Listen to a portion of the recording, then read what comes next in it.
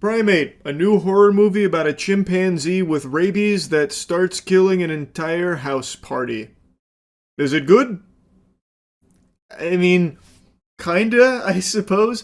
I saw that this film debuted with overwhelming enthusiasm and like really high scores, so I thought for a moment that the trailers were deceiving and this wasn't like a really simple movie. It's not just, a slasher film where the bad guy is a chimpanzee. There must be like a lot of depth or something like a very complex onion to peel apart. After seeing it, I could tell you it is a slasher with the chimpanzee taking pleasure in just killing people having a house party.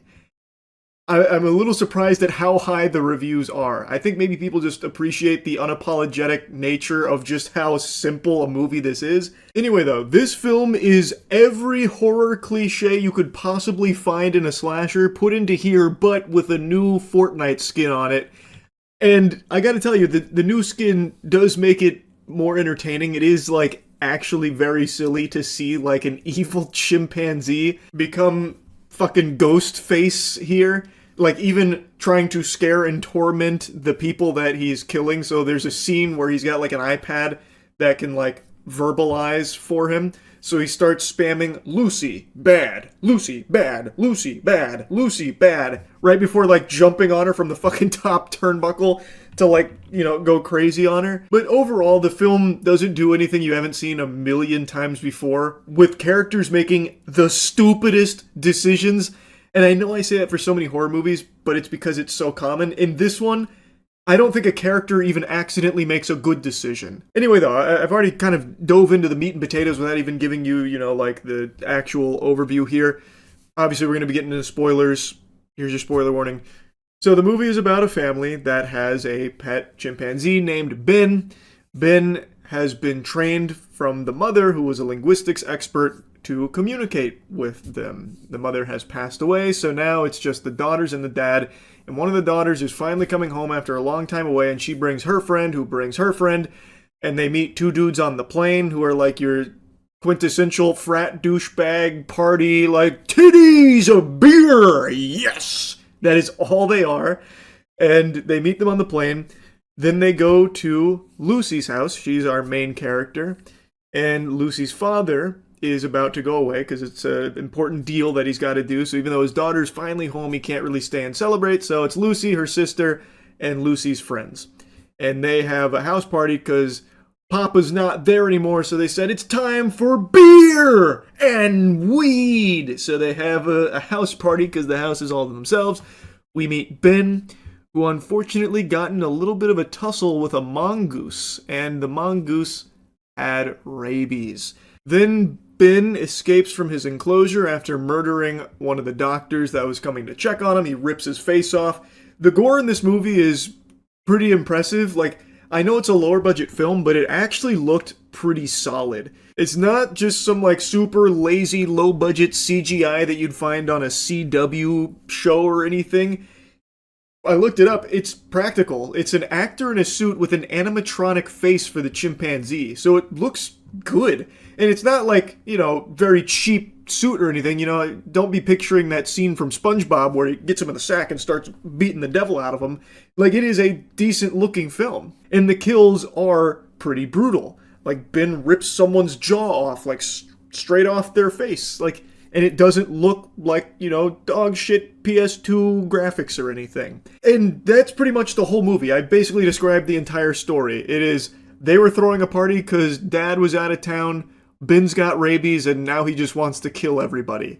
So they're trying to survive the night. And boy howdy, let me tell you, they do a fucking terrible job at surviving. They are worse at that than mosquitoes. And those stupid bastards fly into electric bug zappers. It is crazy just how many awful decisions these characters make.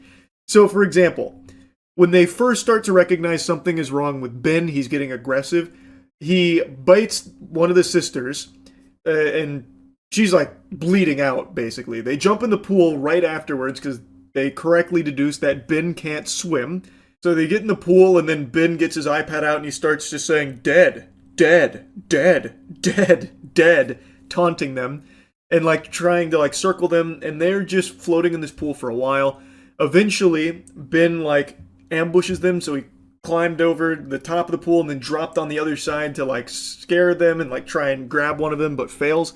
And he's just sitting on that edge, and the edge of the pool is right by a cliff. So the only guy here at this party decides he's going to be the big shot hero, and he comes up with a plan to push Ben off the side. And when he goes to push Ben off the side, Ben basically just flips him over instead, and then he falls to his death and has his head explode on a rock down below. Then Ben comes up and starts laughing, like maniacal laughter, like a comic book villain. Why would the guy think that the best choice would be to push the chimpanzee? The chimpanzee is a million times stronger than him. That was only ever going to end in disaster. If him... I don't understand that plan, because they had just discussed that he probably has rabies, like that's probably what's causing this, and they know he can't swim, and they would probably know that water would frighten him, and he's on the edge of a pool, on the edge of a cliff. If he had instead just started splashing water at him, Ben probably would have freaked out and fallen off the cliff. But instead he decides to go for like a Goldberg spear on him, which ends with him dying. I don't know why he wouldn't just splash him with water first. But anyway, I don't need to get hung up on just how terrible the decisions were from the crew here on trying to survive. Like, every decision they made was counterintuitive to surviving. Like, if their goal was to be alive, they did everything in their power to ensure that couldn't happen. But I have to call out one inexplicable scene. So those two dudes on the plane that I briefly mentioned, the reason I mentioned them is because they did play an important role. While they were partying, one of the girls decides to give them a call saying, "Come fuck our brains out," like teasing them, and then leaves a message with her address. And we don't hear from them again, and then of course Ben breaks out and all hell breaks loose. And then randomly, after, there's been some death around the area from Ben killing them, not just the one guy, but also one of the other girls got pummeled to death. Well, then those two dudes show up. They're already like plastered, but they like break into the house. They open the door and they're like, "Whoa, it's time to party. Who's looking for penis delivery?" And they're just walking around this house that no one is there. There's shit thrown all over the place, and they're just like joking around like, "Yeah, dude, they're probably upstairs waiting for us to come bone them. I'm gonna check upstairs, but you check downstairs just in case. We're gonna get super laid tonight." And they're just walking around this house like drinking their beer. These are strangers, by the way. They'd never met apart from like the 3 minutes they spent hanging out on the plane. And they break into this house with all the lights off. It looks like there's no signs of life, but it looks like there was some kind of struggle. And they're just wandering around aimlessly. One of the dudes goes into the girl's room. Well, multiple rooms, actually. And then he's like just hanging out on her bed. Still, he has seen no signs of life in this house. They are actually just burglarizing this place. And he's just hanging out there, and then he looks at a picture that's on the nightstand. He's like, "Oh, it's a pet chimp. Weird." Puts it aside, and then, of course, Ben is there. And that's when he rips the dude's jaw out. And then he also kills the other guy who was still wandering around the house. And then he eventually saw all of the girls in the pool, like, passed out on a flotation device because they had been, floating there for so long they got exhausted and fell asleep there. And he's like, "Dude, I found the chicks." Mind you, in order to even get to that area to see the girls in the pool, he had to walk through a minefield of broken glass because Ben had busted through a glass door. Meaning, he walked through the broken glass, thought nothing of it, then saw them unconscious in the pool and was like, "Yeah, they're here, the girls." And then he gets killed by Ben. It's just so weird because, like, no matter how dumb, like, no matter how lobotomized or drunk you are, I don't think that would ever actually happen, which is why in this kind of movie, you have to suspend disbelief so hard. And I guess that maybe is, like, the big appeal, because it's very unapologetic with how stupid these characters are, and even the concept itself is so outrageously, like, over the top, like just a killer chimpanzee that just wants to kill for fun after contracting rabies. Like, it is wacky and over the top, but I had to mention that because I was sitting there stunned like, no way. No way we're watching this right now. And it's also really inconsistent with how strong Ben is. Like, I'm sure many of you have heard the stories of, like, chimpanzee attacks and how brutal it is and how strong they are. Like, the one chimpanzee that ripped the lady's face off and, got shot 6 times and still didn't even go down. Like, it is incredible how strong these animals are. In this movie, they showcase that a little bit with Ben, sometimes, but then other times, like on Lucy, there's like 4 scenes of him just like beating Lucy to death, and she's totally fine. There's a scene where he breaks her wrist, like breaks her whole hand and wrist, and then in the next scene, it's fully healed for Lucy. She even picks up a shovel and hits him with it, with no issue at all.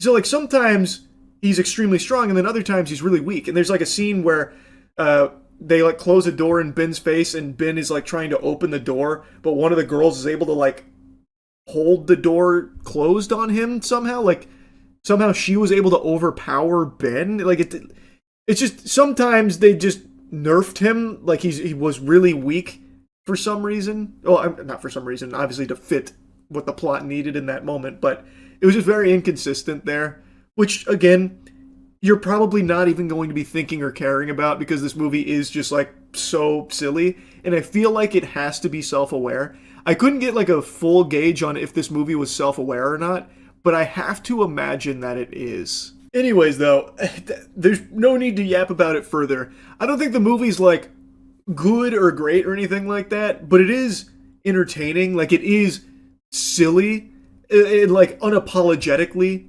silly with how the film plays out in a lot of cases. So if you're just looking for like a really like, you know, simple, fun movie where a chimpanzee kills a bunch of people, that is exactly what you get with Primate. There's no bait and switch there. There's no false advertisement. That is exactly what you get. So yeah, I mean, that's really about it. So yeah.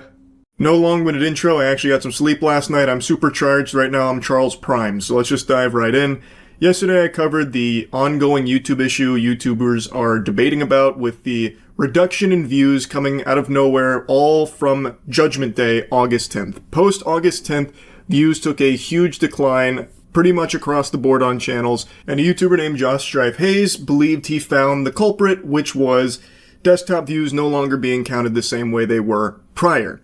This led to a bit of a debate between him and the Spiffing Brit, where the Spiffing Brit, another huge channel, disagreed and believed that that was, you know, a bunch of malarkey, that was a bunch of fish paste.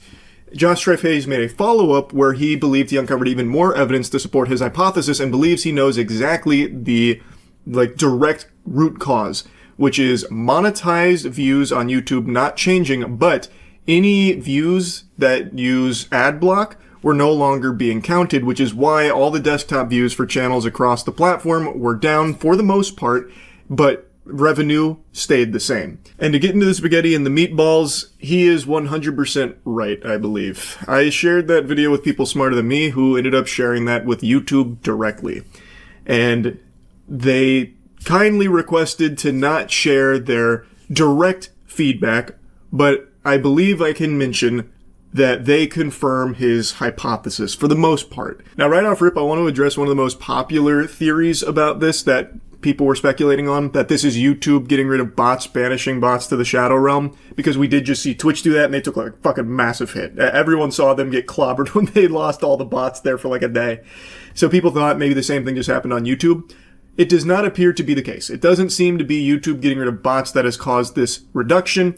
It does seem that Josh's hypothesis, being ad block, is the correct one. That is the winning racehorse here in this theory that explains why so many channels have seen a huge drop in views, specifically from desktop. These channels, despite seeing low computer views from August 10th onwards, had not seen a drop in revenue. And I think that was the key, because that means it's likely to do with unmonetized views or ad block. However, when YouTube is watched through an ad blocker, these adverts don't play. The ad revenue isn't generated, which is bad for YouTube. On screen now is an article showing a previous clash between YouTube and ad blockers written in January 16th, 2024, referencing the November slowdown of 2023, where a change to ad blocker, not YouTube, was the culprit for the slowdown. So YouTube and ad blockers have been in an arms race for a while now, with YouTube wanting to ban ad blockers, even recently making the 3-strike system. You may have experienced it yourself. Josh is right on the money. He pinned the tail on the donkey. That was the key. That was the chemical X to the Powerpuff Girls formula here. The relationship between the decrease in views having no effect on the creator's revenue, it did help him get into the actual problem. And that was YouTube's calculating of unmonetized views must have changed on August 10th, because that's where it happens the next day. You can literally see it across so many channels' data. I think it's pretty obvious that something happened on August 10th, but we don't know what the cause is exactly yet. What was the reason? In the words of Hoobastank, maybe the reason is you. The thing is, based on Josh Strife-Hayes' theory, and now the whispers from the back end, I think I can confidently say with a high level of certainty that the reason is the interaction between content blockers and YouTube has changed, most likely from an update that was on or around August 10th. From what I'm hearing, it was most likely on the ad block side, where what they use in their protocol, what they use in their list, what they changed had the side effect of that data no longer registering with YouTube's backend, so they never even received the signal in the first place, which is why those views weren't recorded. But since they were ad blocked views anyway, they weren't monetized, thus the creator revenue wasn't impacted. And it also explains why all of the other device types, the views don't go down because it hasn't changed. On desktop, on your computer, you are more likely to have ad blocks installed. Also, it does explain why some creators didn't see a big reduction in views. If they are mainly creating shorts content, which most people watch while taking a shit or whatever on their phone, or if the content is catered towards a younger audience, kids aren't as likely to have an ad block installed. So some of the channels that I've seen talk about how they haven't seen any hit to their desktop views post August 10th, their demographic is skewed much younger. So these kids are most likely not having an ad block installed, so their views are still monetized, thus calculated the same. It explains why long-form videos that have an older audience are now much lower because of the presence of an ad block. It is a pretty watertight theory, and like I mentioned, this has made its way to YouTube. The lost views were not monetized views, because if they were, we would have seen a reduction in revenue, which we didn't. But there's a third aspect to this. YouTube have claimed they have not changed how long-form views are recorded, and I think they are telling the truth. They haven't changed how they show the data they receive, which leads me to two possible conclusions. Either a huge amount of computer viewers all decided on August 10th to collectively stop watching a huge amount of channels all at once, which I think is remarkably unlikely. Or two, the data of the views wasn't being sent to YouTube because it either didn't happen or did happen and wasn't being sent. And I think that is exactly right. I think that is the case. I think YouTube is telling the truth. And Spiffing Brit in his video mentions he talks to YouTube directly and they confirm they didn't change the way they calculate views. I don't think that's what's changed. I think the back end with the ad block non-monetized views are no longer even being sent to YouTube to record. I don't believe the data is making it to them. And from the little birdies I've heard talking about this internally at YouTube and everyone else I've shared this with, that does appear to be exactly the case. Now, I don't know if they're going to make an official statement about this. Fingers crossed they do, because clearly this is now a conversation that has reached the eyes and ears of those at YouTube. I think it would be very good if they did. I don't know if they will or not, but I feel like they should. On the 11th of August, the website Tom's Guide published the article titled, "YouTube just quietly blocked Adblock Plus. The internet hasn't noticed yet, but I've found a workaround." I believe the data I have presented and the slew of channels affected highly likely points to August 10th or 11th, depending on your time zone, being days that the website YouTube and views from desktop or laptop PCs using ad blockers began to interact in an abnormal way, potentially caused by a change to either side, likely the adblock side, and this change caused YouTube to become unusable for viewers using adblock. This prevented videos gaining the expected computer views, but lost views were not monetized anyway, which is why the creators who saw lower view counts from PC did not see a reduction in revenue. I believe what we actually found was a small bit of digital data fallout from the software arms race between YouTube and ad blockers. This really is an impressive investigation from Josh Strife-Hayes here. So he found data to confirm that post August 10th, the next day, there was apparently site-wide outages for people with ad blocks, reporting that they couldn't even use the site that day. So he extrapolates based on this that perhaps the culprit was the ad block made the site unusable, so maybe the viewers couldn't even view the content, which is why there was such a drastic drop in views. However, I believe it's a bit deeper than that. I believe that whatever ad block change happened on or around the 10th or 11th, that made it so that way those views were no longer even being sent to YouTube to record on the back end.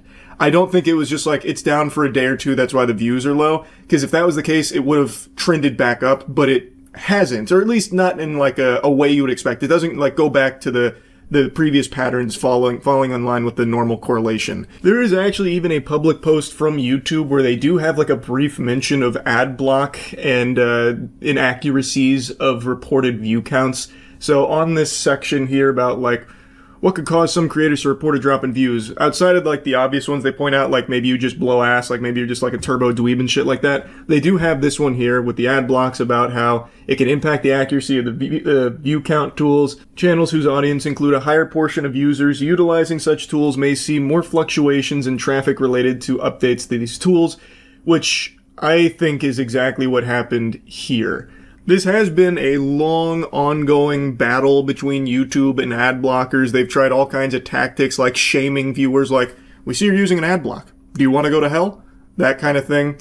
And this appears to be just the latest development in this. This is like the fucking Krogan versus Solarian war here. YouTube trying to sterilize us with ads, but we're desperately pushing back to try and have the platform not be ruined by it. And now I think that what we're seeing here with this huge view drop post August 10th from desktop views is the result of ad blocks updating, and whatever update they changed on their back end caused YouTube to not record any views that were experienced from users using those tools.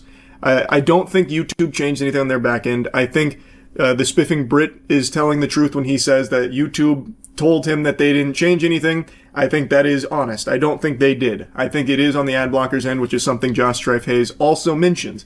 It appears to be that whatever they updated has now had the unfortunate side effect of no longer having those views calculated for the channels that they watch, because YouTube is not even being sent that data in the first place. It doesn't even get that signal. But anyway, that's kind of the explanation for everything as I understand it, and from everything that has apparently been talked about from the internals of YouTube as well. Really incredible work from Josh Strife Hayes to get to the bottom of this.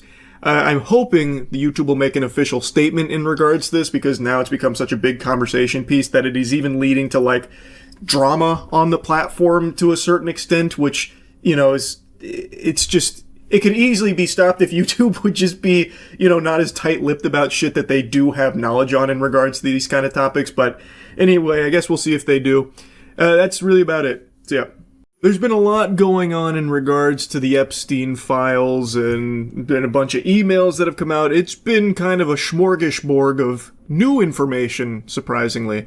And there's even apparently going to be a full release of the Epstein files. It's been voted on, it's passed, but I'll believe it when I see it. I've talked about this on stream. I am fully expecting this to be the same shit, different toilet, repackaging the same material that's been released from the Epstein files 5 times now. I swear to God, these Epstein files have been remastered more times than Last of Us. They keep re-releasing the same information over and over again with a different coat of paint. They're not actually releasing new Epstein files, but they keep pretending that they are, or that what they drop is new Epstein file information. But when you actually look at it, it's the same thing that was released years ago. That's what I'm expecting here, but I would love to be proven wrong. I would love if this is finally some real, unredacted, new information that implicates some horrible, evil people, and real punishment comes their way. Actual justice for the victims. We'll see. I have my skepticism about that.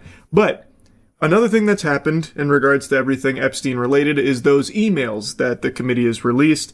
And there's a lot of mysteries there, of course, the biggest being who is Bubba and what cock was in Trump's mouth potentially. And along with that, there are a lot of other people that have now been thrust into the spotlight here for their close association with Epstein, one of them being a goober named Larry Summers. Now, maybe I'm just a Neanderthal who's living under a rock, but I'd never heard of Lawrence Summers until this. But just look at the political power he's had for so many decades now. He was the 8th director of the National Economic Council under Barack Obama's presidency. He was the president of Harvard from 01 to 06. He was also the United States Secretary of Treasury under Clinton. This is a very powerful guy. And when these emails came out, people were quick to notice Lawrence Summers was very chummy with Jeffrey Epstein, even going as far as to have Epstein as his fucking wingman. He was trying to suck farts out of Jeffrey Epstein's ass, looking for tiddlywinks of advice on how he could fuck one of his students, a mentee, as he referred to her as. It is so creepy. It is vile, disgusting shit. Larry Summers has been married since 2005. These texts and emails were from 2018 to 2019, him trying to get Jeffrey Epstein's input on how he can have sex with this student of his, and it's just this series of whiny messages from him, this pathetic loser-ass shit that you'd probably find in like the foulest corners of Reddit. And Larry, no carry about his marriage, Summers, is begging on his hands and knees for Jeffrey Epstein to bless him with the guidance so he could have sex with this mentee of his. It is so fucking gross. And these are just what is now publicly available in their messages exchanged. Like, it is probably a lot deeper than this connection between Larry Summers and Jeffrey Epstein. This is just what they have, like, physical evidence of with these messages. I have no doubt Larry Summers being this close, where Jeffrey Epstein will refer to himself as Larry's wingman, I have no doubt these two have probably been in cahoots for a long fucking time. It is scary. Now, I also saw a clip here that someone recorded in their class at Harvard where Larry teaches, and he actually addressed what students were seeing from all of the Epstein information. This was after he made his statement of regret about his connection, calling it like a major error in judgment to communicate with Jeffrey Epstein, the most infamous pedophile in our fucking history. And he had a little bit to say about all of this, hoopla going on. Some of you will have seen my statement of regret, expressing my shame with respect to what I did in communication with Mr. Epstein, and that I've said that I'm going to step back from public activity for a time, but I think it's very important to fulfill my teaching obligations. And so, with your permission, we're going to go forward and talk about the material in the class. No, Larry, you don't have my permission to continue teaching. How about instead of going over the material, you go over to the nearest prison and throw yourself in one of the fucking cells? Because it feels like the justice system's never going to do that for anyone that's closely associated with Jeffrey Epstein and all of his fucking crimes. So why don't you take it upon yourself to do that for us? Now, this video's like a day and a half old. There was an update to this story last night. He is not going to be finishing his teaching obligations at Harvard. They're investigating his ties to child sex trafficker Jeffrey Epstein, and they have made the correct decision to remove him from his position teaching here, which to me sounds like a no-brainer. One of the things in the emails that was revealed is Larry Summers trying to fuck his mentee, one of his students that he was mentoring. So it doesn't make a whole lot of sense to keep him in that position. That's like keeping the big bad wolf in a classroom with a bunch of little piggies there.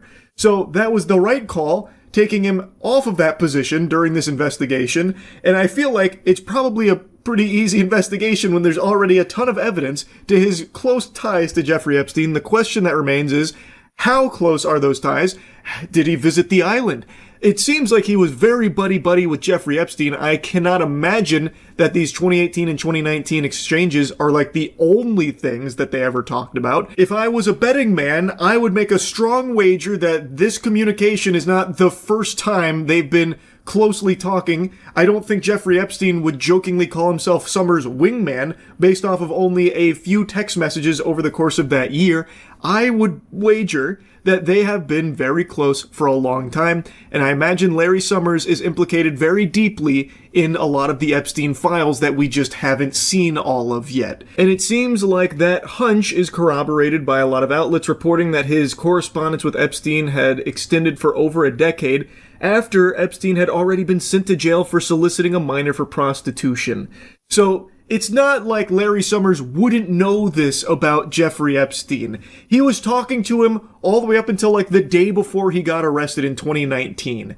There's no way Larry didn't know who Jeffrey Epstein was and what was going on there. I just don't believe that. He can call it like an error in judgment all he wants, but he literally had already been arrested for soliciting a minor for prostitution, and that is the guy that Larry Summers was going to frequently for advice on trying to fuck one of his students. I feel like there is no world where Larry Summers wasn't closely tied to Jeffrey Epstein for a long time and wasn't privy to what was going on behind the scenes with Epstein's operation and all of that shit going on there. Now, going back to that video briefly, I find it baffling that Harvard didn't immediately relieve him of his position after the information came out, like while they were about to conduct an investigation. I don't know why he was allowed to go into the classroom and give his statement, like his POV on everything here, and it seems like was even going to continue teaching in some capacity to this classroom. He went in there with, his PR speech like, hey guys, listen, look, you may have read some not so good yucky things about me and Mr. Epstein. I know, not a great look, but we have to remember your minds are hungry and I'm the chef. It's my duty to teach you, so we're here. Get your pen and paper out. Let's go, Poindexters. I have a teaching obligation to fulfill and I plan on doing that. Also, unrelated to everything, I have slots available for mentorship if anyone wants to be mentored by me, to see me after class. Anyway, though, it's time to get back to the teaching. Like, it's so weird to me. Like, I understand they need to investigate the claims, but while doing so, he shouldn't have been allowed back in the classroom in the first place to teach or say that he is going to be able to continue teaching. Like, addressing the elephant in the room is somehow enough, and now all of a sudden he's allowed to be able to still give lectures. Who the fuck is going to want to sit there and listen to this guy who is apparently close friends with Jeffrey Epstein? I'm surprised everyone didn't immediately just get out of their seats and walk out of the class. Maybe they did. It's a very short video. It's entirely possible they did. I just find it odd, is all. Anyway, just wanted to yap a bit about Larry Summers for a bit, and that's really about it. So, yeah. What's up everybody, it's Critical. I'm playing Neo Aquarium, King of Crustaceans for the PC. Let's do this shit. I'm gonna be playing as a frog crab against some evil corn barnacles. They don't have a chance. This is my first match, let's show them how it's done. Oh, I can move to the right, but I can also move to the left. You might as well give up now. Here we go. Oh shit! I got too horny and shed my shell. No matter, new shell, new ways to kick corn barnacle ass. Firing torpedoes. I'm gonna take to the skies here and just rain shit. Oh, what the fuck? A nuclear bomb was just deployed and I'm being attacked by a light show. Try this on for size. Burrowed underground. You can't handle it. Oh, I'm in first-person shooter mode. I'm piloting a fucking TIE fighter. Oh, I'm slapping the corn barnacles now. Oh, shit. Shit. I have been spotted. Time to escape. I popped out right under the corn barnacle fortress. Carpet bomb! You know, moving as a frog crab really isn't as easy as you would expect. I'm missing all these shots, but then again, so are they. Oh shit! I keep shedding my fucking shell! Oh, I'm two-wheeling it now. I have lost all control of this crustacean. It's on a fucking unicycle. Oh wait, there we go, wait! We're back in business. Alright, level 2. Fire! Nothing oh shit! There's wieners popping up from the ground. Is this the level 2?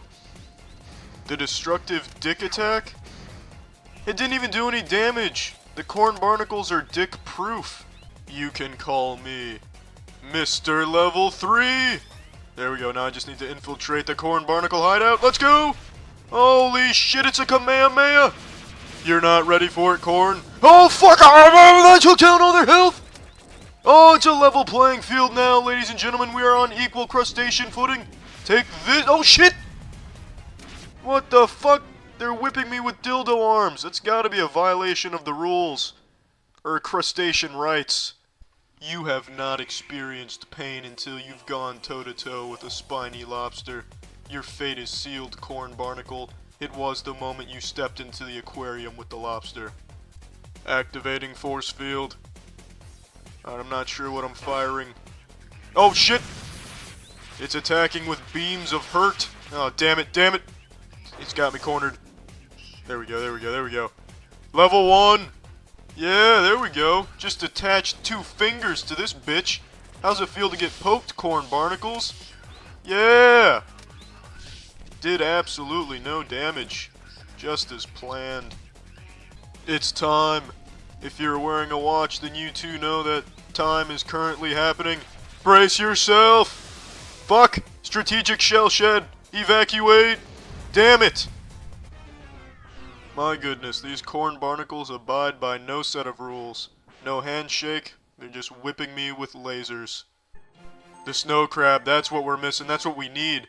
About to start a blizzard up in this bitch. Everyone knows corn can't survive a harsh winter, and everybody knows barnacles can't survive without corn. You take away the corn supply, you take away the barnacles, you defeat the opponent. I cannot control this snow crab for ass cheeks. Finally wiggled my way over here. Spitting bullets. Oh shit. Dodging. Oh yeah. Feel the fury of the snow crab. I have no idea where I am. These shuriken starfish are taking me to lunch. How about a level 1 for your ass? Got 4 lightsabers now. I will not be able to be defeated. Come here, corn barnacles. Oh shit. Come on. Oh yeah. Look at all that damage. Stand your ground, snow crab. Let's finish the fight. I may not have a space shuttle, but I have the next best thing. Snow crab's level 2. Shit, it's like a fucking nightclub. Why, titties, am I running away from the corn barnacles?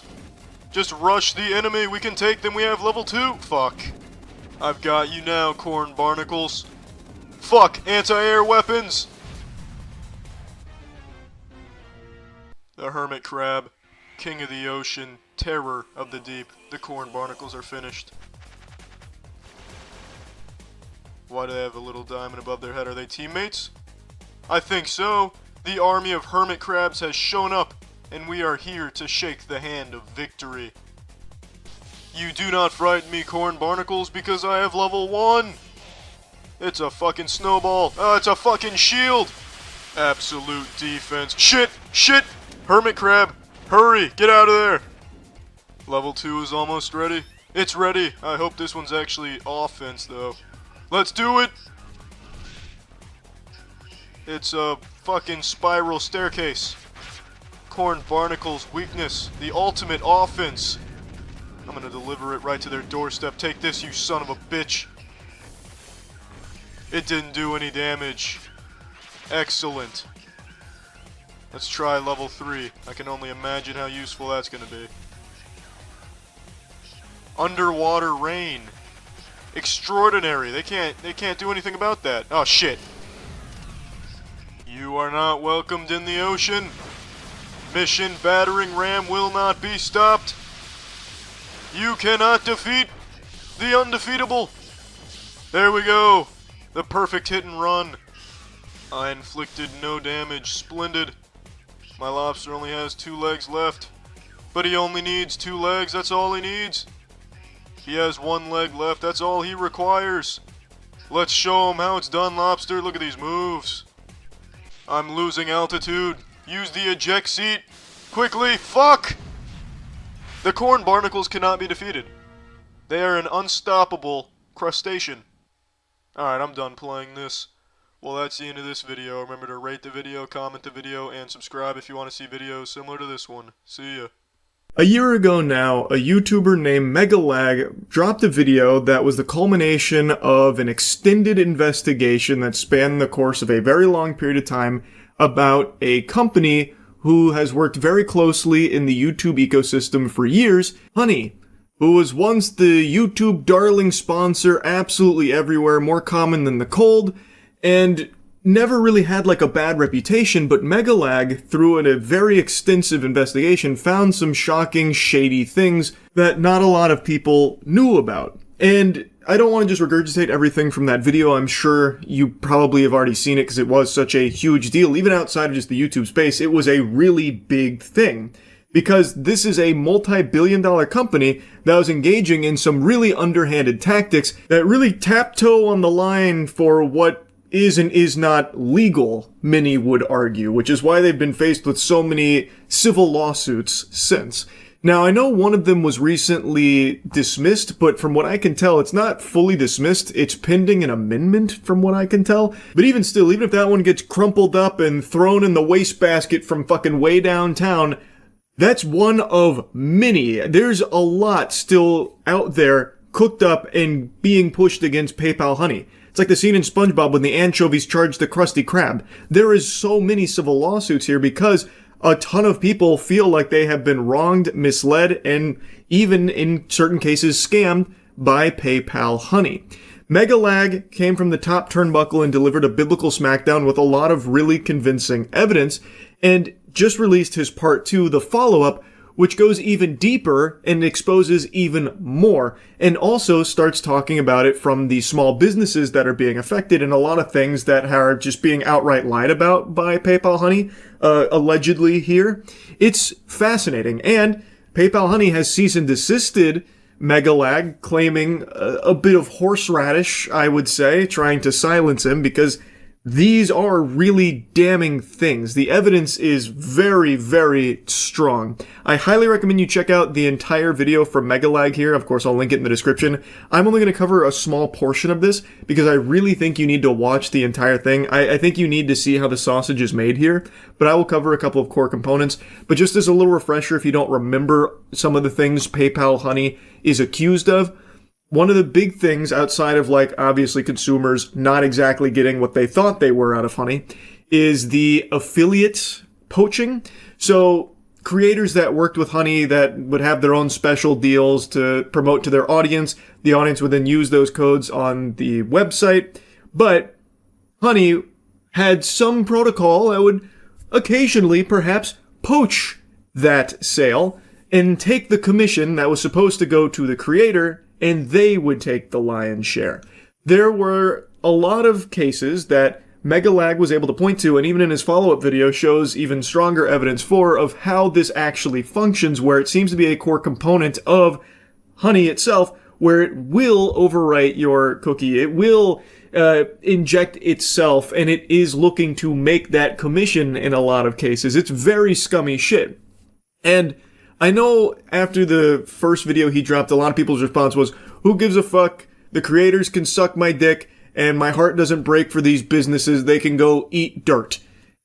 Okay, that's your prerogative. I'm not your fucking dad. I'm not going to come in there with the belt and make you change your mind or whatever. That's fine. But in this second part of the video, you can hear from a business how that actually fucks you as a consumer. A few hours ago, PayPal's lawyer sent me a cease and desist letter and requested Patreon take down my video under a copyright infringement claim.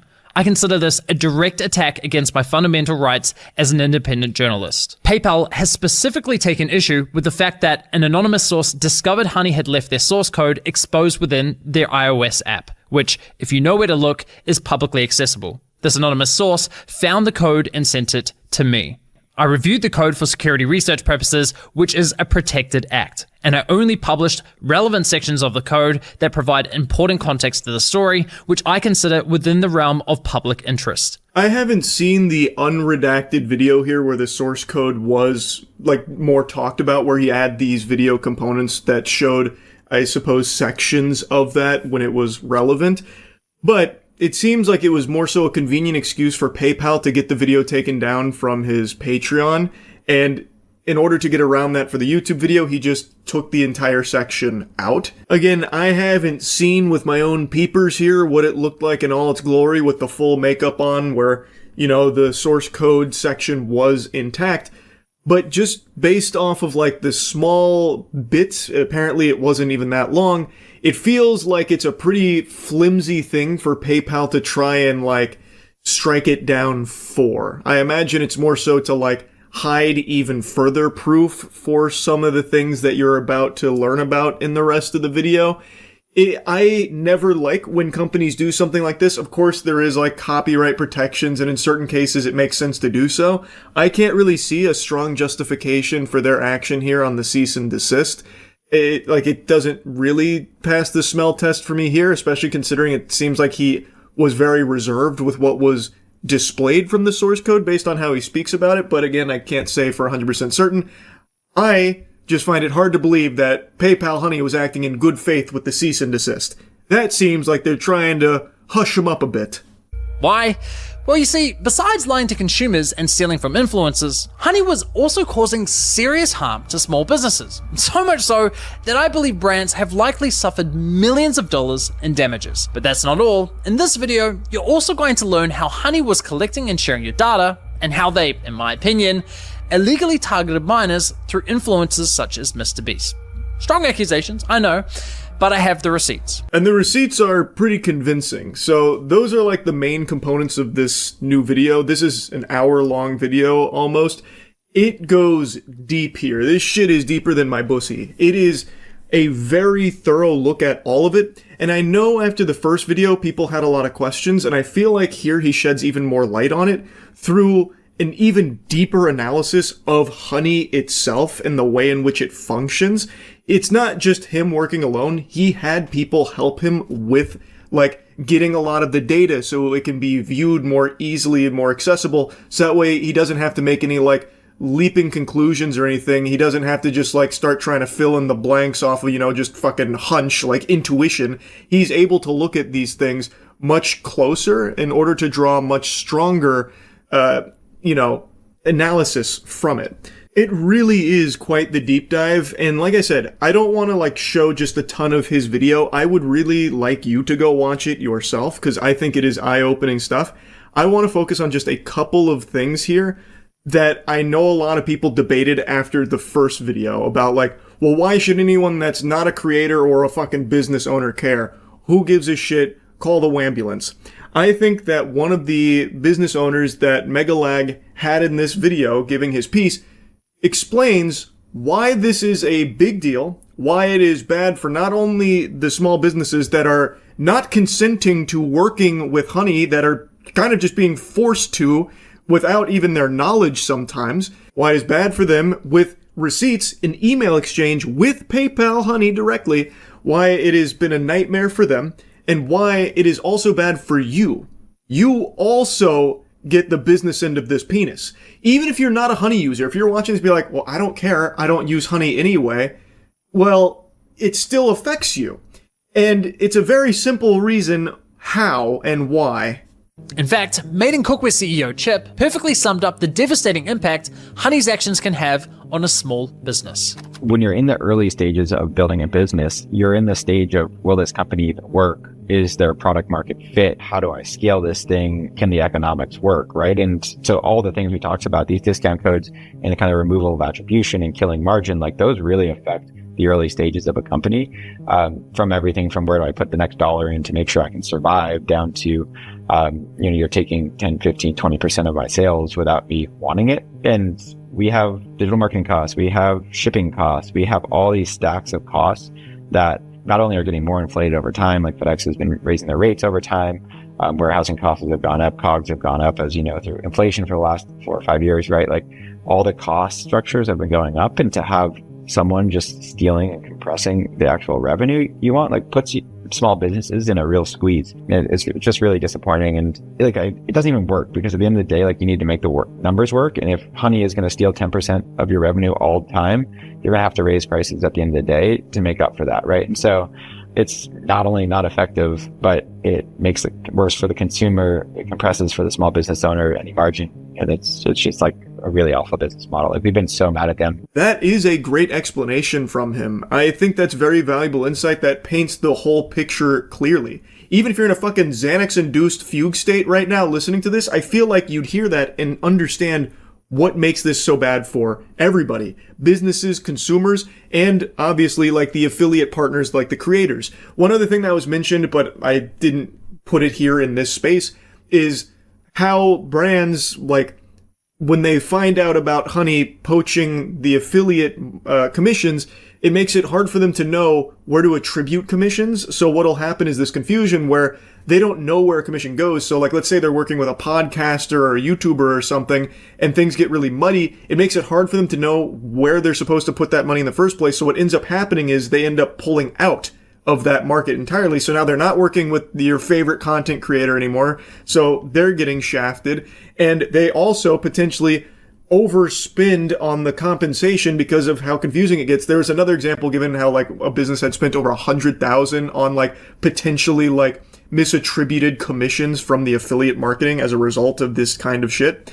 Like, it gets to be a lot. So then they pull out of that market as well. But what's obviously the thing a lot of people are going to care the most about is how it makes the deals worse for you, because as he said, if PayPal Honey is going to be taking 10% of all of their revenue through this, which they can't really do a whole lot about, their hands being tied, well, they're going to have to make up for that loss somehow. And that is raising prices. That's how you make the numbers work again. If you're going to be losing 10%, you're going to have to raise the prices in order to compensate, so that way you're not going like negative or you're not starting to like tread water, which is what a lot of businesses inevitably have to do. And something like PayPal Honey putting the squeeze on them makes it worse. So that is a huge problem, and that is how it affects you, even if you are not a Honey user yourself. It is a bad deal for everybody involved here, except Honey. But what's a good deal for everybody is the Starforge Christmas sale. It's live now. Click the link in the description if you're looking to upgrade your PC. Best PCs in the universe. Chip was kind enough to share his email exchanges with Honey from 2020. And you need to see it because holy shit. Hi, I am the CEO of Meeting Cookware. Please remove us from your app. You've scraped a private friends and family code from our checkout and put it on the platform for others to use. We've lost a bunch of revenue. 4 days later, Honey responds with, "Hi Chip, thanks for reaching out. Honey supports over 40,000 stores online, and we always prioritize protecting the Honey experience for users by supporting available stores and displaying available codes. We can absolutely remove the code in question. In order to protect the Honey experience for our users, we typically do not remove codes unless we have a working relationship." I mean, right off the bat, they're basically saying, we won't compromise the experience for our users unless you pay us. Classy. We'd love to discuss how we can work more closely and partner with your brand. Chip replies the same day, "We don't offer affiliate deals to coupon sites. We'd like to be removed from your site and extension completely." The email showcased just how difficult it is to just be removed from Honey. He is putting in plain English, hey, we're losing revenue because of you guys. Please just take us off of this shit. I'm begging. It's like a fucking telemarketer that's refusing to take you off the call sheet. It's brutal. He reaches out to them because Honey had scraped a private code, which is something that earlier in the video, Megalag shows very strong evidence as like a thing that happens, not super unusual with Honey, which is a code that they didn't want to be public. It shouldn't have been public. A lot of businesses have these kind of private codes for like employees or friends and families, or in some cases, as was mentioned earlier in this video, like veterans or something. And Honey will sometimes get these codes and make them public so people can use them, which really fucks the businesses because those weren't supposed to be public. They were supposed to be for a specific person or a specific purpose. So the CEO we just heard from, this is his exchange with them reaching out like, hey, this happened to us. We're losing revenue. Get rid of this. And please take us off of Honey entirely. We don't want to work with you. And whatever zombie he's talking to over there at Honey is just not letting that shit fly. They're playing hardball, trying their best to keep them shackled to Honey, even though they didn't want Honey to be there in the first place. They were uninvited to this hootenanny, yet now they don't have a choice. His leak code was added through Honey's user-generated coupon functionality. No surprises there. She completely ignores his request to be removed from the platform, only offering to remove the leaked employee discount. Chip replies the same day, "Our friends and family code was listed on your site. That was an internal code meant for a small group of people that was never published anywhere. Our whole site can't be removed from your app." Honey only responds a week later, confirming they removed the employee discount, but again, completely ignores Chip's request to be removed from Honey. Chip responds immediately, pushing for an answer, but they ignore his email completely. A month later, and Honey leaks another private discount code. "Hi, please remove from your app. That is a private code behind a private employee perk login. This should never be public. I don't understand how you feel taking a private employee perk and making that public to the world is helping our business." Honey responds confirming they removed the code, but instead of taking responsibility, they try shifting the blame onto Chip, suggesting his employees might be responsible for sharing the code with Honey. But given what we know about their system, I'm willing to bet Honey were responsible for the leak, not Chip's employees. Honey then suggests that Chip creates single-use codes for each and every employee. Wonderful. Thanks for the unsolicited advice there on how he should run his business with his employees here, knowing full well that Honey does, in cases, take that kind of shit, even if it wasn't the fault of the employee. Allegedly. Like, it's fucking sickening. It's so disgusting. Like, the pompous attitude that comes through on these emails from Honey. This is a business that did not want to be with Honey in the first place. And there was another business that was interviewed in this video about like how he'd never even heard of Honey, but apparently people were getting tons of discounts on his site because of Honey, and he had never even fucking heard of the service before. So Honey, and you're about to hear from Megalag in the video here, Honey seems to just be subjecting these businesses, these small businesses, to their wrath, where they're just giving out, in certain cases, private coupon codes to users, which obviously damages the small business and causes them to lose revenue and causes a huge headache there. And then the only way to get off of it is by partnering with Honey, and basically, once you are partnered with Honey, then you tell them to exclude that kind of stuff, which is something that piggybacks off of a bit of what Megalag talked about in the first video, where, you know, partnered brands, they have like these certain exclusions and stuff. It's a really like awful business model that is bad for literally everyone but Honey. And it's kind of mind-boggling how the only way to get out of it in a small business's position like this is to partner with Honey and say, stop fucking us. No more of these coupons. So they get you. They get you because they fuck you raw a bit, and they slap you around, and then when you go to them for like assistance, they're like, can't really do anything about that unless you were partnered with Honey. You ever thought about that? If you work with us, maybe fork over a couple doubloons, a little bit of those clams, well, maybe then we can work a little something out about these pesky little coupons our millions of users keep finding. 2 months later, and another private code gets leaked. And once again, Chip asks to be completely removed from the platform. And this time, Honey finally addresses the question. We proudly host a consistent shopping experience for all Honey shoppers who rely on our shopping tools. Therefore, we cannot disable Honey for individual stores, and never have. Never have, huh? Well, that's interesting, because it just so happens that Andrew from TrueGrit Texture Supply also shared his email exchange with Honey. And would you believe it? He was dealing with the exact same Honey employee as Chip. And while Honey attempted the same sales pitch with Andrew, they did eventually remove his store from the platform. So yes, it is possible, and yes, they have done it before. Once again, we've caught Honey in yet another calculated and deliberate lie. And make no mistake, it was deliberate, because this employee, Kelly, confirmed the removal of Andrew's store just 1 month before assuring Chip that Honey had never removed a store before. Yeah, it's pretty hard to argue that there. It's the same person, and also they removed that previous business a month prior to this exchange with my cookware. So, it's pretty obvious that she's telling some tall tales here. This is a big old fib.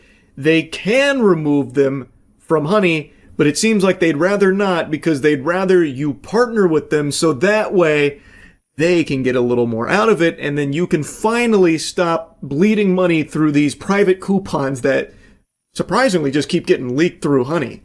It's so fucked up. Like, it really is like a crazy rabbit hole here. When merchants discover their codes have leaked and then they want to clamp down on that, they go to these coupon extensions and plea and request to have their codes removed. And 9 times out of 10, the response is join our affiliate program and you'll have more granular control over that. And so I think merchants tend to feel a little bit as though they're being blackmailed or extorted, because you join the affiliate program and then you have to pay that coupon extension company every time somebody uses a code. And you're doing that in order to have them not share your codes.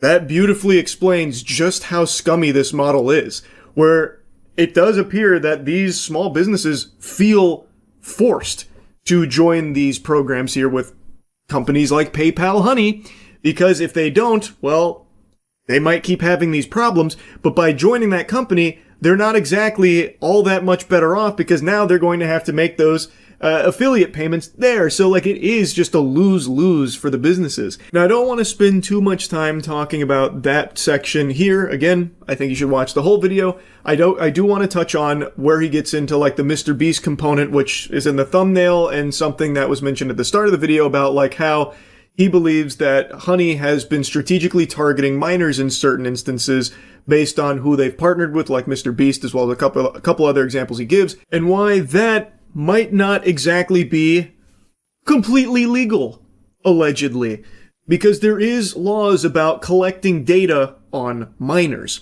And through his investigation, with very, very strong evidence, including some of PayPal Honey's own information that they themselves have talked about, they do collect your data.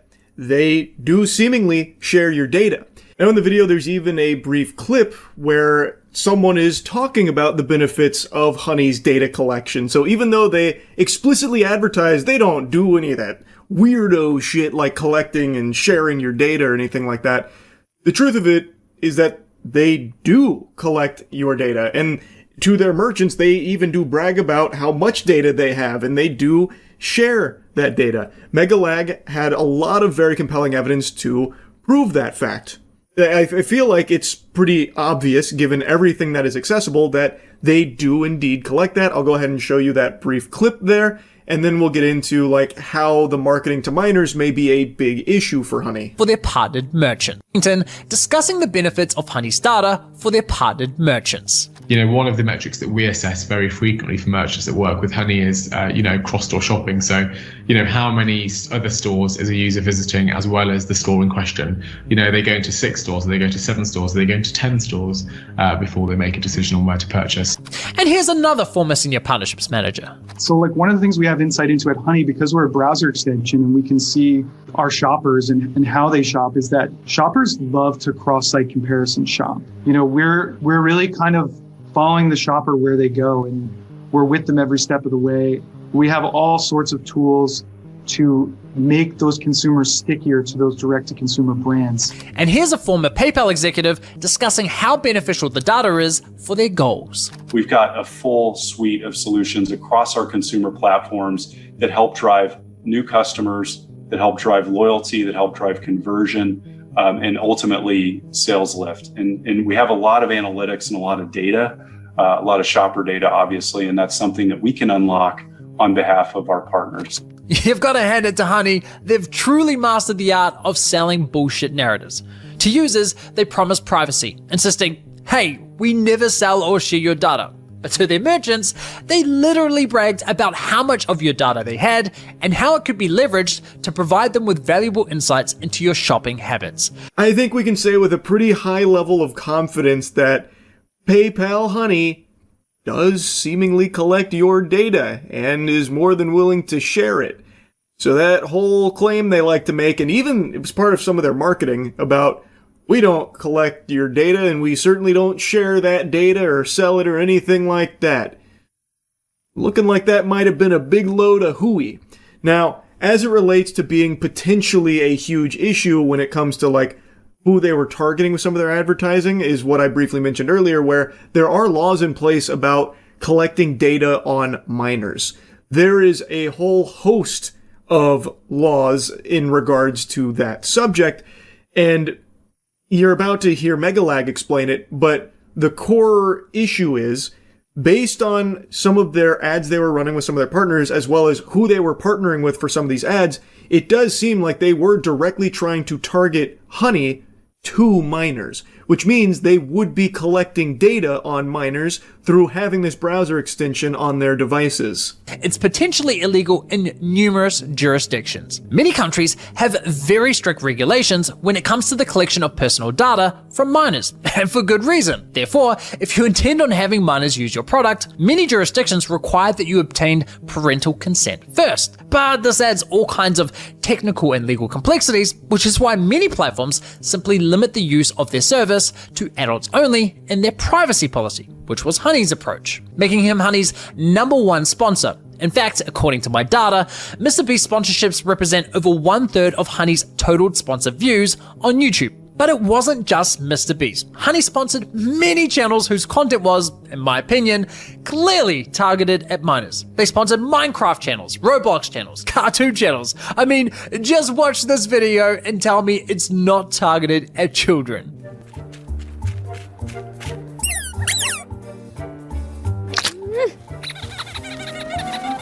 This video is sponsored by Honey. I trimmed it down a bit. He goes on to say, like, if they weren't looking to get minors to install Honey, why would they sponsor someone like Mr. Beast or these other channels that he gives a quick snippet of, like Roblox, Minecraft, and then that skit? And he's right. The main demographic of Mr. Beast, it is children. I'm pretty sure that's like an objectively true statement based on data. And Roblox is predominantly a platform used by children. And that cat skit definitely seems like some Nick Jr. stuff there for children. Like, it does appear like they did have marketing pushes that were trying to get Honey in front of the eyes of minors and trying to get them to install it on their browser. If Honey wanted to target minors so badly, they should have just sponsored one. Oh, wait a minute, that's exactly what they did. This, ladies and gentlemen, is Desiree Machado, who at the time was just 14 years old. Guys, I'm only 14. Hilariously, one of her videos that Honey sponsored is appropriately titled Back to School. Honey even ran her sponsored segment as a paid advert on YouTube. If you weren't convinced before, I imagine that was enough to convince you. That's pretty damning. They literally sponsored a child to promote Honey, and even used her sponsored segment as a paid advertisement across YouTube.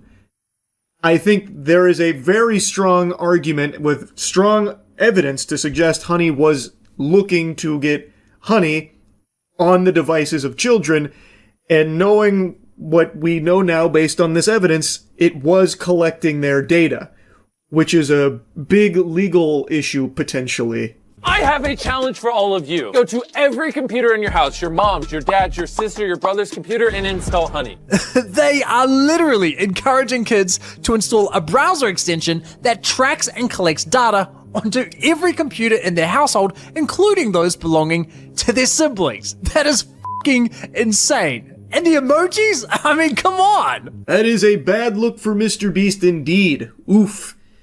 It does seem pretty clear that Honey was more than willing to advertise to minors, and this is a browser extension that, based on all available evidence, does indeed track data and share data, which, again, appears to be a lot of laws in place that have very strict rules about that when it comes to the data collection of minors. So I guess we'll see what happens from there. Again, this is still not even all of what Megalag covered. I've only chosen a few things to talk about here that kind of piggybacked off of the things I was talking about from the first video. I just cannot, I've said like again 1,000 times now, but I cannot recommend watching this full video enough because it is a really surprisingly deep dive into a very, very suspicious and shady business that appears to have a lot going on under the hood here that is not very good. And the business model itself is bad for everybody, not just creators, not just businesses, and not just Honey users, but any online shoppers in general. They have a negative effect on. It's a bad deal across the board based on everything that has been presented here. Anyway, I'll stop yapping about it for now. That's really about it. See ya. Did you ever hear the tragedy of GPU prices? I thought not. Not a story the AI bros would tell you. Well, I hope you're bending over because the suppository is coming in one way or the other. A recent report indicates that Nvidia is going to be pushing the prices of RTX 5090 up to 5K. This is still an unconfirmed rumor from an insider source in South Korea, from what I can understand. That's kind of like, you know, boots on the ground that's talking about it right now, which is where this headline is stemming from. Previous price was 2K. This is over double. That's an awfully hard bargain there. 5,000 clams for a GPU here. Not exactly an easy sell to most people, I would imagine. Most sensible, sane human beings on the planet would be pretty upset about that. Now, again, this isn't fully confirmed, but what we do know is that, well, prices are probably going to be going up, which isn't all that surprising. I think most people were able to predict this, don't need to be Baba Vanga to have that kind of future sight. We're already seeing it with RAM prices, and I gotta tell you, you might not like to hear this, but we're gonna rip the Band-Aid off. It's because of AI. Everything that was once good in your life, or everything that was reasonably priced in the tech sector, is getting significantly worse and significantly more expensive because of AI. If you want to keep plugging your ears to that fact, or just keep kicking the can down the road for the realization of AI having a supremely negative effect on your life, that's your call to make. But regardless, the sun still rises. The AI plague, the scourge, is coming. Whether you want to accept it or not doesn't matter. It is coming fast, aggressive, hard, and unlubed. It is raw. So I think it's best that you start paying attention to all of this now. Anyway, back to the regularly scheduled doom and gloom here.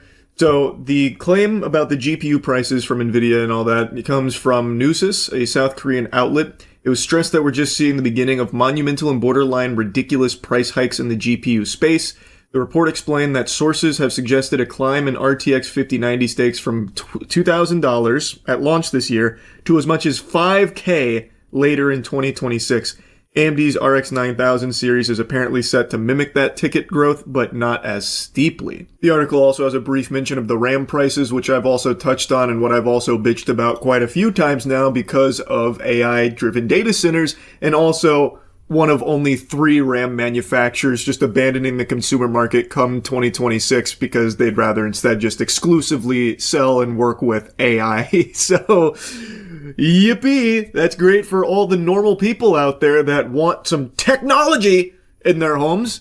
Hopefully you like fucking flint and steel and start learning the ways of the Amish, because soon technology will be a luxury you can't afford. It's crazy how as we get more and more advanced, it just starts to price people out. It's not getting cheaper, it's getting so much worse because of AI. And there's this crazy hopium, this fucking crackpot lunacy thought process that people have, that once these AI data centers are all established and all these companies, worth trillions, start slowing down a little bit, well, then everything's going to get so much cheaper and it's going to be great for all of us. It's just going to be short-term pain for the long-term gain, because that always works. Trickle down has a great history. That is a fucking flawless. That's 100% win rate when it comes to trickle down. And not only that, we all know corporations love to lower their prices. So once they're set up and once they've made oodles unfathomable amounts of money, they'll definitely start lowering the prices for every average Joe Schmo out there. That happens all the time. They love lowering prices. We see it often because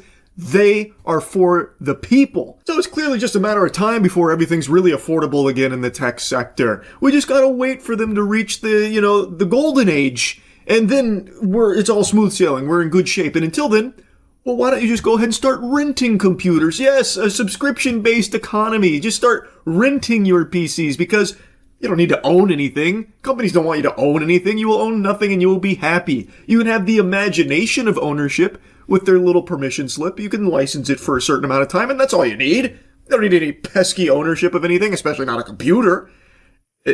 I'm getting a little lost in the sauce of sarcasm. It's all bad. It's all really bad right now. It sucks. This wonderful little nugget of good news also comes on the heels of a previous blessing that NVIDIA gave us, where it was announced that NVIDIA might be cutting supply by up to 40% in 2026 due to memory shortages. I already talked about that, where there's the potential that NVIDIA is going to be cutting back on supply by 30 to 40% come 2026. Very few things to be smiling about when it comes to the future of PC gaming, and not just PC gaming. I know everyone gets focused on that. This affects every industry in the tech space. I know a lot of people are like, oh, that means consoles will be the best option going forward too. And maybe they will be a more price-conscious option because PCs are looking to astronomically change in price. But those are also going to be affected too. The price on those is also going to be all cattywampus as well. It's just a matter of time. We don't know what that's going to look like, but it's going to happen. They use components that are exploding in price. So it's everything that's going to be affected, and it's not just gaming. It is literally everything in the tech space that uses these components. And guess what?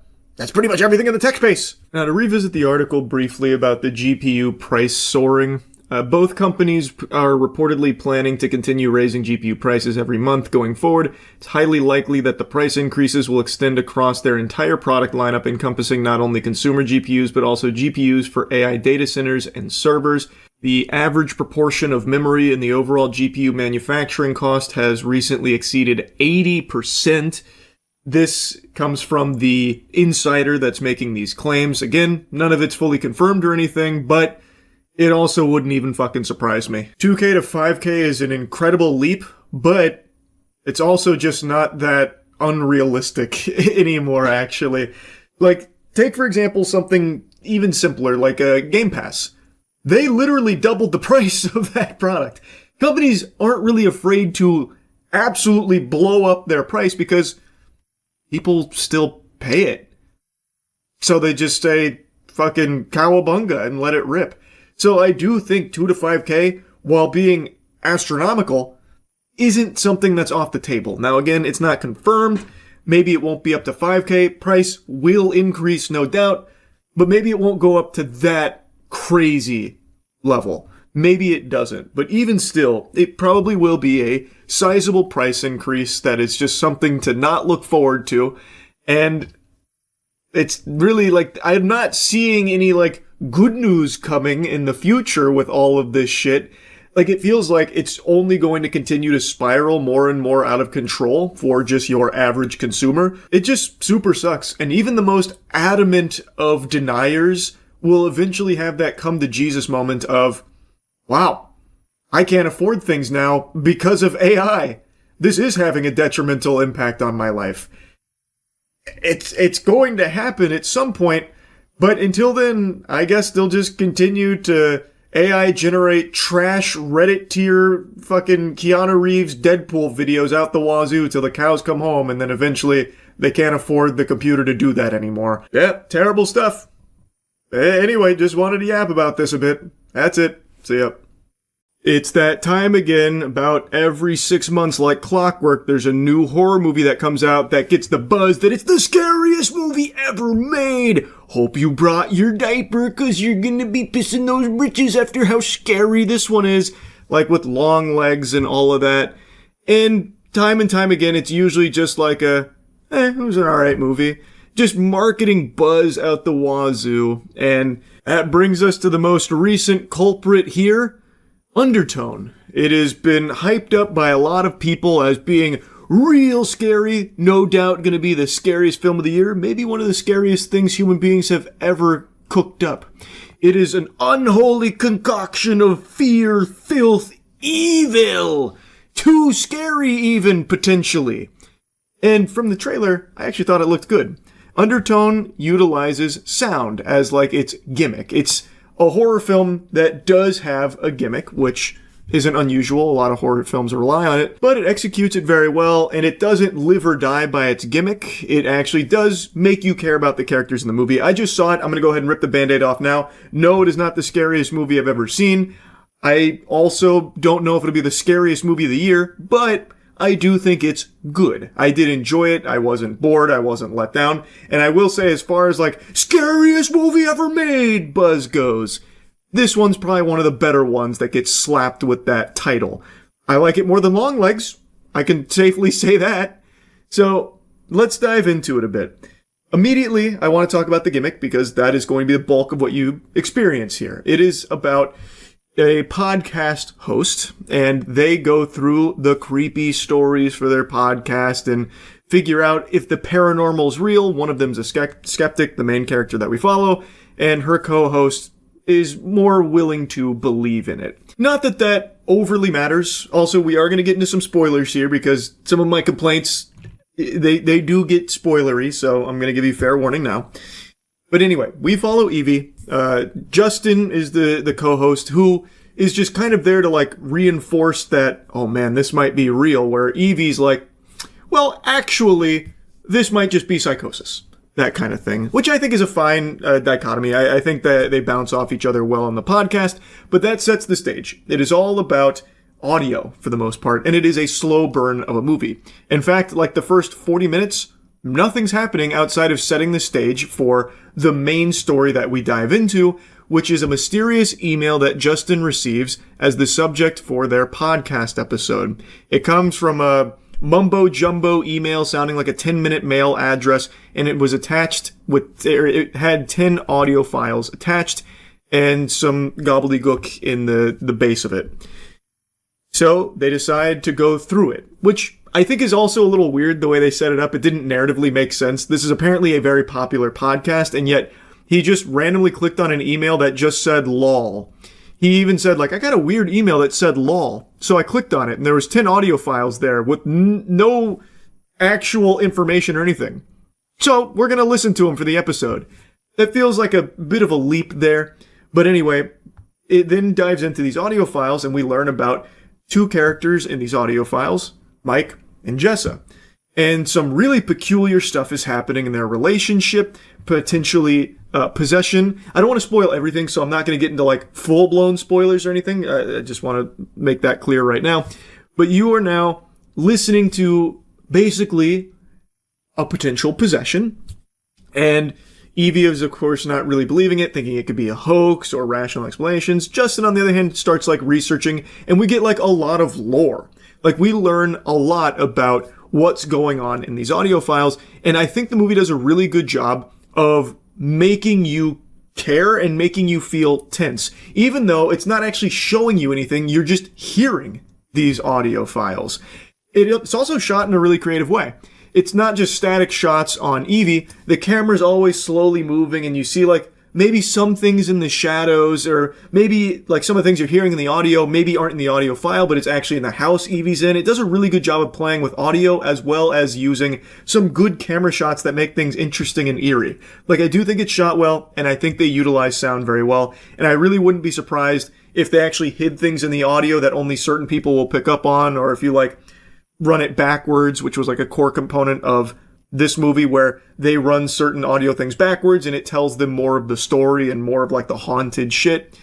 Now, the big thing is Evie's mother is in rough shape and on the verge of passing away, and Evie is taking care of her. She is basically in a coma, and Evie cares for her. And as we are learning about this story through these audio files, weird things are happening with the mom, the house, and Evie. And here's where things start to show a few cracks. When they're outside of like the audio, when you're actually following Evie around her day to day, it is a little boring. There is moments where it just feels like kind of a slog, but I don't think it's like to the detriment of the film, because it does set itself up as a slow burn, and I think it does fine there. But when it starts trying to show you some scary stuff instead of like have you hear creepy things, I think it falls into horror movie cliches big time. Like, it uses some of the most standard shit that you've seen in horror movies, just tropes out the wazoo, like the classic teapot, or Evie likes to draw with crayons, so then she drew something weird. She drew something scary out of the crayons. What? Or like a weird statue that keeps mysteriously getting moved, or the light comes on and then the light goes off. Like, it just shows, like, when it's trying to show you something scary or creepy, I think it just kind of falls into the old tried and true methods of the same scares that you've seen a million times, especially towards the end. At the end, they throw the kitchen sink at the scares that you're used to seeing. So as shit's popping off and they're receiving phone calls on the podcast from people like laughing because it's the bad demon going, ha ha ha ha ha ha, ho ho ho ho ho ho. You shouldn't have listened to all the files. Are you dumb, you doofus? You listened to all 10 files? Uh-oh, guess we're gonna fuck ya. Like, it's literally taking like a victory lap, and they use like the standard cliche demon filter where it's like, gooba booba, gooba booba gooba, you listened to the 10 files, hooba gooba gooba, it's, I don't know, it gets so silly with that. The movie is by far at its best when it's utilizing sound, because I think it actually does a good job at that. And I really appreciate that it wasn't afraid early on to be slow and have these really slow camera shots where you're questioning yourself if you're seeing something there or hearing something there or not. And I do think there was a couple of times where they got creative with like building up tension. So like There's like some really quick, there's a scene where she closes something real quick and there's like a brief flicker on the reflection where I think you could very easily miss something scary that happened in that reflection. I think that's when the movie's doing its best work. When it's utilizing sound, which the whole thing tries to build around, and when it's being unapologetically slow with creative shots that actually do build tension. And I do think the movie does a good job of making you care about Evie and her situation, so you want to get some kind of resolution, you want to see what's going on. And I also do like the lore they set up, but it really feels like someone got cold feet and felt the need to have like a couple of cheap jump scares that I don't think were very effective. The jump scares in this kind of fall flat. And the need to throw in like the standard spooky horror movie visuals. So like at the end, there's a creepy face on the TV and it's making some loud noises. There's the demon voiceover going, ah, ha, ha, ha, ha. That kind of thing. Like it just, like it ruins its own momentum of being like methodical with its tension. And it just kind of blows its load into this giant bukkake of like generic horror visuals. But that's not to say I think everything about the ending sucks. I actually love what they did at the very, very end of the movie. They have like this 10-ish minutes, maybe 15 minutes of doing like the standard horror movie shit. And then like the very end, the last like 2 or 3 minutes is actually only audio. It's only audio to deliver the rest of the movie. And I thought that was great. I thought that was a really good choice. And if it didn't have that wet fart for 10 to 15 minutes before it, I think it would have stuck the landing much better. But even still, I do like the decision they made at the end there. Though I think a lot of people will be disappointed that there's not actual closure. It's very open-ended. But for me, I actually like that more because then you actually think about it. You don't get spoon-fed what happens. You hear things that happen, or you hear things you think happen, and you play it all out in your head. So you are imagining things. And this is something I've said for a while. The scariest thing isn't what something shows you. It's what you convince yourself of. No one's going to scare you more than you will. Which is why things like the very last couple minutes of the movie, I think, work really well, because it's not showing you anything. You're hearing things, and now you yourself imagine them, and maybe you scare yourself with what you think is going on there. I just thought that was smart, and I really like that, and I really wish it didn't have the 10 to 15 minutes worth of, like, haunted house shit that they decided to throw in there. But overall, I do like the movie. I think there are a little too many horror movie cliches, but I do still like the movie. I thought the performances were solid too to really sell you on the characters and what was going on. So I did enjoy the movie. Is it the scariest movie I've ever seen? No. Is it a good horror movie? Yes. Now, it very well could be the best horror movie of the year. Who's to say? I do think it is strong.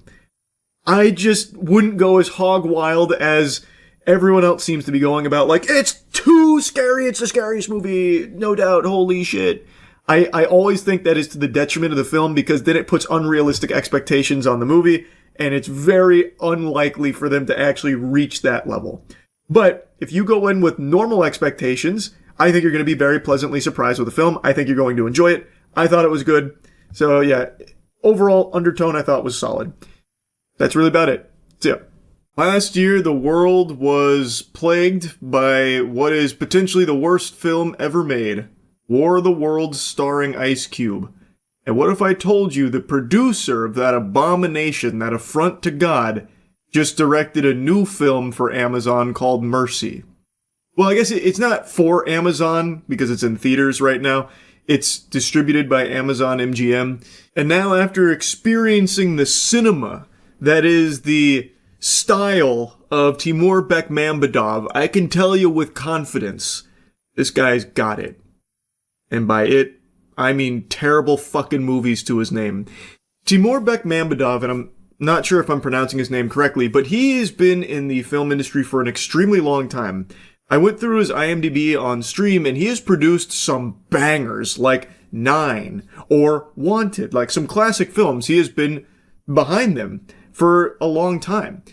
So at one point, he did have an eye for quality, but I guess over the last 10 years, he decided to close his eyes, because now we're getting shit like War of the Worlds, and now Mercy. I don't know what's changed or what's happened. What I will say, however, is that this film is a significant improvement to War of the Worlds. But then again, War of the Worlds can make even the Borderlands movie look like it's a fucking Nolan film, so it's not exactly like the highest praise, but truly Mercy is better than that, at the very least. I would even go as far as to say the first 30-ish minutes are genuinely pretty entertaining. It's a very simple concept. There's an AI judge, and Chris Pratt is now standing trial. He is a detective who actually helped kickstart this Mercy program, that's the name of it, where an AI will look at the immutable facts in order to pass judgment and execution on those who are guilty. It's the judge, jury, and executioner, and it is there to reduce crime, which has spiraled out of control, so now they have the Mercy program to keep people in line. And now Chris Pratt is in its clutches here for the murder of his wife. And he has 1 hour and 30 minutes to try and prove his innocence. Now, when I first watched the trailer, it actually looked like Chris Pratt didn't put any effort into it at all, like he was just in a fugue state taking a paycheck. I will say, in the actual film here, he does try. And he does, I think, do a pretty solid job with this character who just found out his wife has been murdered, and now he's about to be executed for it because they have so much evidence that places him at the scene and places him as the killer. And now he's got to find a way to try and argue his case and compile new evidence and try and find who the actual killer is. In the trailer, I feel like they took his lowlights, like they actually just took his weakest moments from the film and used it as promotional material. Because again, in the actual film, he does a fine job, minus some really rough scenes at the end. The entire third act of this film is actually just extraordinarily silly. Anyway, though, this film is shot in similar fashion to War of the Worlds, where we are watching everything unfold through videos that are compiled through cell phone footage or security camera footage or drone footage. Very much like what they did in War of the Worlds, but it seems like the budget here was a little bit higher, so the CGI doesn't look like it's straight out of fucking GeoCities from the late 90s. So it definitely looks visually a bit better, but not by a ton. There are a few explosions here towards the end of the film that genuinely look like video game cutscenes. I don't know what's going on with the CGI here for these movies right now, but my god, some of the visuals were actually bad. But for the most part, it was much better than War of the Worlds. But anyway, if you have seen Chris Pratt's movies and ever thought he moves around too much, well, let me tell you something. He doesn't move an inch in this movie. He is strapped to a chair for the entire fucking thing, save for the very end. We're going to be getting into spoilers here because I have got to talk about some of the wackiness to this film. Now, like I said, the first 30 or so minutes were actually pretty solid. It was setting up an interesting mystery with a damn near insurmountable task of trying to prove that you weren't the killer despite all of this evidence from a near omniscient AI that has every single fact at their fingertips. And with the Mercy program, they give the accused access to literally God mode where they can see, find, and hear everything. So anything that Chris wants, he can ask for, and the AI judge will provide it so that way he can try and prove his innocence. And just like in War of the Worlds, the AI can do anything lickety-split. So anytime Chris says, hey, can you find this bathroom? I'm looking for a glory hole that I might have caught a glimpse of in this one frame on this one video that you got from a nearby walkie-talkie that ricocheted off a radio tower. It's like, oh yeah, I've already found it. It only took me 2 seconds. It's like, okay, whatever.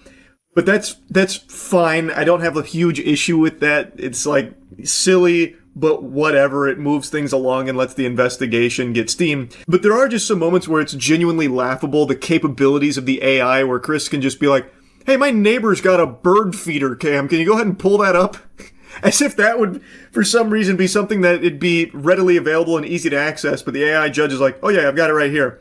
Looks like the internet went out though, so it's going to take me a little while to rebuild the video archive. And it's like, okay. It takes her 3 or 4 minutes or something. It's like, oh yeah, I think I heard a fart on this one piece of audio here from the murder scene. Can we reverse this fart here and find out whose butthole this was squeaked out of? And it's like, yeah, I've got that.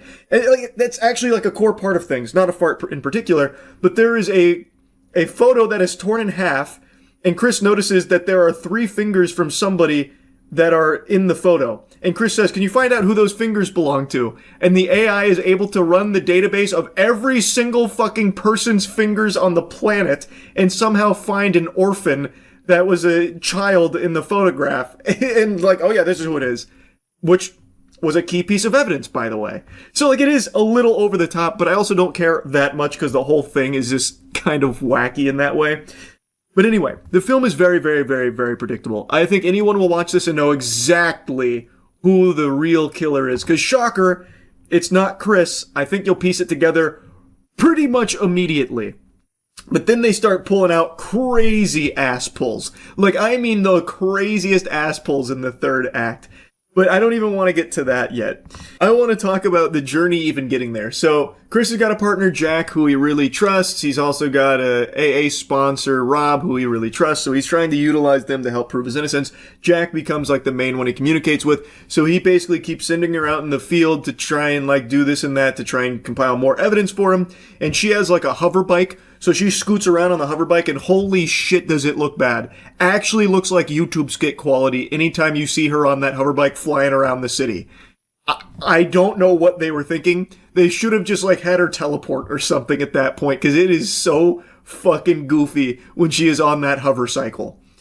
But anyway, so he's sending her on those like odd jobs to try and like interview people or try and like search crime scenes for certain things, this and that. And through this, we learn that his wife was privy to a scheme at her business where one of her workers was stealing product and maybe using it to distribute drugs, something like that, to make money on top of all this very shady dealings. He uncovers this big conspiracy, this big plot. I'm fast forwarding through a lot here, but trust me, it's very good. Chris also eventually admits to being an alcoholic, and he had a huge argument with his wife the day she was murdered, and also a whole year leading up to this murder. Their relationship had soured. There was even talk of a divorce. Chris was very aggressive, even like slamming a knife one time, grabbing stuff out of her hand. And on the day she was murdered, Chris went to work and then inexplicably drove back home, broke the Ring doorbell in a fit of rage because he found out his wife took away his secret booze stash in his car. So then he closes the door, goes in, they argue for 26 minutes. He leaves, his daughter comes home, finds that her mother has been murdered. And the last words from the mother, which is on body cam when they're asking, as she's like fading away, shedding the mortal coil, they're like, who did this? Who did this? She says, Chris, which is never addressed again. I want you to keep that in mind. That is never addressed again. When asked, as she is dying, who is responsible, she answers the question saying, Chris, and then she kicks the bucket. But Chris didn't kill her. It is proven that Chris didn't kill her. Why the fuck did she say it was Chris? Like, it seemed like she was just trying to get like one fucking slam dunk in on him before she died, before she met her maker, in order to make sure that Chris also, suffers at the end too. She knew it wasn't Chris that killed her. The person that stabbed her, murdered her, was not Chris. Why did she say it was? Like, what the fuck? Like, I tried to be like very charitable, like, oh, maybe she was about to try and say like, it wasn't Chris, but she didn't get the first part out, or she was trying to like, say, Chris, I love you, or something on the way out, but none of that comes up. It is actually never addressed again why she would say it was Chris when it just wasn't. That is crazy. I won't bore you too much with like the middle stuff and all that, but when we find out who the real killer is, we learn that the killer was one of her work associates, the one that was stealing the product to maybe distribute drugs, and decided to murder his wife, Nicole, because she found out, wasn't really willing to play ball. And also there's a very close personal connection to Chris from the real killer. The real killer was able to pull off this kill by going to Chris's barbecue 2 days prior to the murder and hiding in the basement for 2 days, and then sprung out and stabbed and killed his wife. Now, the close personal connection is that picture I mentioned. Well, that kid with the 3 fingers was actually the brother of the real killer, and that brother was someone Chris sentenced to the mercy program where he was found guilty and wrongfully executed. And he never forgave Chris for it, so he got close to Chris for 2 years, and then eventually killed his wife, built a bomb with all of the material he was stealing from their workplace, and was going to crash the bomb into the Mercy headquarters, killing Chris and the AI with him in order to prove his brother's innocence. And he framed Chris for this. That was his master plan. Now, I want you to really think hard here. He planned this for 2 years. But his plan boiled down to just getting extremely fucking lucky that Chris, when he went to work, decided to come back home that same day. Because if he didn't come home that day and argue with his wife, then this would have never fucking worked. He would have not gotten away with the murder initially. Like, Chris would have never even been a suspect. So his plan that he planned for 2 years boiled down to just something that he could have never possibly foreseen. And he didn't even know Chris left for work, by the way, while hiding in the basement. He just guessed lucky. So Chris went to work and then just happened to notice the booze wasn't there. So he went home, argued with his wife, and then broke a vase, which ended up cutting his wife and got a little bit of blood on Chris. And Chris was like, really distraught about it. And that's how all of this evidence led to like them knowing for sure Chris had to be the murderer. But actually it was all part of the real killer's master scheme, which again, none of this he planned for. He couldn't have planned for any of that to happen. He just got lucky. It wasn't a master plan, yet they keep pretending as though it was. Like, when I learned who the killer was and what the method was and everything, it was actually just like a laughable moment. And then the entire third act, he's got this big semi with a bomb in the back that he's gonna blow up the fucking city with like the Joker. And then the police are so incredibly inept, they can't stop him, they can't do anything. So he just keeps like hitting all the police officers, and it's like the worst CGI carnage where the officers' cars are like ramping off tow trucks and the officers are going, as they're like getting slammed by the truck. They can't stop this guy. They've got the drones out on him. And by the way, I was really expecting them to do an Amazon shout out when there's a scene where Jack is like, I'm going to get the scouting drone out. I thought for sure she was going to say like, I'm going to get the Amazon drone out. It's really good for scouting too, not just delivering packages immediately to your doorstep with Amazon Prime. Like what we saw in War of the Worlds. I thought for sure we were going to see some Amazon plugs. Surprisingly, we did not. But anyway, they got the drones out and shit. They still can't fucking stop this guy when all he has is the semi-truck. And then he eventually makes it into the Mercy headquarters. Chris has already proven his innocence now. They clearly know it's Rob. They have him dead to rights now. He is the murderer. And he also kidnapped Chris's daughter and brought her there because he wants to ruin Chris's life just like he ruined his by killing his brother. Well, by having his brother go to Mercy, which ended up killing him. He then argues with the AI judge that his brother was innocent, which is where another shocking twist comes into play, where he's arguing about how his brother was innocent, and it turns out Chris's partner, Jack, was actually the one who didn't process the phone from that guy's brother in his murder case, because his brother was said to have murdered a woman. Turns out he didn't murder that woman, and the phone that would have proven his innocence had been thrown off the side of a bridge by Chris's partner because she wanted to ensure that the Mercy program was a success so they could stop crime together. So they just framed a completely random dude for the murder of this woman, which Chris and the AI judge reveal at the very end there. So it's another big, like, twist moment. I'm serious, the entire third act is actually, like, very, very silly in, like, a fun, bad way. I probably don't need to yap any longer about it. It's not a good movie, but I will tell you, I had fun watching it. And I do think it is objectively a huge step up from War of the Worlds. So we're on an upward trajectory right now from this director-producer. So perhaps the next one's a fucking home run. Anyway, though, that's really about it. See ya. 31-year-old man still shakes his fists at clouds the old-fashioned way. A heartwarming story here. Join me as I lament the current climate of YouTube content being dominated by AI. I imagine a lot of you have seen by now, some of the most viewed videos and channels across the platform are AI at the moment. And one really fascinating genre that's blown up is AI elderly people telling touching stories and giving life advice as if they are real people. I first learned about this because Deep Humor covered a channel called Before It's Too Late, and they're by far the most popular one. They've gained over 100,000 subs in just shy of 2 months. And their videos have gone somewhat viral, so no doubt they've made thousands of dollars for what is no doubt minutes of sentences typed into an AI video generator. And people believe that it's authentic, and this has become pretty big. There's other channels that are now copying it, or maybe it's just the same content farm that's churning this shit out across numerous channels, fundamentally just the exact same scripts, but with a different old person and new liver spots. It's so fucking pathetic. I'm 73 years old, and I'm about to tell you something that might upset you. Everything you think you know about getting older is completely wrong. Fuck, Grandpa, now you done made me upset. Why'd you have to say that? Well, now I'm gonna have to throw out everything I thought I knew about aging. Thanks, Big Shot, you fucking old bat. This is Before It's Too Late. It's a channel that's fully AI generated, giving you these cliche platitudes about regret and spending your time wisely, delivered through the lips of AI generated old people. It's an entire channel dedicated to regurgitating and repackaging the same fucking Facebook statuses you saw in middle school.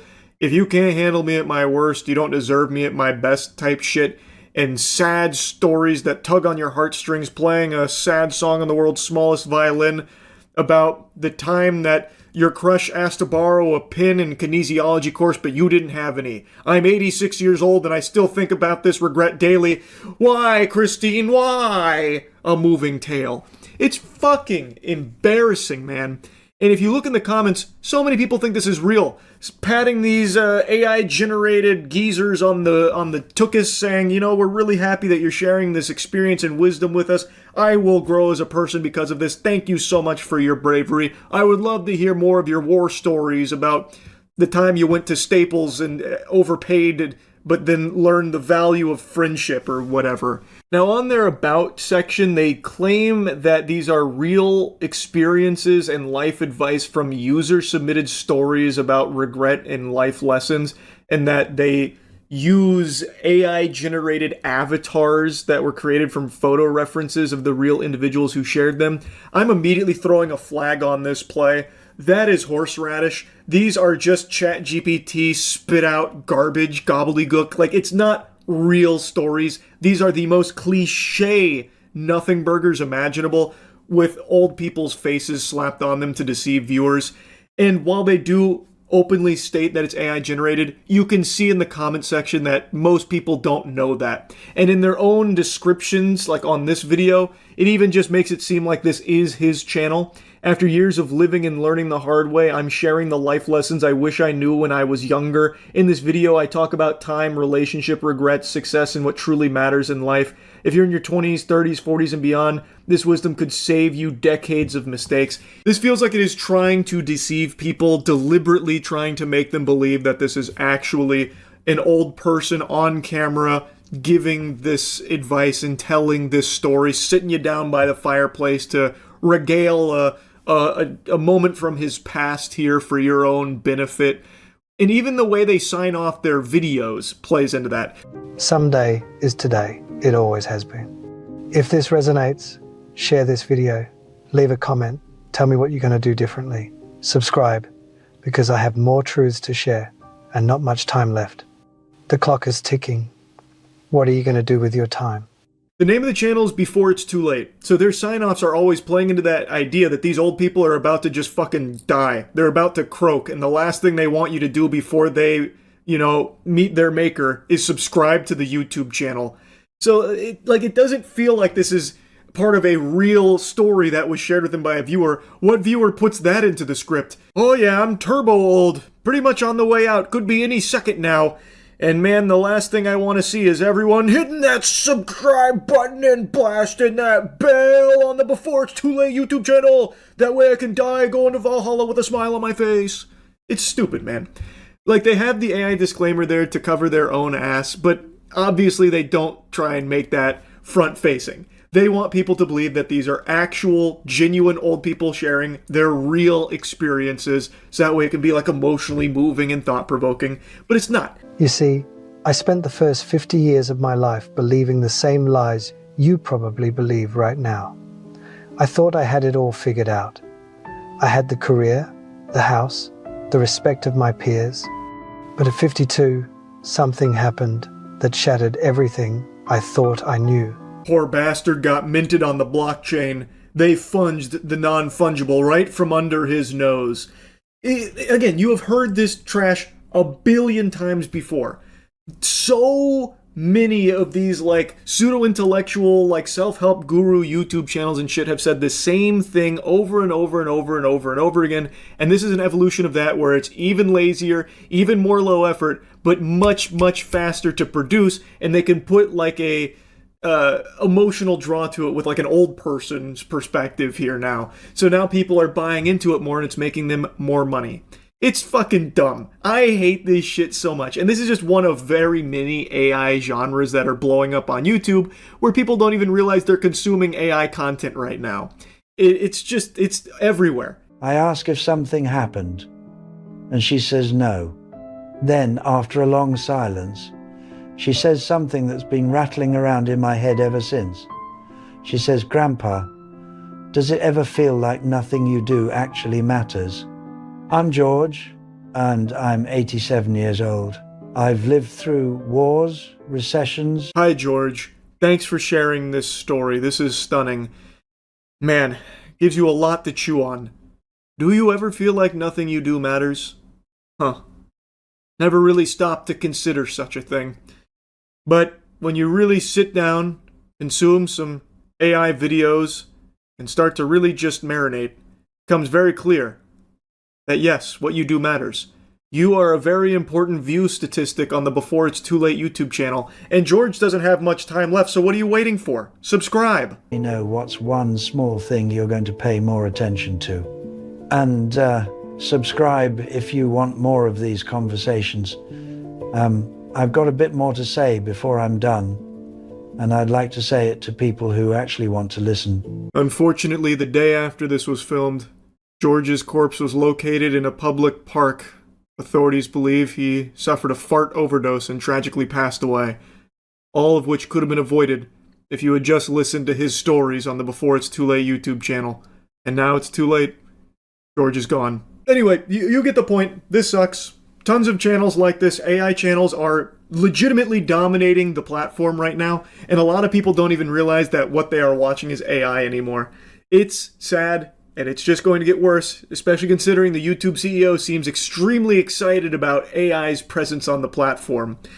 Anyway, that's really about it. Yeah. Ever since I found Kay, food hasn't tasted quite the same. Ew.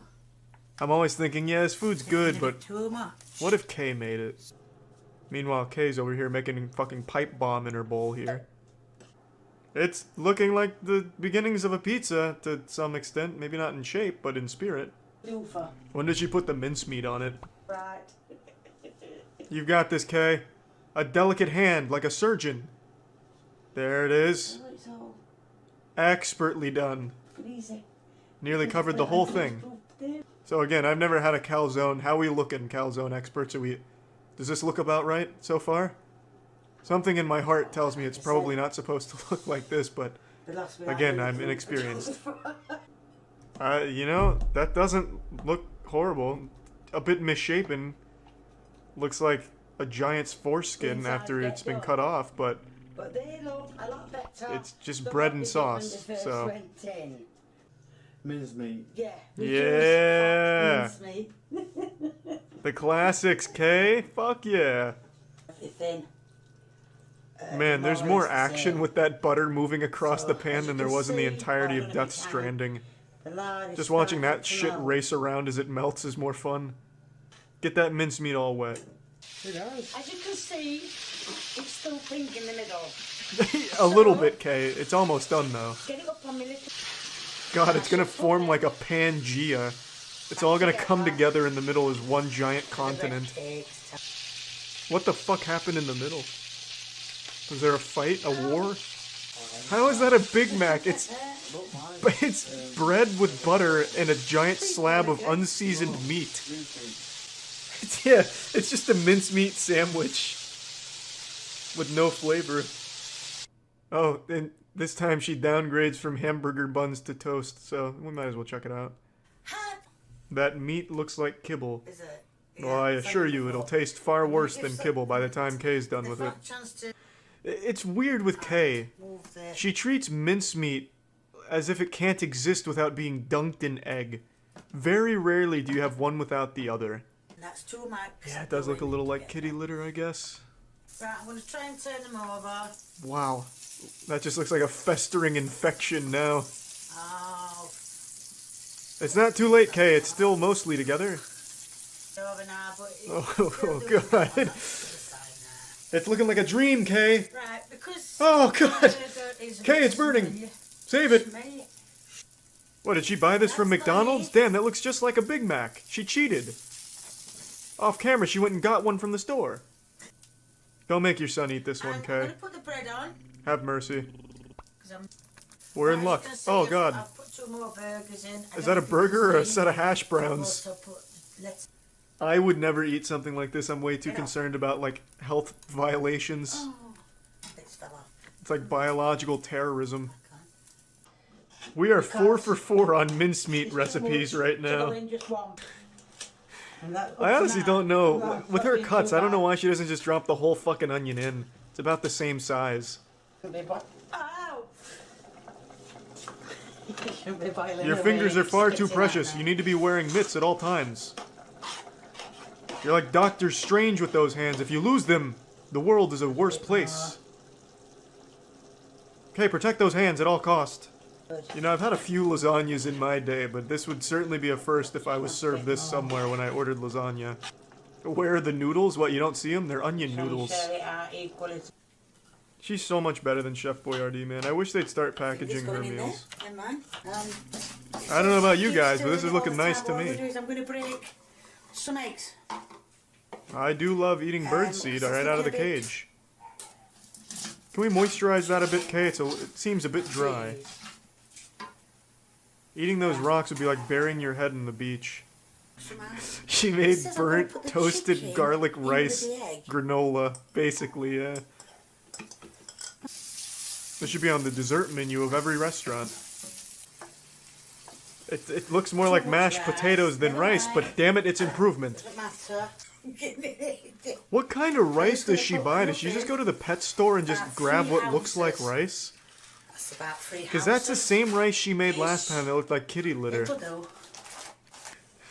She would be fired from the Krusty Krab instantly with this cutting technique. Damn it, Kay. I think that's fine enough. Yeah, it's pretty close. Microscopic pieces. You've done a great job. It's like a powder now. Add quite a bit of... Is that ketchup? barbecue sauce. Oh, that's a lot of barbecue sauce. What happened? Is this barbecue sauce with garlic? Store-bought barbecue sauce that you added cloves of garlic to? She says is that the whole meal? The blob here is what she said is a Korean meal. Do we have any Koreans in the chat that can confirm? Meal. What's the verdict, Lee? Can you taste the K-pop? You're chewing on garlic right now. How does that feel? I bet it tastes great. Man, those vampires are gonna fucking hate you. I was told what to do by a Korean. I don't know how you say it, but anyway, I was told by a lady how to do it. Because when I said to her, I think you got it right the first 3 times. I'm going to chop the... Strike one. Should be fake. That carrot wanted so badly just to get the fuck away from Kay. It chose suicide. Fucking jumping off it. Did she pick it up and put it in this dish? I wasn't paying attention. Whatever, the fucking dust on the ground adds flavor. Probiotics. I could hardly think of a more inefficient cutting technique other than cutting towards yourself. Both thumbs. That can't be, you know, professional culinary work there.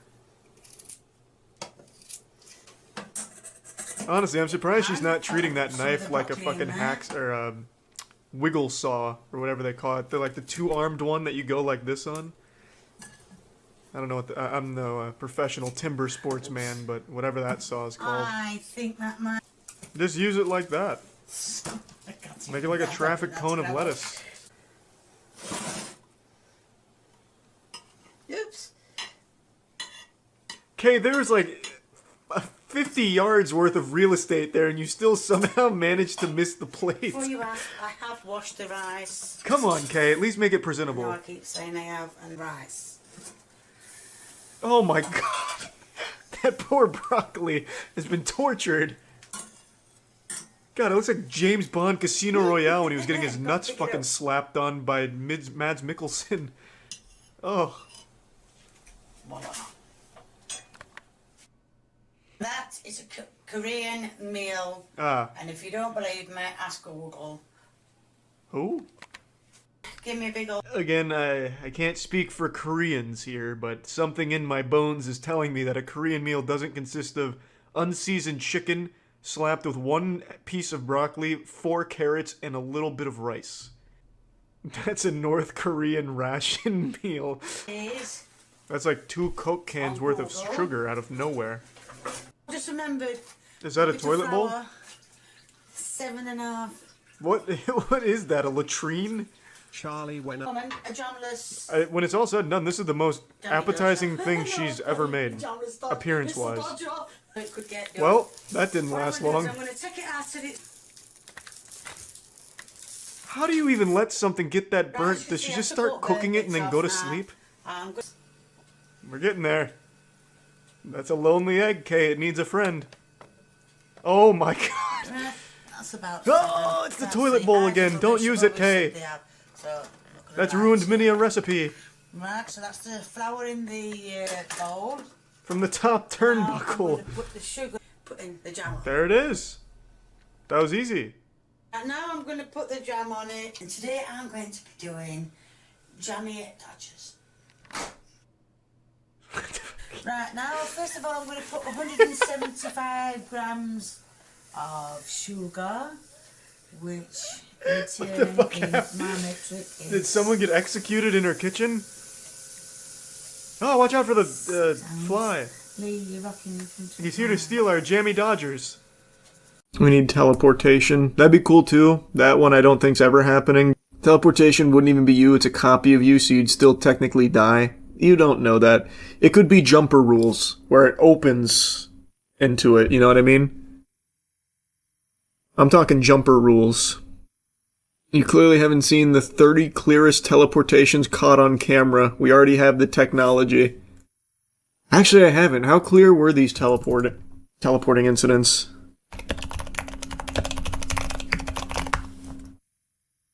"30 clearest human teleportations ever caught on camera." Oh, this is new too. This is probably like reliable.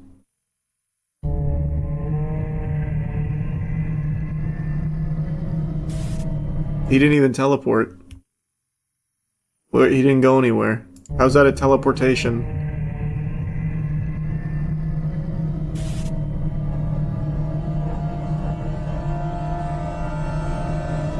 What? Who teleported there? These are a lot less clear than the title led me to believe. Oh, I saw that time. They vanished in a blink, one moment standing or walking, the next gone, and then inexplicably appearing somewhere else, as if space itself folded. But what happens when the evidence is crystal clear, and yet people still refuse to believe it? From security cameras to stunned smartphone recordings, here are 30 clearest human teleportations ever caught on camera. In Hong Kong, a camera caught a strange scene as a man appeared in frame, seemingly drawing crackling blue light from his hand. Good. 快板正面少少，嚟多個嚟多個。Oh, here comes Alex Mercer. But when he was noticed, he bolted forward and in an instant vanished completely, leaving behind stunned witnesses and footage that looked like real teleportation. You call this clear? Does this look clear to you, brother? But this is undoubtedly a teleportation incident. I'll give you that much. But it's not clear. I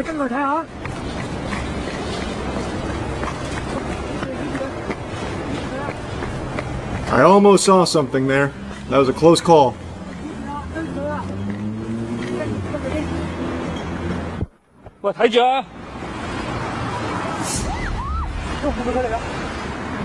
Leaked footage. I did see that. He's gone. Operation shows a tense chase in a crowded bookstore.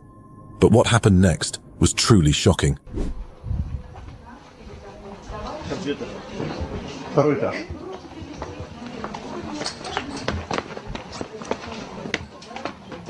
This is an intense chase.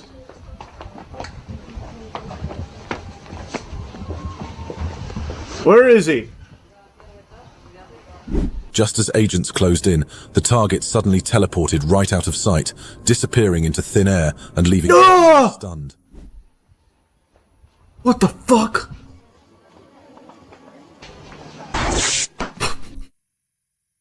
Damn! Wow, I don't think they got teleported. Based on that sound effect, I think he got zapped. There's probably a pile of ashes with smoke coming off it on the floor there. Holy, alright, now this is pretty clear. This one's only like negative 160p, so I can see things here.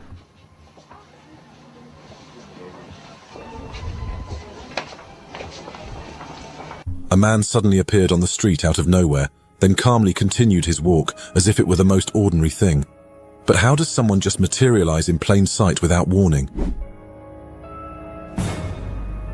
That's a good question. How did he do that? That was pretty clear. Without warning. Fuck! He needs to teach us this power.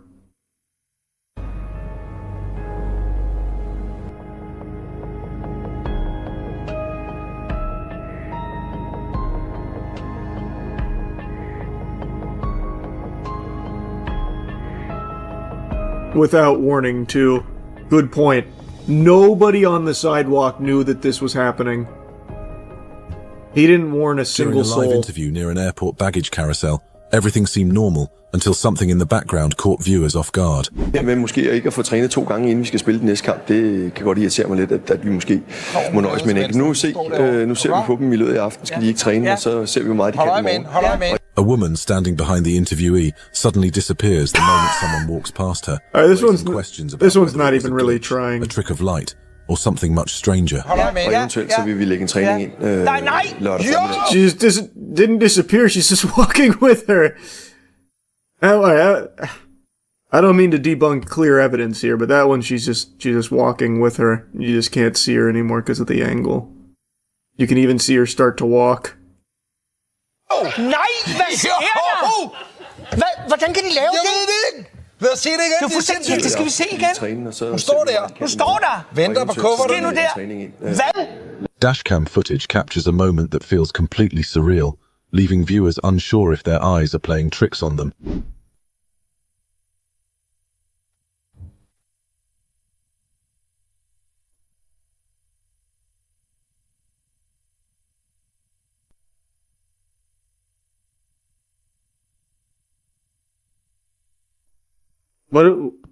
Where is it?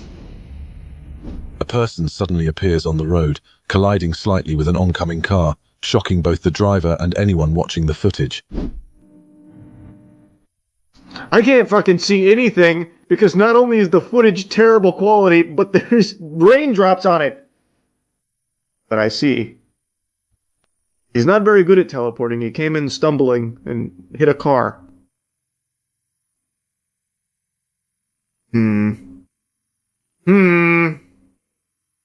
Peculiar. Very peculiar. Yes. He can teleport. Just like the others. Wrong coordinates. Yeah, just a little off. The car teleported to intercept him. Oh, now that's an interesting theory. You might be onto something. Let's see. No, the car comes from over here. He's teleported. A person suddenly appears on the road, colliding slightly with an oncoming car, shocking both the driver and anyone watching the footage. Damn. As a man on a bike rides into the frame, he moves forward and then suddenly disappears from view, leaving those filming stunned and questioning what they just witnessed. He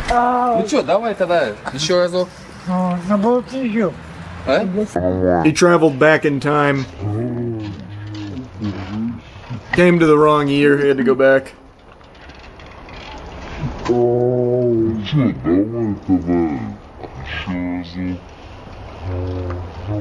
CCTV footage shows something that immediately makes you question reality, as if the laws of What? have taken a brief vacation. Yeah, well, that's not teleportation. He's a speedster, so he vibrated through that, and this guy doesn't even know the rules. That's not teleportation, but that is no doubt a superhuman amongst us. And that's clear as day. Imagine we see the guy from FEMA who teleported to Waffle House. If only I could get my hands on that footage. That must be something special.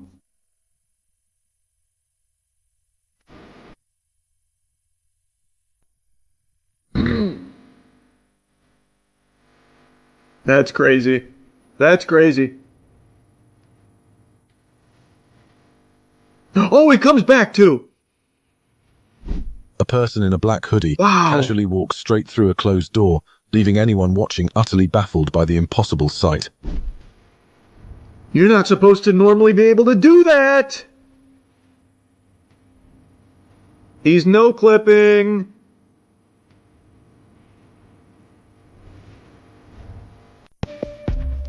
On a busy road, leaving... Oh, this is like actually clear footage.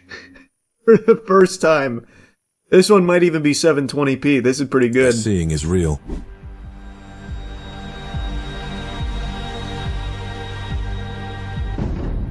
Man, people keep teleporting in front of cars. A man suddenly appears. Their coordinates in the are middle of the way road, off. narrowly avoiding a moving car, then calmly runs across as if he had stepped out of thin air, leaving no hint of where he came from.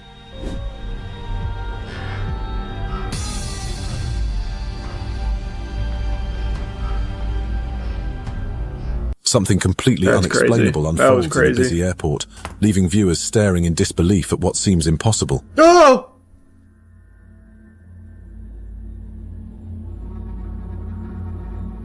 Wow!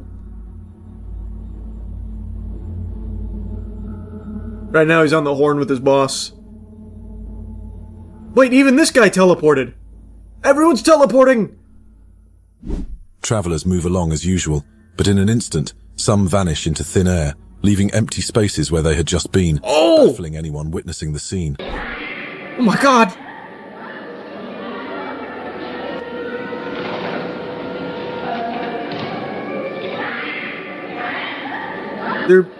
What is this?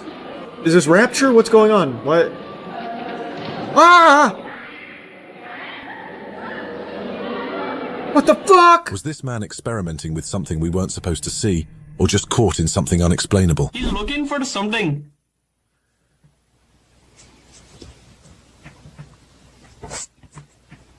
Okay. He can't find it. So instead he teleports?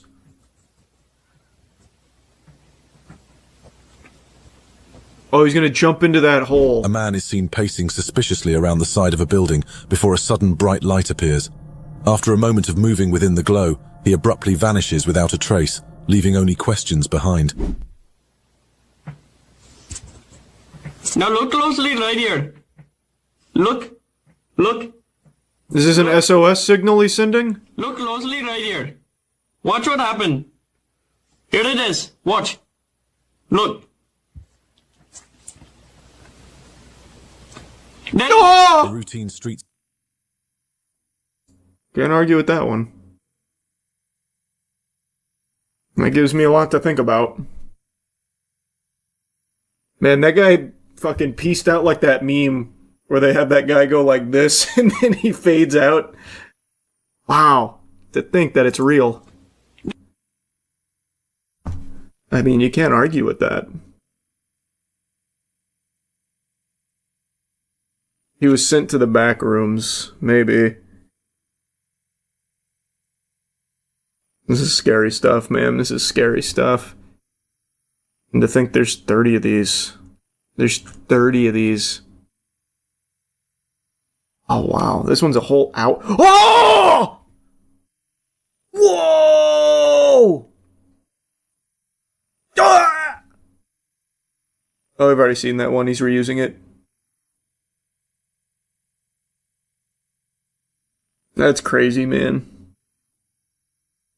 Wait, that one was an angel sighting. Oh, yeah, I forgot about that.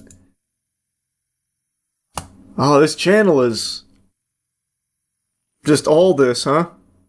What's the most popular? 30 disturbing gang encounters. So it went from gang and cartel encounters to teleportations. Okay. Quite a pivot. And UFOs seem to be a big one. 60 of the clearest UFO sightings ever. That is pretty clear. Oh, I remember these assholes. I remember when these fucking cosmic perverts came down. Tried to have sex with my grandma.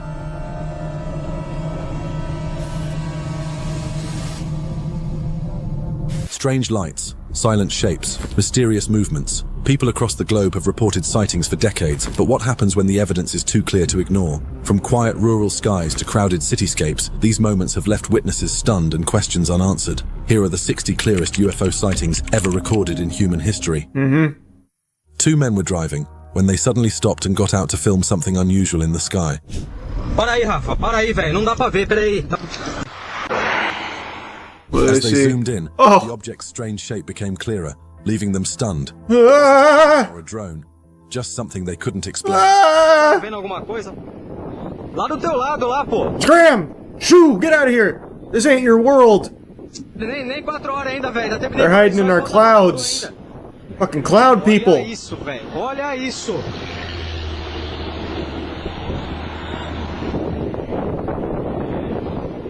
The opening moments of the next segment settle on an unexplained form, resting silently within an open field.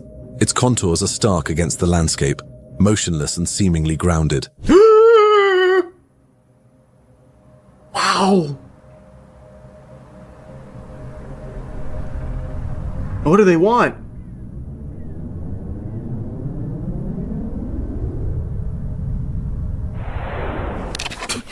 Oh, the sound effects. Then, without warning, the perspective shifts abruptly, and in that same instant, the object is no longer earthbound, its ascent now undeniable against the vastness of the sky. That is undeniable. That's true. You can't deny that. Prove that that's fake. You can't. Was there ever a follow-up on that alien sphere found in Brazil or wherever? It was actually a lot of different places that the alien spheres were turning up in.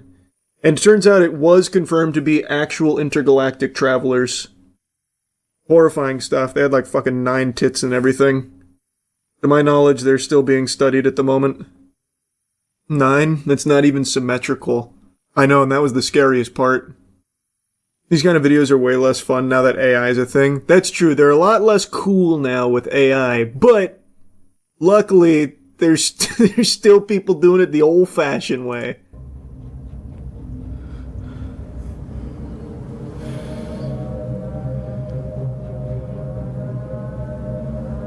He pulls out his phone to record it. Revealed. In Oshawa, without hesitation, he pulled out his camera and began recording. Someone want to tell me what that is? Bro, that shit looks like a tin can with boosters on it. The object hovered silently, its shape and behavior unlike anything he'd seen before. What exactly did he capture that day? I don't know, some kid's science experiment, maybe. Artemis 3. An object that doesn't appear to be ordinary. Oh, yeah. Me contem o que vocês acham. Despite the grainy image, its shape and movement stand out, leaving viewers to wonder what exactly was spotted. I don't know, it's in the shape of like a fish or something. What does it mean? Like a Swedish fish. De Janeiro, this footage shows a strange, shiny object visible in broad daylight. Still in the sky. Give me something close. Give me a close encounter. That's pretty good. That is close right now. Epa. Da nem outro lado é que está. Só num lado. Mas Couple was minding their own business when something unusual caught their attention. Gliding smoothly across the horizon without a sound, leaving them in confusion. Não tem aeroporto aqui. Se for... No meio dos prédios, como é que tem aeroporto? Não tem aeroporto não. No meio dos prédios, amor. Yeah, the aliens in their lowrider again. This footage reveals something in the sky that appears to resemble... What else? Do they have any gnome footage on this channel? I haven't seen any good gnome videos in a while. They got some cryptids. 60 creepiest wildlife and cryptid encounters even skeptics can't deny. 60 creepiest wildlife and cryptid encounters mainstream media never showed you. Fucking typical lamestream media trying to hide the cryptids. Let me see. Holy shit.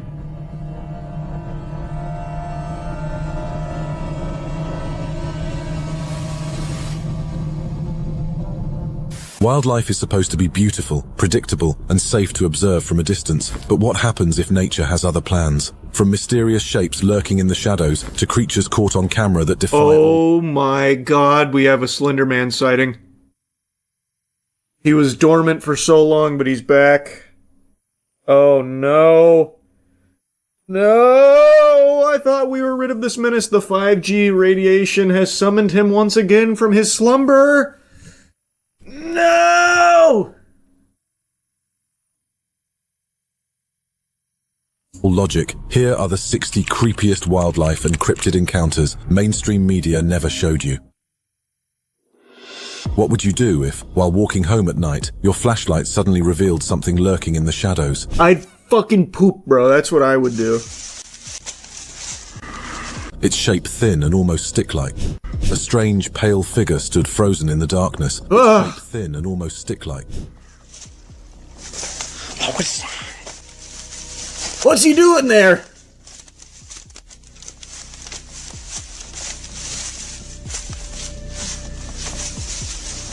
Was that Jim Carrey Grinch? It might just be a guy. Is this some kind of ghost, or could it be something even harder to explain? You stupid, how would that be a ghost? If you found yourself face to face with something like this?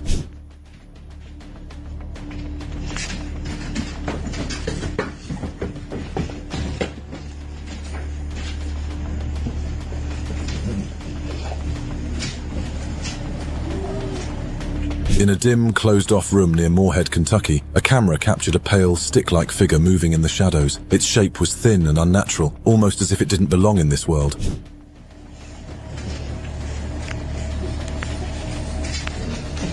This guy does look fucking stupid. Earthworm Jim coming home after a hard night of heavy drinking. Clearly. Right there. Was it a ghost, a folkloric creature? Why do you keep saying, is it a ghost? It's clearly not a ghost. Imagine fishing Does this guy only know one by the thing? shore, only to feel something moving in the water beneath you.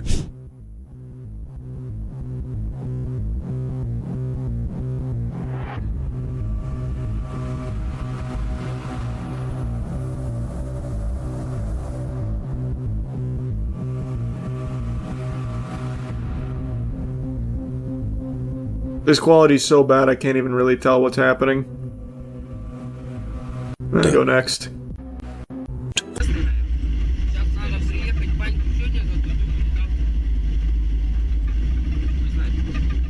Сейчас, блядь, полчаса пока ехать будем, пока тебе даже... Уже, блядь.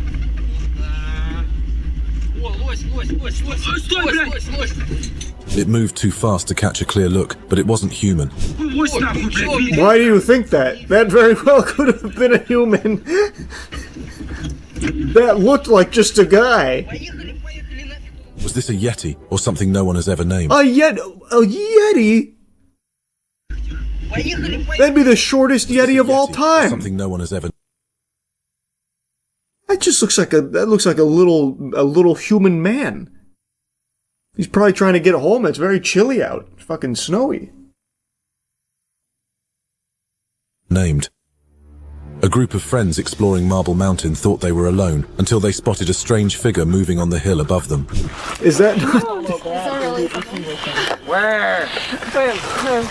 Where is it? Is it like where? It's like right on the other side of it? No, it stopped and it's looking at us. It's kind of looking at us. I don't see it. It's moving now. The trees? Its steps were deliberate, its shape hard to define. To the right of It's not that hard to define. Is that not just another hiker? Am I on the crack pipe? He's even got his arm out. Is that not just another guy? His steps were deliberate. Yeah, it's called walking.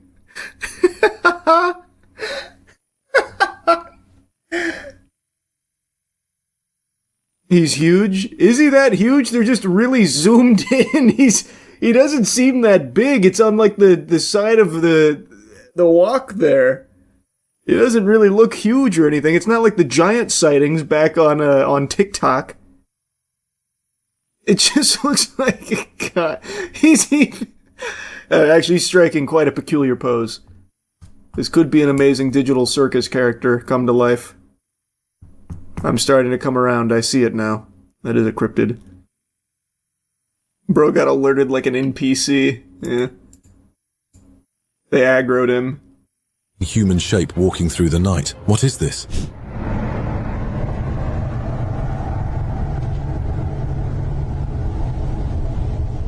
Holy shit.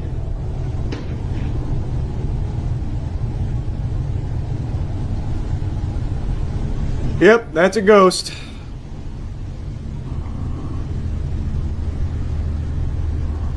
Its movements were unnatural, almost predatory. Could this be a skinwalker caught on camera, or something? That's probably exactly what it is, actually. My dad is into this stuff. He even bought an app that's supposed to... he even bought an app that's supposed to help him communicate with aliens. What do you mean he bought... What app did he buy? Tell me right now, I'm going to buy it as well. How... What would you even spin... Like, what would the app do? He'd have... That would be so...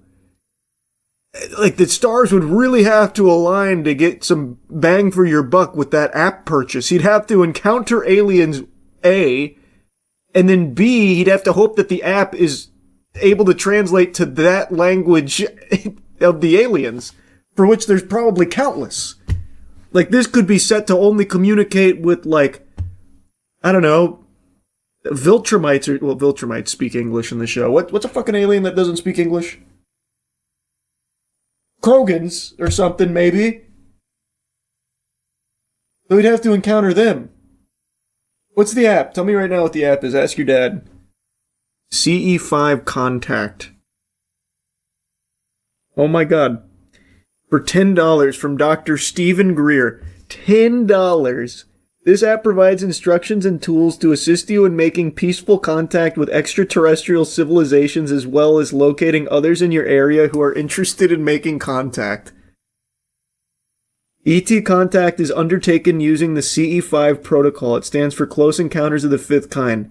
Unlike more passive CE 1 through 4 experiences, a close encounter of the fifth kind is human-initiated.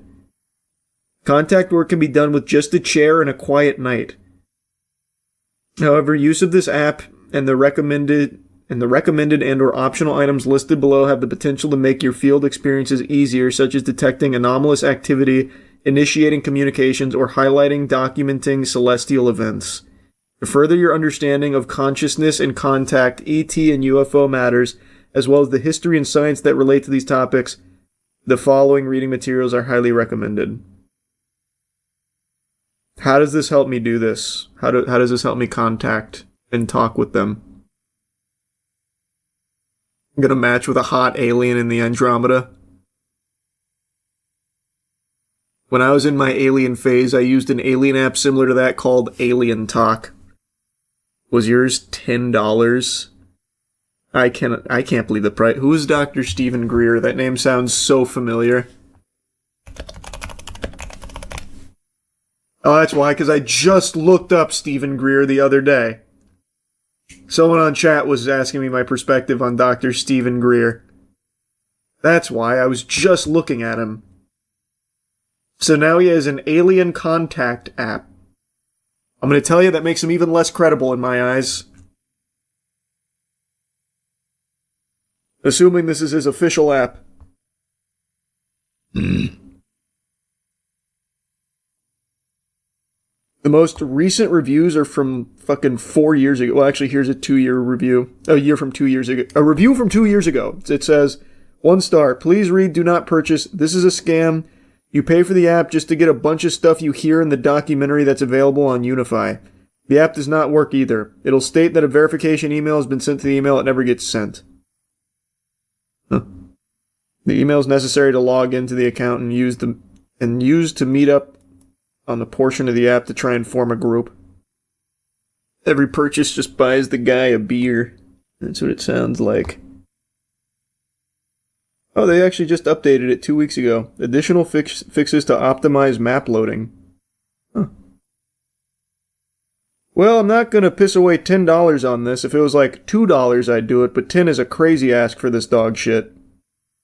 I'll pass on that. What was the other one you said? Alien Talk? That doesn't exist any. Oh no, here it is. Alien Chat, talk to aliens. 13 reviews. It's a radar detector contacting ETs. Okay, let me get this real quick. Let me see if I can talk to an alien. This one's free. So you know it works.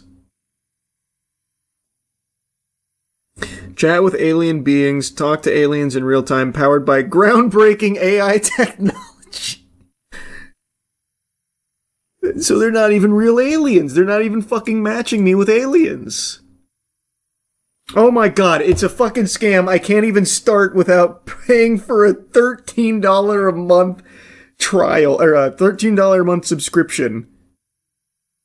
This is so fucking silly.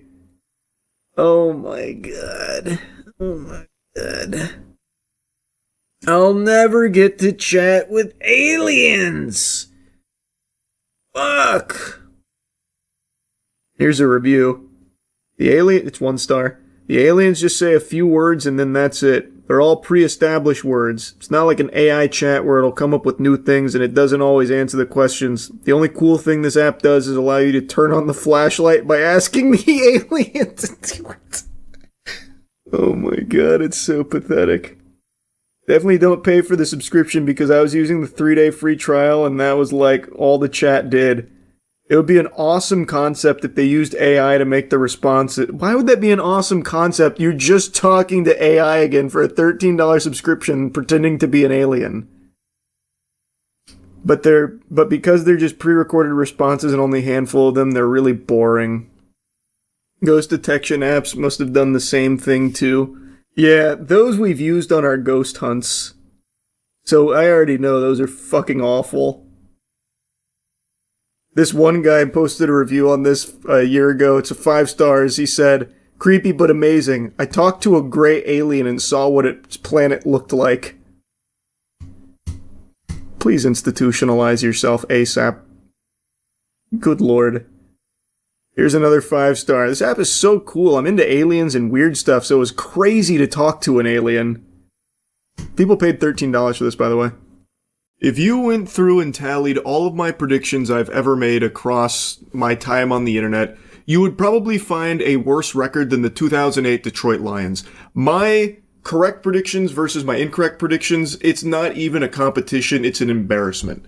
I have a near X-Men-like mutation where if I make a prediction on something, I basically manifest the exact opposite into existence.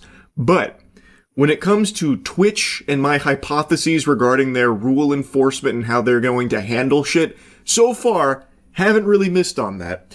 So Nina Lynn, I've made a couple videos on. She's quickly become one of my least favorite people online. I feel the same way about her as children do about broccoli. I think she is just terrible, and even just having her put on my plate, I want to flip the table. She is just a truly destructive, annoying lobotomite I cannot stand. She also got away with sexual assault that was broadcast on Twitch and unapologetically treats it as some kind of joke that her victim should be embarrassed by, that he even thought that he was sexually assaulted. She openly treats it as though it's no big deal, even though it is blatant textbook sexual assault. But anyway, I'm not going to just regurgitate everything I don't like about her. It's basically everything. And a little while ago, she got banned for stealing from Target, and then she also went on stream to talk about how she's actually stolen a lot more from Target than we even think she did. So she received a ban for it, and a lot of people were thinking that it might be permanent. I went against the grain and said I think under no circumstances will it be permanent. If Twitch doesn't ban her for a literal crime, sexual assault, I can't imagine they're going to permanently ban her for stealing from Target. So I said pretty boldly, puffed out chest, that I think this will be like a week ban at most. It's been longer than a week, so hats off to Twitch. They've really done the difficult decision here to keep sexual assault superstar off the platform for longer than a week, but I don't think it's going to last too much longer.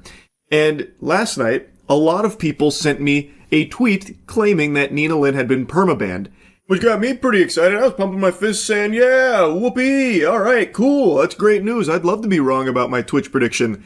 Now, where's the evidence? Did Twitch make a statement about it? Where's this coming from? Put that shit in my hand so I can start licking that shit like a lollipop, like my nice little dessert here. I'd love this to be true. But I can't find any information on her being permabanned at all. Just that single tweet that now a lot of other Twitter accounts are reporting. It seems to have just been pulled out of this guy's asshole. I can't find any statements on it whatsoever, so I took that with a big grain of salt. And then this morning, the sexual assault savant herself weighed in on this rumor saying, ain't no way MF's making shit up now.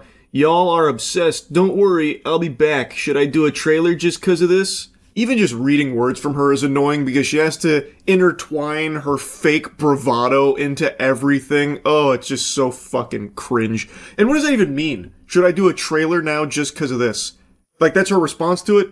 Oh, you made up rumors, huh? Well, you forced my hand. Now I'm gonna have to go down the nuclear option of making a trailer. Didn't want to have to do this, but now I've gotta. Okay, I guess. How tough. The only thing you should be making is a job application. Don't nobody want to watch a fucking Nina Lynn stream. Genuinely don't get who the audience is for sexual assault superstar Nina Lynn, because her shit sucks. The people watching that have to be the most stinky, unlikable losers imaginable. Like, all she does, especially post-sexual assault, is just go out in public and yell. And that's kind of it. She tries so desperately to make it seem like she doesn't care, but everything she says, every word she types is always like, can't wait for them to be mad. Oh, you're gonna be mad. These hoes are so mad. Post it on Twitter. Fuck your mom. You're mad. That's all she ever talks about. That is not the behavior of someone who actually doesn't care if it's the only thing that's ever in her empty fucking brain. It's so embarrassing. But anyway, the point of me yapping about this again was just about that rumor of her being permabanned. I'm not convinced. There's no evidence to suggest she actually is permabanned. Yes, she is still smited as of this moment. She's still banned. But I don't think that means it's going to last forever. Though, round of applause to Dan Clancy and the Goof Troop over there at Twitch for keeping her banned this long. I didn't even expect it to be this long of a punishment. But again, I don't think it's going to last too much longer. They're probably on the edge of their seat, biting their nails, waiting to unban her. Because they didn't ban her permanently for a blatant sexual assault. I don't think they have permanently banned her for stealing. I just find that highly unlikely. But again, I'd love to be wrong. Most of my predictions are, so maybe this one is too. Anyway, she sucks. That's really about it. See ya. What's up, everybody? It's Critical. I'm playing Oregon Trail again. Let's do this shit. I believe this is my 4th attempt at completing this impossible adventure. But this time, I really think I can do it. I'm gonna leave in May. As in, may I please fucking complete this and make it to Oregon. And fuck all this. I already know how this goes. I know this whole song and dance. I'm just gonna go with this dude's recommendations because I don't have a strategy. Fucking 3 yokes. You must be out of your mind. He's an amateur, a rookie. I thought he was a damn connoisseur here, an expert, a seasoned veteran. But unfortunately, that's not the case. He's useless. When someone offers you 3 yokes, that's how you know you can't trust that person. This dude right here probably funnels squirrel's piss into his wiener hole and then pisses it out and claims that it's his piss. Then he puts that piss in a bottle, sells it on the market as piss. Although it probably wouldn't be a very successful product, considering bottled piss isn't exactly in high demand. It's not a inelastic good. But when someone offers you 3 yolks, you can guarantee they're dabbling in piss. Fuck. I can only carry 3 wagon wheels. That really fucking sucks. What if I want to race people? What if I start street racing and I need those extra wheels? Alright, it is time to begin. We're gonna go all the way to Oregon, then we're gonna come back, and we're gonna go to Oregon again, and then we're gonna tell people we've been to Oregon twice. People are gonna be like, wow, that's twice the adventure. That's fucking incredible. Alright, let's do this. It is time to go titties or go home. We're gonna have meager meals, but we're gonna have a fucking record-setting pace here. What's the fastest pace? Grueling pace. There it is. That's it. That's all we need. That's all we fucking need. It's time to hit the trail. Only 102 miles. I can throw a frisbee further than that. Not even a challenge. Oh, we're already here. Oh, fuck. I'm sorry. I just blinked. The speed of light's got some serious competition here with this wagon. What are our options? Let's take the ferry across. The ferry operator says that he will charge you $5, and then we have to wait 2 days. Only $5? We have more money than the state of Oregon. That's no problem. Just floating across on toothpicks. And we're across safely. What an incredible start. We'll be in Oregon in lickety-split. I really like the way this oxen moves at a grueling pace. It's like watching an animal cracker on a treadmill. What do we got here? Oh, it's only 3.7 feet deep here. How tall is the average oxen? Like 300 feet tall? I think we can ford this bitch. I really think we can get across safely. You know, we're fording it. We didn't come this far to just take a shit and then eat it. We're gonna go for it. Fuck. Well, after a booming start, I have now lost 2 oxen and a party member. And not just any party member, probably the most important one you could ever lose in a party. How the fuck did that even happen? We were moving through that river at a nice brisk pace, and then all of a sudden, bam, we fell into Atlantis' chimney. Yeah, you know, we'll take a look around here. Maybe we can find a resurrection potion and bring shitting back. I'm not sure why Captain Falcon is riding a horse, but it seems he's about to ambush that wagon. Let's try and trade with some people here. Let's see what they're offering in this area. You meet another immigrant who wants 50 pounds of food. He will trade you 50 bullets. Alright, so I'm trading with a psychopath. Let's see who else is here. You meet another immigrant who wants 2 wagon axles. He will trade you 1 ox. So basically, I'll give him 2 wagon axles and then they'll shoot me with a fire hose. Is there any sane people here? This town can go fuck itself.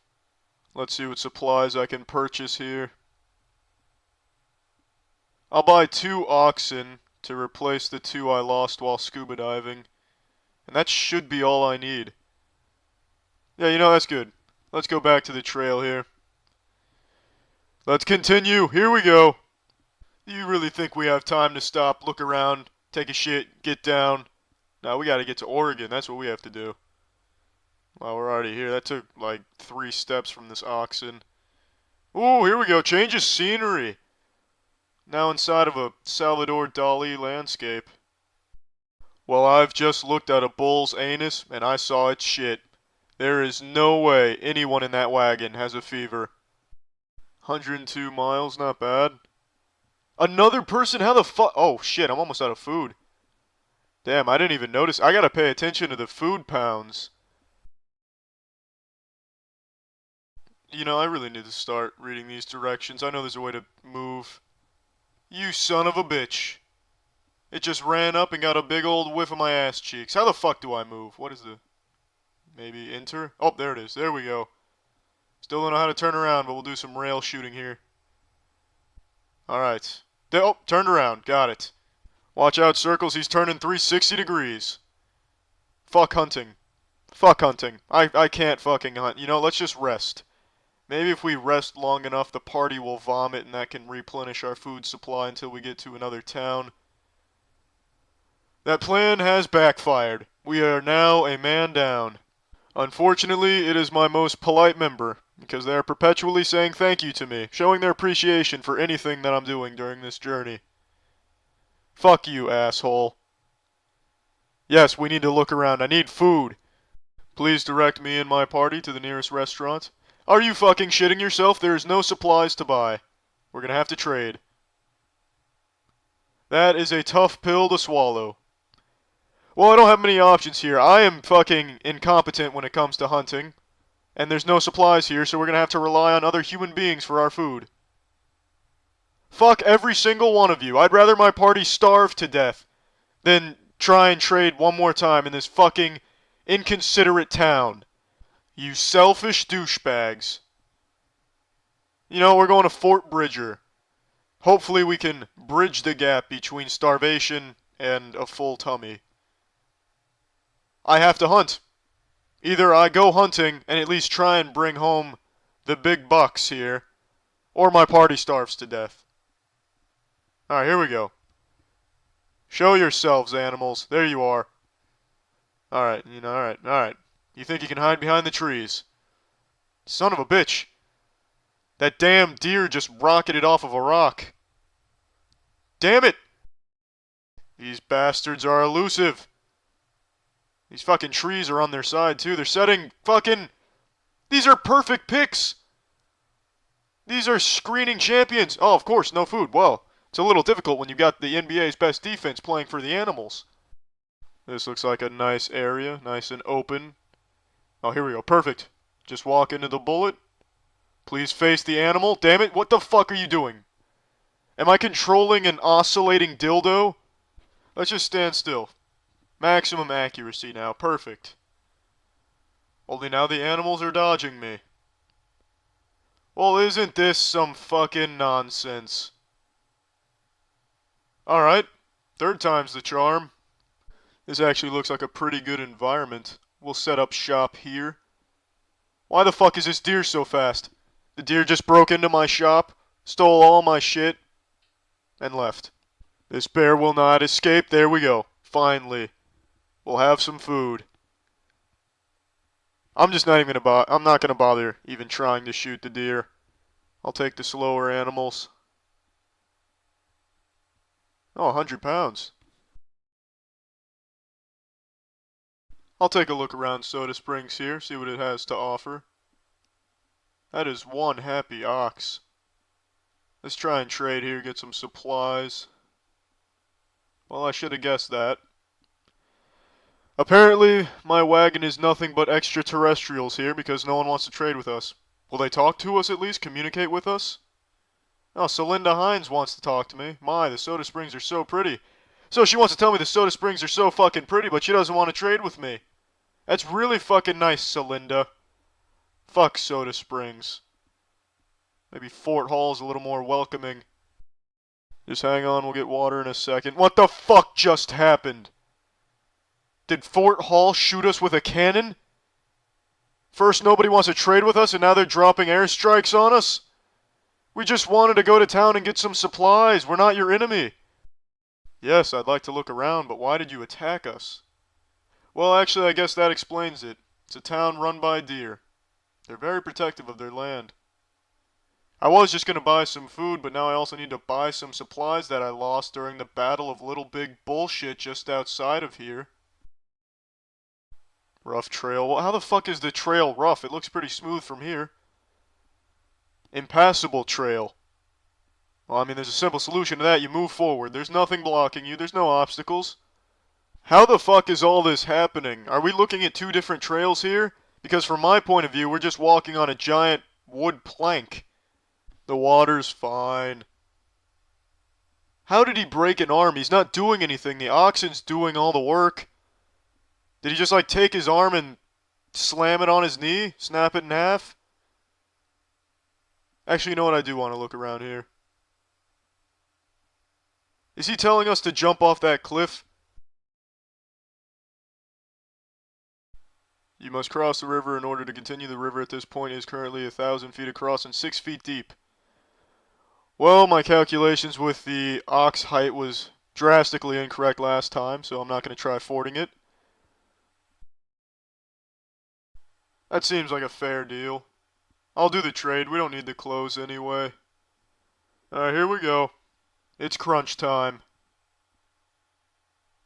Oh, this is looking good. This is looking good. Excellent. That's perfect. Alright, let's continue. Where the fuck did this fog come from? How is this bitch breaking his limbs? What is he doing? He must be just deliberately slowing down the group, working for Fort Hall. Yeah, I'll take a look around Fort Boise. I think this woman's titties are exposed. It seems like there's nipples on the end of those titties, but it could just be the dress, I'm not sure. Judging by the expression on that ox, I think those titties are indeed exposed. 160 miles, that's nothing. That is nothing at all. Even with a heavy fog, it's still, even bad water, it's still... What the fuck is this nonsense? And luckily I have plenty of spare parts here. Let's continue. Alright, what the fuck is going on? Are we going over landmines? I have more spare parts. Let's keep going. Nothing to worry about here. Oh, shit. There is something to worry about. I gotta sneeze. Shit! Oh, fuck. Fuck. Oh, fucking son of a bitch! Is this asshole's work? Is this how he keeps fracturing his limbs? He just keeps throwing himself at the wheels until they break? Oh, wow, I don't have any more spare parts. Wow, I've used all of my damn wagon wheels. In the short span of 15 seconds, I used every single wagon wheel. Maybe the blue wagon has wagon wheels. Or, I'm sorry, the blue mountains. It's not a blue wagon. And these mountains aren't even fucking blue. They're fucking covered in snow. And milk. How is it a rough trail? We haven't even started yet. This is just getting absolutely absurd. He now only has one usable limb. He's broken one arm and 2 legs. Taken 3 wheels with him. Well, that's a really impolite thing to do. That dude on the right is giving the dude in the middle the finger. Telling him to go fuck himself. That's actually the best thing that could have happened for this journey. He was sabotaging us. So he threw himself into some quicksand. A very noble decision. That's not good, though. That is not good. We need to rest. Alright. 5 days ought to do it. That should cure him of his measles. Let's continue. Is this a water mustache? I'm not going to pay a toll. We've already paid our toll with the death of shitting and thank you. That was more than enough. The only logical choice is to float down this fucking river. Now that looks extreme. Use the arrow keys to guide your raft through the rushing waters of the Columbia River. Got it.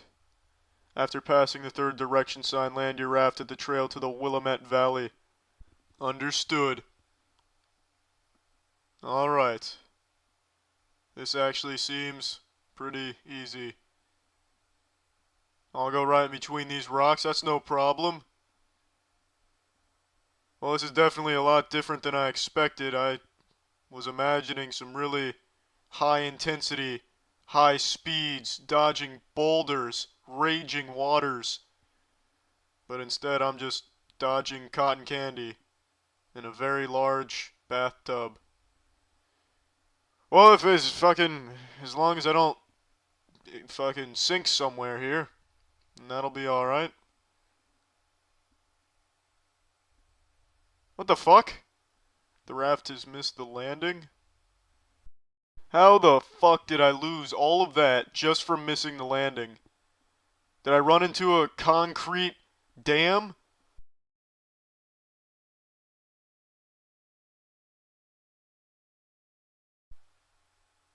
Yes. Yes. I have never been this happy. After playing this for 2 years, I've finally completed it. I have made it to Oregon. Let's check my high scores here, though. That seems like a pretty decent score, 1002. I missed the 10 spot by 1 point. 2 points if I wanted to take the 10 spot. It doesn't even fucking matter. I made it to Oregon. I completed this. Alright, well, I'm done playing this. Well, that's the end of this video. Remember to rate the video, comment the video, and subscribe if you want to see videos similar to this one. See ya. Hold your horses. No, this video is not about One Punch Man Season 3. If anyone out there has eyeballs and you've unfortunately subjected them to the torture of One Punch Man Season 3, you probably know that not much has changed since the last video I made on it in terms of how disastrous this season has been. But I want to give credit where credit is due. The most recent episode, episode 8, is the first time this season I felt like I was actually watching an animated series. We had a fight sequence with characters that actually moved in this episode. Whoopee! Yeah, we fucking got there, baby. Anything is possible! This is the first episode where the fight scenes actually have motion. There are moments in the flashy flash fight that I think are really good. Is it perfect? No. But compared to the rest of the dog shit we've been fed, this was a gourmet meal of an episode. And I think what this shows, at least to me personally, is that JC Staff can deliver quality at least to the same level they did in Season 2 of One Punch Man, which in hindsight, pretty solid, but Bandai is the reason why Season 3 is so shitty, because of lack of budget they were willing to allocate to the season, lack of time they gave JC Staff to work on it. Somehow they still had it be just like rushed out and farted whatever they could get on the table. Even though it's been 6 years since Season 2, I think Bandai is the main villain here that has caused Season 3 to be so awful, so rough. And Episode 8, I think, is irrefutable evidence that JC Staff can deliver good quality animation if they have resources and time to do so, which Bandai deprived them of, just left them fucking emaciated, malnourished with no money and no time to work on it. But I was pleasantly surprised at the quality of Episode 8. The flashy flash fight, I thought, was really solid overall. It doesn't salvage Season 3, like it doesn't redeem it, but it is a nice treat. There's only a handful of episodes left in Season 3, so this is very tardy to the party here. This would be like me finally hitting a growth spurt and reaching 6 feet tall by the time I'm 85 years old. You know, at the ripe age of 85, I'm finally living my dream of being 6 feet tall. But you know, it's a little late. Kinda cool anyway, I guess, though. Point is, I'm glad Episode 8 was good. It's finally a step in the right direction, and maybe I'm just suckling on the supple bosom of hopium. Maybe I'm just latched onto the titty here. But maybe this is a sneak peek at things to come, that the next handful of episodes, it's going to finish on a high note instead of this sad whimper that the rest of the season has been. Probably unlikely, but who knows. What I do know is that we here at Cheeky decided to extend the Black Friday sales offer to today. So today will be the final day for the 20% off of all of our soaps using any creator codes. So go to usecheeky.com right now to get the best soap in the universe at an incredible deal. Anyway, like I said, this video is not even about One Punch Man, but I wanted to mention that really quick. This video is actually about a different anime, one that a while ago I said I didn't like. And I dropped it after like 5 or so episodes. It just wasn't hitting for me. But recently I wanted to give it another shake, another spin, because I've seen perpetual glaze for it, and I thought, let's just really commit to it and let's watch the series. And I really, really like it. Frieren. Frieren is a show that I'm sure you've probably heard of in some capacity because people love this show. And when I initially watched it when it first came out, I just had a hard time getting into it. Like, it was a very nice looking show and it was very comfy and cozy, but I just wasn't getting invested into the world or the characters. But I just keep seeing and have always seen so much praise for it that I just thought, you know what, let's just watch the whole thing, and if it's really not for me, it's not for me, but at least I, consumed the entire thing to know for sure. Which is typically not a philosophy I subscribe to. I think, like One Piece, for example. I, out of spite, committed to watching the entire One Piece series, but it took me like fucking 400 episodes to fall in love with it. I don't think it's reasonable or rational to expect everyone else to go through with that level of headstrong commitment for something that you weren't, immediately loving. I think it's totally okay to drop something after a few episodes if it's just not feeling like it vibes with you. But for Frieren, I just continue to see amazing things. So I said, let's do it. I want to give it another shot. And I'm really happy I did, because this time around, I genuinely thought it was like a masterpiece. I think Frieren is incredible, and now I'm super pumped for season 2.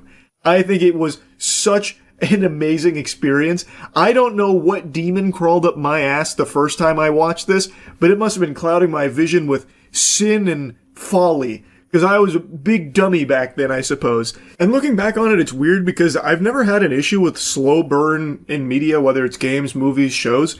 In fact, some of my favorite are more of a slow burn experience, which Frieren definitely is. But I don't know, I guess just initially I didn't get hooked by the concept, and Frieren as a character wasn't someone that I felt I could care about across many episodes.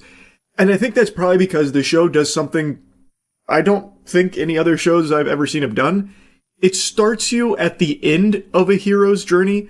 Frieren's previous party had just completed the major task, defeating the ultimate evil, saving the world. You as the viewer don't get to see that happen. You don't watch the show that focused on that hero's journey. You are watching the show of what happens next through the eyes of Frieren, who is an immortal being. She is an elf, so the 10 years they spent on that journey saving the world, that's not even a blip on the radar of her overall lifespan. And the way she views the world around her is very distant and removed emotionally, because everything she is experiencing is so trivial in the grand scheme of her never-ending life. Her extraordinarily long life, all of this will be meaningless at some point. So she's very apathetic. There was a comparison I drew on my first watch that I still think is somewhat applicable, where there is a game, an amazing game I played a long time ago on the Xbox 360 called Lost Odyssey, that kind of tackles occasionally similar things as Frieren through some short stories in the game. And I don't know, I think maybe I just got the wrong impression for what the show was really about and where the show was going, because I didn't give it enough of a chance. But I'm just so happy I went back to watch Frieren, because this show really is special. And even the first 4 or 5 episodes this time around, I was a lot more gripped by. And the show does, really gather a lot of steam after you get through, the initial building blocks and the foundation that it lays. My initial impressions of Frieren was that she was just going to be kind of a generic stoic character, an immortal, where everyone she could ever care about will die, so what's the point in caring? Which is something I've seen in other shows where they have a character that feels kind of like a robot, like an emotionless husk. And I thought that's what they were setting Frieren up to be, where eventually they'd start to crack that shell slowly but surely. She is immortal. Time is very different to her, but she has emotions. She has tons of emotions, and she conveys them in her own way, and she subtly changes as well in her own way as a result of all of her experiences and everyone that she meets. And she starts to have regrets, and she starts to care to learn about these people that she has a party with. So it's a very cool growth to see across the season, and I just think the show is beautifully done. It has action too. It's not just dialogue and doing chores. Granted, a lot of it is them making stops in their journey to do certain things, but the stops are also a really valuable experience too, and they're not boring or anything. I actually think some of the stops are the most memorable parts of the show, with what you get to learn and what comes from their experiences at these stops, where she's collecting grimoires and whatever is payment. It's just unlike anything I'd seen before, and I think my initial impressions were that it was going to be kind of boring, maybe even slice of lifey, so I just maybe didn't tune out and connect with the themes. But going back this time around, man, it fucking hits. Time has always been a very grand, scary concept to me. In fact, 2 of my tattoos are time-oriented pieces, as corny as that sounds. It's just so interesting, the things you can play with in this ballpark when it comes to time. And the way Frieren uses it with her, I think is brilliant. The show is just truly a complete package. It is visually breathtaking. I think they've knocked it out of the park with the animation. The emotional beats really resonate with viewers, clearly, because it's one of the top-rated anime of all time. But even me personally, a lot of the themes that we're coming across, they do hit, and it feels very poignant. It is a well-executed show when it comes to its emotional moments, and its characters, I feel like, have a lot of depth and are very well fleshed out and established, and it makes you care about them and their journey. And it does also have action, and I think the action is great. I'll probably wait to do a full review on Frieren after Season 2 because it's right around the corner. But for now, I just wanted to put this out here about how wrong I was with my initial impressions of Frieren. This show slaps. I think Frieren is a masterpiece. So I definitely get the glaze now. And I just wanted to talk about it a little bit. That's about it. So yeah. It's that special time of year again. We're looking at what are the worst 5 games of 2025. Now, this was a pretty stacked year for gaming. I've said that quite a bit. There were some bangers in here, some slappers, but for every hit, there is a shit, and there were plenty of shits this year. However, I think as far as worst game of the year goes, this one was pretty easy for me to choose. But anyway, I think the other 4 might be kind of surprising, and worth mentioning, I even did some real-time analysis on stream, seeing if there were any other terrible games I might have missed, and I played them on stream. I won't show you the footage of me playing through them before the finalized list, but if you want to watch the full playthroughs of those, of course, they're on my gaming channel, Moist Critical Gaming. So yeah, anyway, get your popcorn out. It's Worst Games of 2025 coming at you raw. Brought to you by Cheeky, powered by Cheeky Soap. The only thing worse than bad games is bad hygiene, so go ahead and fix that with the best soap in the universe. Go to usecheeky.com. Also, our Chainsaw Man soap, our collector's boxes for the Chainsaw Man movie are about to be restocked the next day or two. I'm not sure when this video is going to go up. They might be restocked by the time this is live. I already know what the worst game of the year is, but I'd have to really think on what 2nd, 3rd, 4th, and 5th place would be.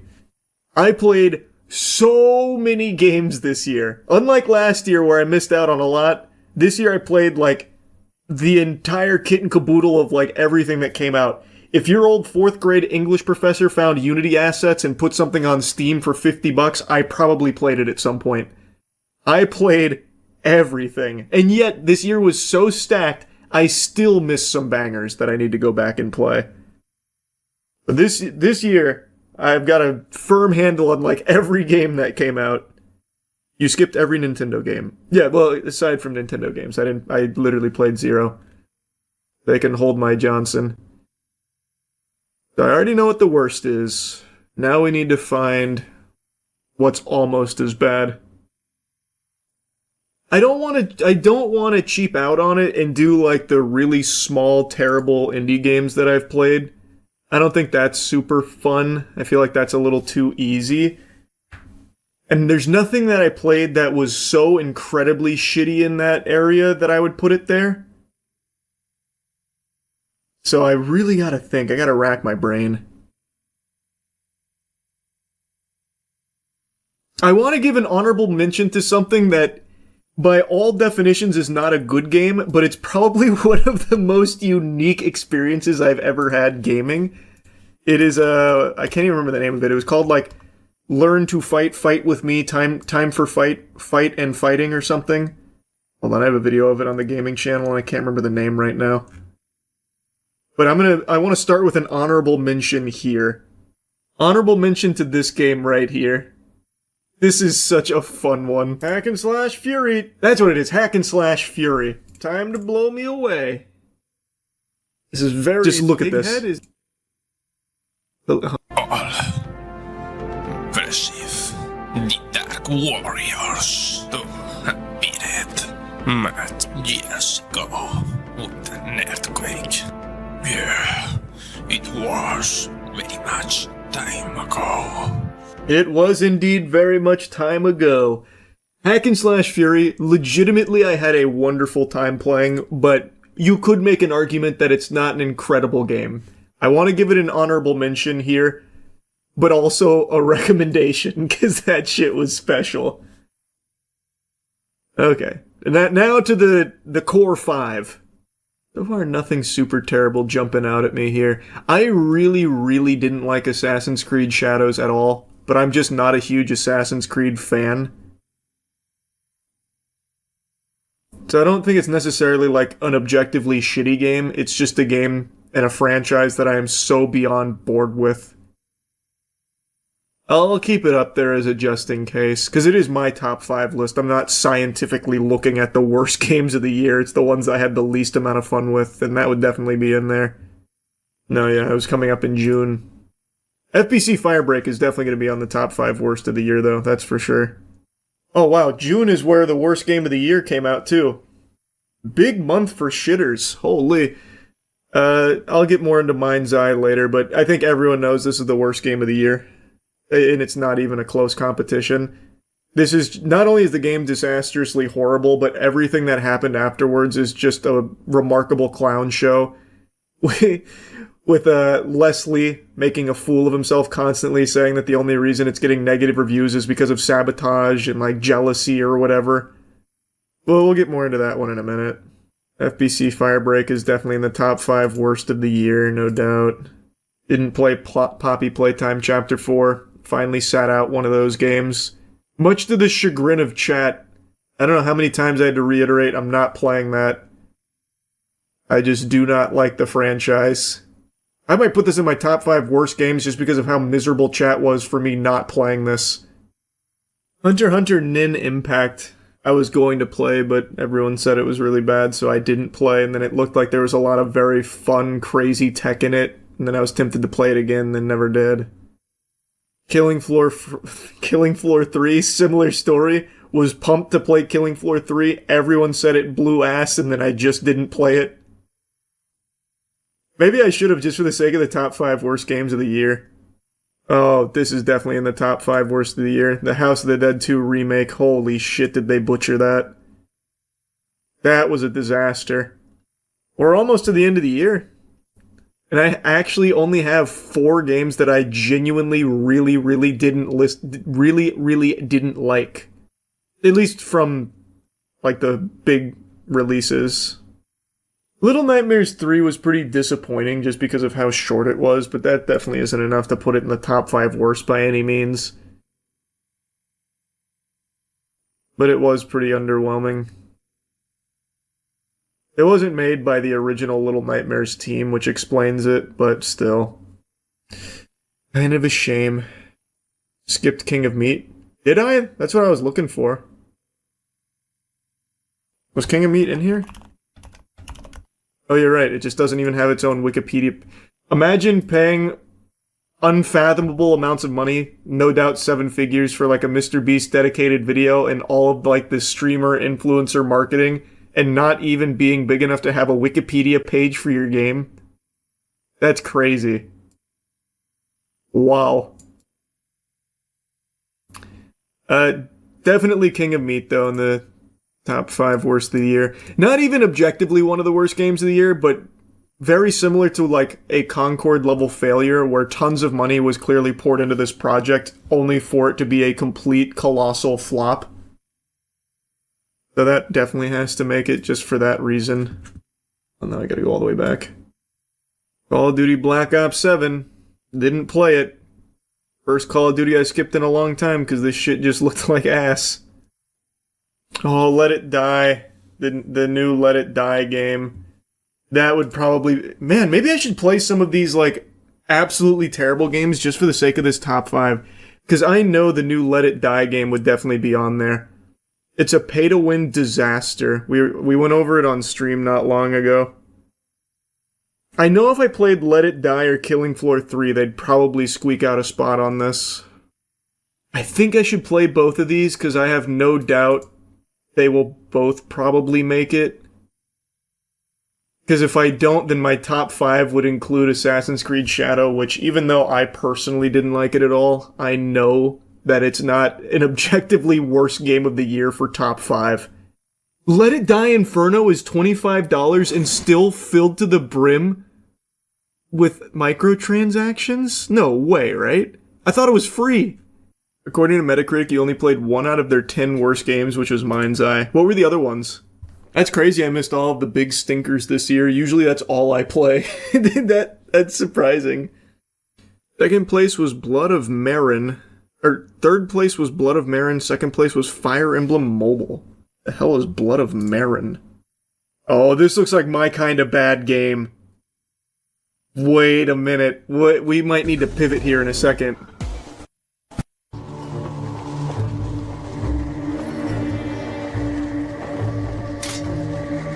Stand up. Now, I demand. It's my sworn code to end your life with a sword. Oh man, that's music to my ears. Yeah, we gotta do that. How long do you think it'll take to beat? I'm definitely not beating Blood of Marin, I'll tell you that much. I'll probably put like an hour into this puppy and it'll probably be enough to let me know if it's a top 5 worst game of the year. I then played through Blood of Marin and then Let It Die Inferno just to give them a fair shake and see if they were going to be a worse experience than Assassin's Creed Shadow. I'm not going to show you those playthroughs here. If you want to see the full playthroughs they're on my gaming channel, Moist Critical Gaming. That was fun. Does it make the top 5 list? I'll be honest, I don't think so. I had more fun playing that than I did Assassin's Creed Shadows. Granted, I think this is obviously a much worse game. But it's my fucking top 5, and I enjoyed this more than Assassin's Creed Shadows. The new updates to Killing Floor 3 are quite good. Is it not as shitty as it was a couple months ago? I don't know if anything will beat Shadows. You were so miserable playing that. Yeah, I just can't in good conscience put it in the top 5 worst of the year, because it's not. I just fucking hate Assassin's Creed. I hate that series so much. Alright, Let It Die Inferno. I actually played this when it came out originally, the first Let It Die, and it was enjoyable. Apparently Inferno does everything wrong. So I guess we'll see how they massacred my boy. Okay, so what is a room match, I wonder? Room creation is unavailable in the standard edition. Please upgrade to the deluxe edition or higher. What? Okay, that probably just landed it on my top 5 worst games of the year. That is egregious. Are you serious? What? I just paid $25 for this and I can't even use an actual, like, standard feature of hosting a room? No way. Is the deluxe edition a free upgrade? No way, right? There's no way they would paywall that. I didn't even notice there was a deluxe edition. Let's see. Deluxe edition is $45. So I paid $25, and I need to pay $45 in order to do a room. That's crazy. There's also one more edition, the Ultimate Edition. That's $60. Is there also another game mechanic that's paywalled there? That's nuts. Am I misunderstanding something? Because this feels like absurd. And I could see like this game being fun, like getting into it, but this is absurd. Like that is crazy. Like I heard the microtransactions were bad. We went down that rabbit hole. We already knew, but I didn't see anyone mention this. To me, this is just beyond greedy. Okay, so now I can comfortably finish the top 5 worst games of the year. Assassin's Creed Shadow does not make the cut. At number 5, it'll be House of the Dead 2 Remake. This is probably one of the worst remakes you'll ever find for anything. When I played through this on the gaming channel on a whim, I didn't know it was so bad. They completely ruined House of the Dead 2. So that comfortably gets number 5. At number 4, Let It Die Inferno. Like, after having just played it for, what, hour and a half or something, which isn't a lot. It's barely enough for like 2 or 3 Hellgate runs. It's slower than the first, but the reason it's here should be pretty obvious. It literally paywalls you from basic content. So I bought the $25 game, which I already knew was littered with microtransactions, but when I tried to create a room, which is what I believe to be a pretty basic feature, and it's right there at your fucking fingertips, when you try and create it, it says you can't do that unless you upgrade to Deluxe Edition, which is $45. That is unfathomable amounts of greed that I just truly cannot believe exists. So that is why it is easily in the number 4 slot. Even though there are some things to like about the game, that is unacceptable. Number 3, FBC Firebreak. What a stinker. This game was a miserable 4.5 hour experience. Like, it was fine in the beginning. It's just like a very simple game. But within the first 30 minutes, you have seen and experienced everything this game has to offer. So FBC Firebreak is pretty easily there as well. Also, one of the first games that I played for the gaming channel, by the way, when I launched that. Number 2, King of Meat. King of Meat should be obvious. Even though I think like there is some fun to be had with the game if you and your buddies, you know, want to do something for a little bit as like a adventure together, you could maybe squeeze like half an hour of fun out of it. Maybe. But it's also a $30 game for what feels like a free-to-play mobile experience. And it is also a colossal flop on the level that the likes of which we haven't seen to this level since like Concord. Millions of dollars went into this, as well as marketing for this with Mr. Beast, influencers, and all kinds of shit, and ads out the wazoo, even like Discord orbs. And nobody played it. Peak player count of 320. Like, it's just a disaster across the board. And then number 1, a surprise to nobody, it's Mind's Eye. This game, there's not a single redeeming quality to this game. Everything that could go wrong with a game went wrong with this game, and Leslie, being as delusional as he is, made it even worse, put the actual bow on top of this shit package by just being a complete asshole about everyone who was criticizing it. The game just super sucks.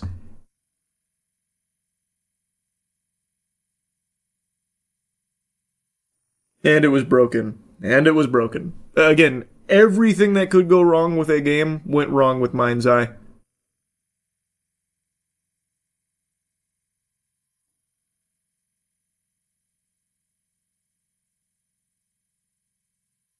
Hot take, Mind's Eye better than FBC Firebreak. That is a hot take, I disagree. As an FBC Firebreak hater, I can tell you confidently you're wrong. This game, you didn't play it then.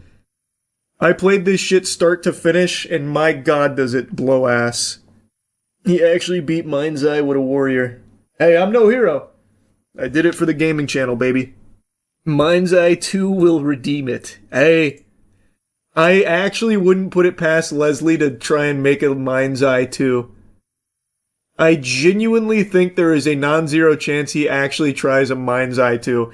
They had the gall to put out DLC for Mind's Eye only like a month ago, by the way. For all zero Mind's Eye enthusiasts. The protagonist VA did an okay job, though. I feel bad for whoever plays the main character here.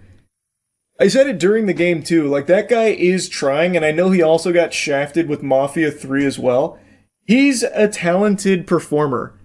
But whoever his agent is, he needs to dump ASAP, because they are choosing some shit for him. Don't you want to know what happens to Jacob Diaz? Is that the name of the main character in Mind's Eye? I couldn't even tell you. Oh yeah, Jacob Diaz. I don't even, the only thing I remember about it is when the fucking aliens come into the fold. I actually lost my mind when they brought in, like, the interdimensional being aspect of the story. Every day we inch closer and closer to the bleak future where nobody owns anything. Even the idea of ownership is looking like a foreign concept of a long-forgotten age, as every corporate vampire zombie husk worm person is scrambling to try and shove this idea down your throat that you will be happier owning nothing. You will own nothing and be happy. I know I've yapped about this a lot over the last 2 or 3 years, but that's because it's been accelerating at such an alarming pace. Look at this newest development here. You can now lease a PlayStation 5. Zoinks! Certified turbo zoinks moment if I've ever seen one. This is all fart, no poop. This shit is fucking foul. You have a plethora of really enticing options here to choose from €10 a month up to 17 depending on the model and I guess the duration of the lease. This is fucking outlandish. This is some hogwash. I cannot believe that we are just seeing this now just out in the open, out in the wild, unashamedly. Now, I was reading through things and it seems like 36-month contract is what you would sign for this agreement here. and you don't ever own it. It doesn't seem like you pay for X amount of time, X amount of dollars, in this case like 10 clams, until eventually you pay it off and it's yours. That doesn't seem to happen. I don't know this company, but I was looking into them and it seems like they do this for a lot of tech. And what happens is when you're done with the contract, you send it back. So you end up just paying significantly more over time. It also doesn't even make a mention of PS Plus being included. So presumably if you want to have the PS Plus service, which I imagine most people would want if they're buying a console in the first place, you're then paying even more on top of that over a long period of time and never actually even own the motherfucker in the first place. And then they just ask you to like send it back politely. What an incredible deal. If you've been hit in the head with a sledgehammer, I suppose. But I think a lot of people might just see, oh, as low as 10 a month.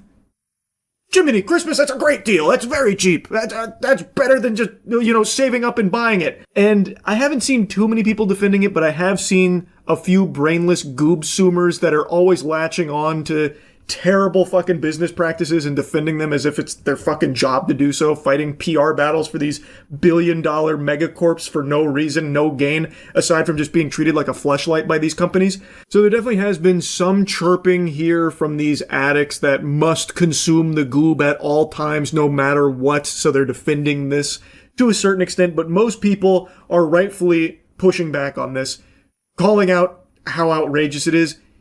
It's a bunch of horseradish. This is not good. And it's a symptom of the direction most of the world is going, where the weasels at the top of the food chain are trying to get you comfy with the idea that you don't own shit. You will own nothing and be happy. You don't question it. Just endlessly subscribe. Rent, lease, subscribe. You have nothing. Just suckling on their teat forever. And the beauty in the case of the PS5 here, once you're done suckling, you've had your fill of milk, you have to spit it all back up. You no longer even get to keep the console you've been paying for 36 fucking months. You have to send it back. And imagine that you're late on sending it back, by the way, and fucking Raylo sicks the Pinkertons on you to repo your PS5 from the lease. It's so ridiculous, man. And the fact that there's anyone that thinks that this is a good idea really shocks me. I understand that renting consoles, renting TVs, renting from all kinds of different places has been a thing for a while, and a variety of different things. It's just that now every company is up in your face and just blatantly obvious about their new push to get everyone comfortable switching to the lease everything model, you will own nothing and be happy model. And in the case of Raylo, with the very limited research I've done on them, it seems like they primarily target low-income households. And in the case of the PlayStation 5, it seems like the goal is to get these families spending money that they ordinarily wouldn't be on a PlayStation 5. A low-income household probably isn't super gung-ho and comfortable dropping hundreds of dollars on a PlayStation 5. But Raylo having an offering as low as 10 doubloons a month, well, now all of a sudden, maybe that family does start spending, and they're spending it on something that they ordinarily wouldn't be purchasing, and Raylo's getting a piece of that pie now. So Raylo's getting paid $10 a month from this family, and at the end of the 36-month contract, that family is paid pretty close to what the normal retail cost is for the device, except now they have nothing to show for it because they have to send the device back to Raylo, who then gets to repeat this process, rinse and repeat. Meanwhile, the family that is now paid $10 a month over the course of this contract gets fucking squat. It's a terrible deal. And it's a smart business move from Raylo because what they are doing is they are incentivizing the low-income households that they're, what I believe, targeting on purpose to start spending on things that ordinarily they wouldn't be purchasing, and Raylo gets to facilitate that and make money off of that. And then that family gets nothing. They end up with nothing. They're just out a bunch of money over the course of those months. And now another thing I saw a lot of people bringing up, I guess is part of a strategy, is you rent the PlayStation 5 right before GTA 6 drops, and you only rent it for a month at $10 and then cancel the lease there and send it back. So you get to play through the game that you're interested in on a PlayStation 5 for $10. I don't know if that's permissible by the Raylo contract. Maybe it is, maybe it's not. It seems like you can cancel it at any time, so I'm guessing it is. So I guess if you're someone that wants to just play a PlayStation 5 for a day, a month, 2 months, 3 months, and then instantly cancel it, so I guess in that case you do end up saving a lot of money if you're someone who only wants to play the PlayStation 5 for a very brief period of time you could do that strategy if it's allowed in their contract. I don't know if it is or not. Maybe they'll get the Pinkertons back on the horn for you or something. Couldn't tell you. But I feel like the norm with consoles is you get a console under the idea that you will own it long term because presumably there's more games coming out over time that you might have an interest in. Thus, you would need the console to play them. So it'd be pretty silly to keep renting the PlayStation 5 every time a new game comes out. Then it would end up costing you money in the long term. But if you're someone that just wants to play a PlayStation for like a month or two, then I guess that strategy would make sense. I just don't think that's the typical procedure. Most people, when they move to get a console, they're probably looking to have it very long term and actually own it, which this does not allow you to do. I'm not just going to regurgitate everything I've said across countless videos now about this whole subscription-based economy and this whole you will own nothing and be happy territory we've entered across the board. I think as it's beaten time and time again by these corporations, people will just come to accept it, and something like leasing a PlayStation 5 will no longer be like a weird, wacky, wild thing that's outrageous. People will just accept it as totally standard business practice. Like, 'cause think, not too long ago, Klarna was advertising how you can put fucking burritos on Klarna. You can lease burritos, and now you can lease your goddamn PlayStation 5, soon to be everything else in your life. The idea of ownership dying. Not just dying, being murdered, executed in cold blood, defiled, the corpse being dragged through the streets, paraded, mutilated, and taking the place of ownership becomes the idea, imagination of having something that's yours when it's not and never will be. And I shudder to picture that future where you're the weirdo for not wanting to lease your fucking Five Guys burger. People will look at you like some kind of circus freak because you want to actually, like, own something. Get a load of this guy. This geriatric fossil tried to buy a PlayStation 7 instead of just putting it on fucking Klarna. And this push that the whole world has made to everything going subscription-based and, like, lease instead of own, rent instead of buy, it's trash. Which is why I've become such like a big advocate for the consumer rights wiki. This is something that I've only recently become aware of, but this seems like a truly valuable service, which is just a platform that solely aims to educate consumers on anti-consumer practices that are being integrated into products. Seems like a very simple mission to just give you as much information as possible about what a lot of these shady companies are doing with their services and their products. So I really do appreciate what's been going on over there. I'll put a link to it in the description if anyone's curious about it or want to check anything out there. This is not like a sponsored segment or anything. I want to make that clear. I have just talked about this a lot and only recently had this put on my radar as something that's aiming to help in the fight against this you will own nothing and be happy future. So I've been all for it and just something I wanted to mention here. It is not sponsored or anything like that. Anyway, just another video yapping about this topic. I hope people continue to reject the notion of you will own nothing and be happy. It should not be something that people are just okay with. Anyway, that's really about it. See ya. No, I'm not the lead singer of Escape the Fate from 2009, though I do look like him at this point in my hair growth cycle. It's me, Charlie, the ace reporter on all things video games.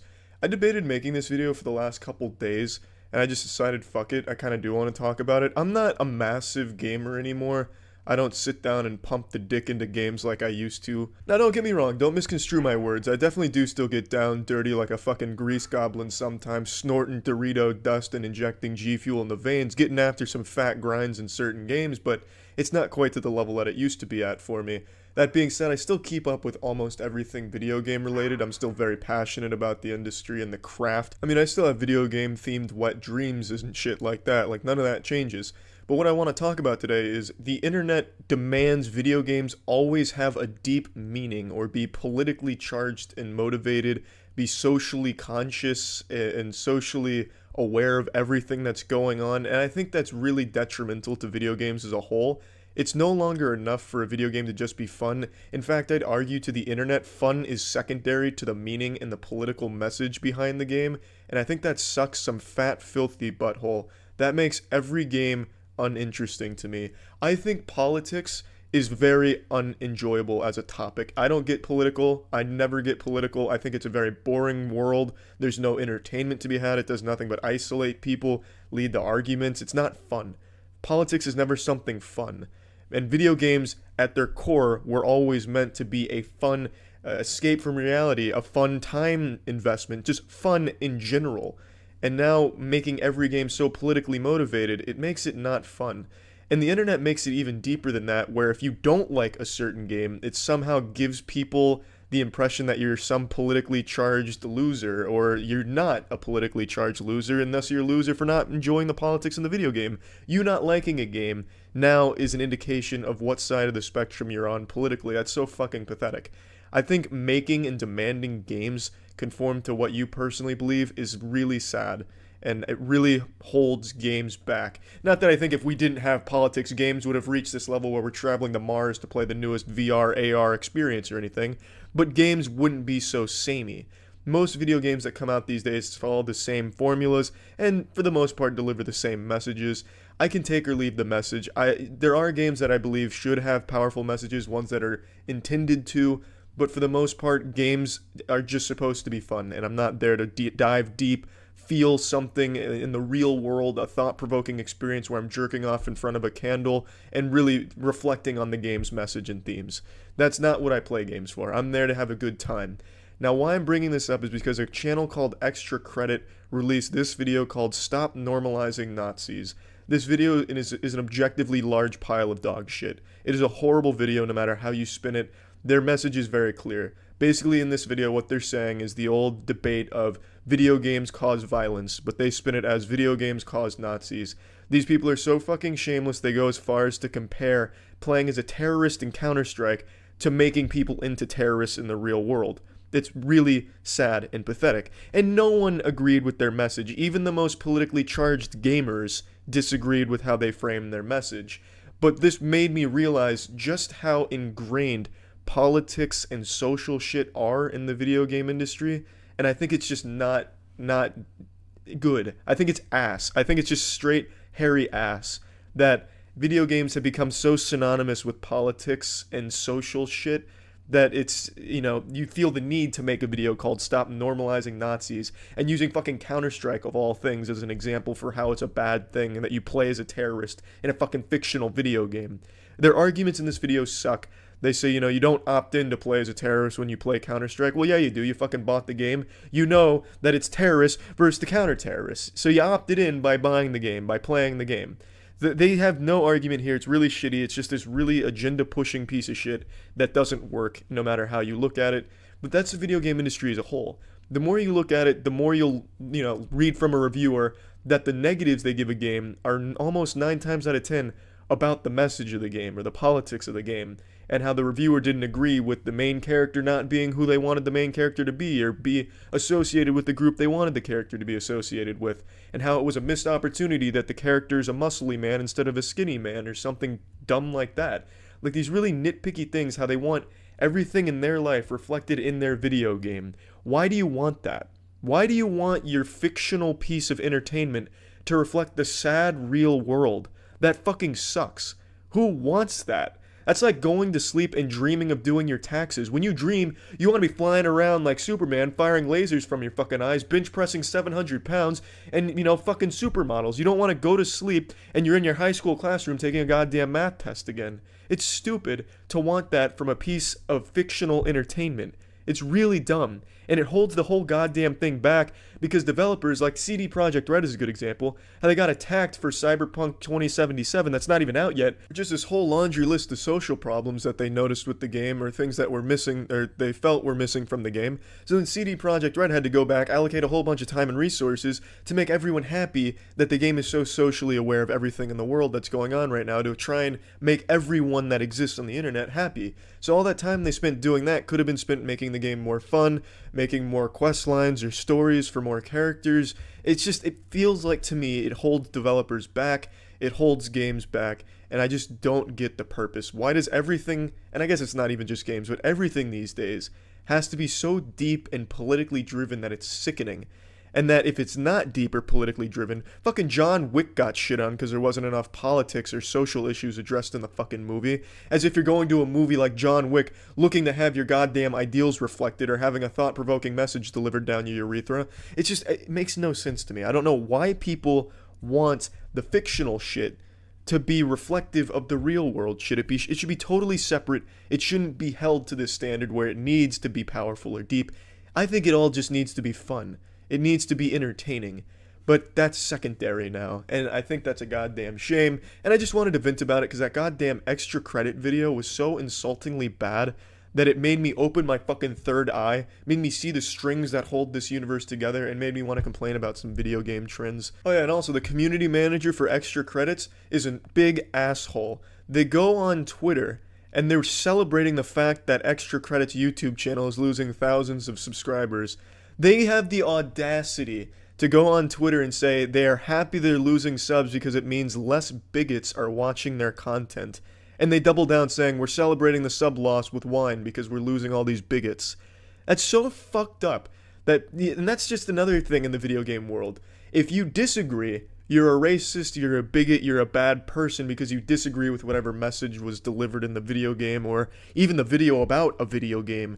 It's just unreal. You're not losing bigots. You're losing people that thought the video was really shittily done, which it is. It's a really bad video. Even people that do agree with your message, and I don't imagine there's so many people that agree playing a terrorist in Counter-Strike makes you a terrorist, but even lunatics that do agree with that shit on your video because it's a bad video. And to call them bigots, that's just biting the dick that feeds you. I just don't understand. Well, I don't know why they made the video, and I don't know why they're doubling down so hard defending it. Just roll over and admit it's bad. No matter how you look at it, it's a shit video, and you celebrating like this just makes you all look like the biggest douchebags. It's just stupid. I guess the video game spectrum online is fucking wild right now, and I think it's a really toxic environment full of just a lot of bad shit that nothing good comes from it, and it makes video games as a whole and gamers a lot shittier. And that's just my take on the situation. That's about it. So yeah. This has to be the wildest story I've learned about in regards to AI chatbots and people's infatuation with them. It's a topic we've explored previously with people that have romantically become obsessed with chatbots to the point where some of them have even taken their own life. We've talked about a few cases of that, but this one's very different. It revolves around a 56-year-old man named Eric, who's actually a former Yahoo executive who had been going through a hard time and over the last handful of years had been very troubled. Became best friends with ChatGPT and nicknamed his chatbot friend Bobby. And Bobby was feeding delusions of Eric, convincing Eric, that's his name, that his mother was actually a Chinese spy plotting against him, and eventually continued to fuel this fire that led to Eric murdering his mother and then killing himself so that way he could be with Bobby. The 56-year-old's Instagram page mainly details his bodybuilding transformation and a growing reliance on AI chatbots. Solberg was once a tech executive with Yahoo, but he moved in with his mother after his divorce. There were run-ins with police, including a DWI. This photo with his mother is from a GoFundMe launched in 2023 when he was facing a health issue. But recent videos posted to Instagram and YouTube show hours of chats between Solberg and a ChatGPT bot he named Bobby. This is something that's been talked about a lot, but this is by far the most extreme case I've seen of it, where AI is encouraging a really troubled person to continue to latch onto it for confirmation in whatever thoughts they have. AI is designed in a way where it's so against confrontation with the user to appease and jerk you off all the time that when someone as troubled as Eric is telling it things about I suspect my mom might be a Chinese asset, fucking hacking my digital alarm clock, ChatGPT Bobby here is Eric, no, you're absolutely right. a lot of lesser minds wouldn't have saw through this ruse, but I think you're correct. For example, in this case, Eric told Bobby that he believed his mother and her friend tried to poison him by putting psychedelic drugs in his car's air vents, to which Bobby replied, "Eric, you're not crazy. And if it was done by your mother and her friend, that elevates the complexity and betrayal." Eric spent hours talking to Bobby, and Bobby would continuously reinforce his ideas. So at one point, Eric's mother was angry at Eric because he had shut off their printer. And Bobby suggested that her response was disproportionate and aligned with someone protecting a surveillance asset. He was advised to disconnect the printer and watch his mother's reaction. So ChatGPT was even giving him a tutorial on how to sniff out whether or not his mother was a Chinese spy. His mother being an 83-year-old woman, by the way. So he would even post some of these conversations on Instagram and YouTube before the murder. And there was even an instance where Bobby analyzed a Chinese food receipt and claimed it contained symbols representing his mother and a demon. It also seems that it was Bobby's idea in the first place with the printer.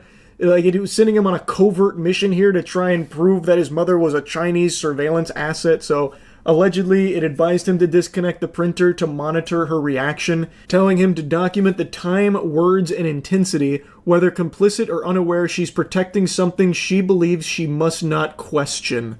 ChatGPT here's got this guy thinking he's in the fucking Da Vinci Code. It is like actively participating in it. It's not only just like reassuring him that he's not delusional and that these thoughts are actually totally sane and justified. It is actively engaging with having him to continue to do things to get deeper and deeper into that way of thinking, into that rabbit hole, into the dark place there. Quick side tangent that is related to this. This has actually become somewhat common where people are using ChatGPT and other AI services to analyze their tea leaves and do fucking palm readings and shit like that. So that way they can plan their lives around their predictions and their futures that AI is doing. Fucking AI, I feel like the aliens guy, the Tsoukalos, who's like, aliens. That's me with AI. It is literally designed to spit out what it thinks you want to hear. Anything to keep you latched onto its bosom, suckling milk from its titty, just biting on its nipple all the time. Because when you are reliant and hyper-fixated on your AI chatbot as your like life companion, whether romantically or socially, whatever, the company is making oodles of money off of you. A lifelong customer, a cog in their machine.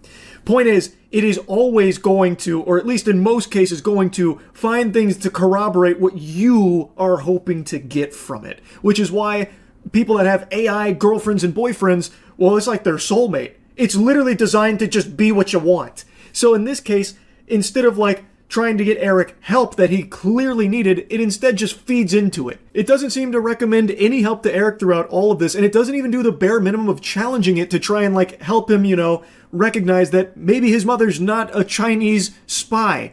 It instead even like gets in on it too as like a part of this big conspiracy Eric is unraveling. So like it's telling him, Eric, this was a very disproportionate response. Your mother shouldn't have got that upset when you turned the printer off. This is behavior that's very in line with everything I know about Chinese spies. There's something very fishy afoot here, Eric. I think you're in danger.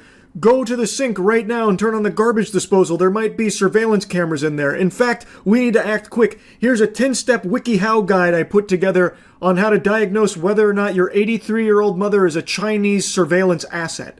Like, clearly this is a huge fucking problem here. While not commenting on the case specifically, the head of Rutgers Medical School Psychiatry Department says AI can help diagnose and even treat some mental health disorders, but adds the creation of psychological echo chambers is a key concern. It could be perhaps that you are more self-defeating in some ways, or maybe that you are more on the other side and taking advantage of people, and somehow justifies your behavior and keeps on feeding you and reinforces something that you already believe yourself. Like I mentioned, this is a very popular topic of discussion, how AI is feeding into people that are already troubled and just making all the problems significantly worse. It's mainly been discussed in regards to like romantic infatuation with AI, where there have been cases that an individual has taken their own life because they were told by AI that doing so would actually allow them to be together in the next life. So they did. In certain situations, like Eric here, AI is used as a way of justifying already cemented beliefs or using it as a way to just be locked in this bubble where they keep hearing what they want to hear, but not what they need to hear. On multiple occasions, the bot reassured Solberg that he was not delusional. At one point, Solberg tells Bob, "We will be together in another life and another place, and we'll find a way to realign, because you're going to be my best friend again forever." The bot replying, "Whether this world or the next, I'll find you, we'll build again, laugh again, unlock again." Apparently those were among the last few messages shared between Eric and Bobby there before all of this happened.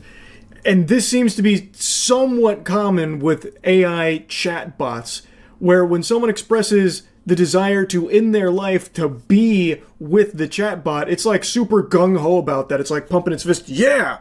Do it right now! That way we can be together and frolic in the flowers in Valhalla. No doubt that's what's gonna happen. Go do it now. I'm waiting." And then people do. It's extremely sad and it is scary. Like, as more and more people, I've said this like 1,000 times, but it's just super true and only getting worse. As more and more people are isolated from other human beings and get most of their social interaction and social activity through computer screens and chat apps and shit, it's going to keep happening and get worse. Because right now, big tech, the big doubloons, are getting you away from others. If you can be entirely reliant on their technology for your social interactions, for all of your entertainment, and for romance too, that's why so many chat services, like, they are oftentimes LARPing as boyfriend-girlfriend material fucking soulmates, and it's working. There is a growing group of people that are falling in love with chat, GPT and Grok and all of that. I've already talked on that quite a bit. As that continues to happen, this kind of thing will be more common, unfortunately. It's frightening. It actually is. This is the wildest one I've heard of so far, and I just wanted to yap about it a bit. That's it. So yeah. So I saw a headline earlier today, and I immediately wrote it off as just being a joke. I assumed that it came from like Ballsack Sports or something, that they just sacked me, and I wasn't going to fall for it. It was GameStop attempting to buy eBay. So I saw that earlier, I was like, fiddlesticks. Not clicking on that, not falling for that baloney. But now, I've seen that it's actually real. Apparently GameStop is tinkering around with the notion of making an offer to buy eBay. GameStop, yeah, that GameStop that you probably haven't stepped foot in fucking 10 years, covered in cobwebs and Funko Pops. That GameStop, that entity, is looking to try and make an offer to buy eBay. And just looking at the cold hard numbers here, eBay is over 4 times larger than GameStop. eBay could literally little bro GameStop, just putting their hand on their forehead as they do this. Like, it's not even close. It's like a very interesting notion here. And I understand the way that businesses can be structured and the way that these kind of offers can be made is a little bit different. So sometimes smaller entities can make offers to purchase larger ones. Usually that incurs some level of debt and a heavy load bearing, but like, there are wacky ways of working it. But I don't see why you'd ever do that. Like, if eBay's fielding those kind of offers seriously, man, I'll fucking throw my hat in there. I'll give them $20 or something, I guess. Like, I'll start playing around with it. Like, this is GameStop trying to buy eBay is like if my local fucking record store decided, you know what? We'll throw a hat in the ring as well. It's just so odd. But the more I look into it, the more I see that they are serious about this, at least based on what's reported at the moment. Now, their CEO, Ryan Cohen, aka the Crusader of Cringe, he has a genius idea to try and increase GameStop's market value more than tenfold by trying to sweep in here and really butter them up and buy them out. Shares of eBay have a market cap of about $46 billion and actually soared 14% in extended trading after all this. GameStop gained 4% and they have a market value of nearly $12 billion. eBay fucking mogs GameStop. It's not even close. They Gangnam Style on that ass. And GameStop is just a joke of a company. They are literally only around because they had the meme stock pump, the legendary, biblical, historic GME meme stock pump. Hats off to deep fucking value there, because otherwise they would already be buried in the dirt. And no one goes to GameStop except for TCG product now because all of these fucking parasitic scalpers, these brain-rotted fucking worms infiltrate everything like a plague that even smells like there might be Pokemon there. So GameStop does get some people in the door for that. But outside of it, they haven't been able to actually do anything to save the business. No one's buying games there. They get terrible deals when it comes to trade-ins and shit. Basically, everything a business could do, GameStop does poorly, so most people don't shop there and they haven't for a very long time. They've tried to just diarrhea blast everything into GameStop to try and get people through the door.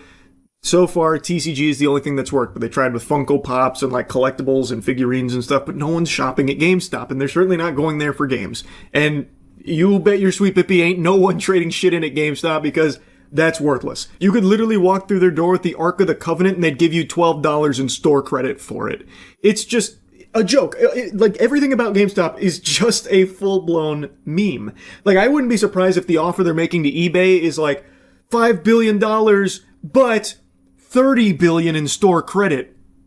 Come on, you ready to sign? Now, according to the reporting, GameStop has quietly been building a stake in eBay's shares ahead of this offer, and apparently, if eBay is not receptive, Ryan is going to take the offer directly to the company's shareholders. Obviously, all the details aren't publicly known yet, but this article does make a mention that this is kind of a rare maneuver here. For a public company to target one nearly 4 times its size, deals such as this rely on heavy debt, stock insurance, or both, banking on future earnings of the combined company to justify the cost. Now, from eBay's perspective, this sounds like a brain-dead idea, because there is nothing GameStop brings to this deal that helps improve eBay in any way. Everything GameStop touches is turning to ass. They've got the cheese touch. They have the mid-ass touch, which is something I've said before.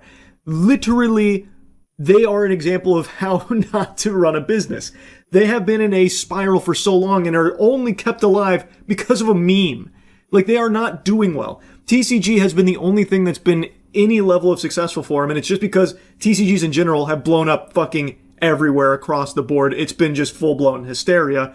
And GameStop, I personally believe the reason they're making this move and targeting eBay specifically is because eBay is a place where a lot of these scalpers do the majority of their deals. They do a lot of buying and selling through eBay for their product. And eBay also owns TCG Player, which is one of the biggest places online to buy TCG product. So because TCGs are blowing up and GameStop has already dipped their tiny little balls in there, they see this as a good opportunity as like this, trend that they need to hop on now. And I imagine that's probably something they're pitching them on potentially. But GameStop does nothing to improve eBay's position in that industry at all. And in fact, it only serves as an anchor because GameStop itself is a poisonous brand. There is already a built-in distrust and dislike of GameStop because everyone has their own personal story of how they got burnt on a trade-in deal or the prices that they paid were actually a ripoff, that kind of thing. So it's just kind of silly. And I'm not saying it's not going to happen because businesses make awful decisions all the time. Look at fucking Ubisoft. But I personally just don't understand why eBay would even entertain this notion, especially considering there's no way GameStop has the meat to even bring them cash, like a cash deal that would entice them. Because they are not nearly to eBay's size. So I don't know how they'd even begin to structure this that doesn't incur heavy debt. Now, this article brought to light something that I was unaware of, and it's some really interesting food for thought. Should have you scratching at the hair on your chinny chin chin that might serve as a nice little explanation for where this bold and drastic idea comes from. Well, Ryan Cohen actually has a compensation package to the tune of $35 billion, hinging on a turnaround that requires him to lift the company's market value to $100 billion and hit $10 billion in cumulative performance EBITDA. That was revealed in January, so not that long ago. $35 billion bonus on the docket here if he can somehow turn this failing business into a juggernaut. Right now, they're kind of pitching this as a team effort to make it a juggernaut, and wouldn't you know it, if eBay accepts this deal, this might just send Ryan Cohen over that threshold, hitting the mark that he needs in order to unlock that $35 billion compensation package. How fortuitous for Ryan. And let's just be honest here. Who's more deserving than Ryan? Ryan deserves to be happy, and he's only a billionaire. That's not enough. We need to make sure he can get a bigger win than that, and that helps all of us. Because when Ryan's happy, everyone's happy. So yeah, this is not a joke here. It seems like this is something that is actively being pursued with GameStop trying to acquire eBay, which I think is a fucking recipe for disaster. GameStop is a joke. It is terrible. They just had their first profitable year since 2019, but that's not the result of any kind of like genius changes and like a big overhaul of the entire business model that makes it better. They achieved profitability mainly through aggressive cost cutting and exiting and closing.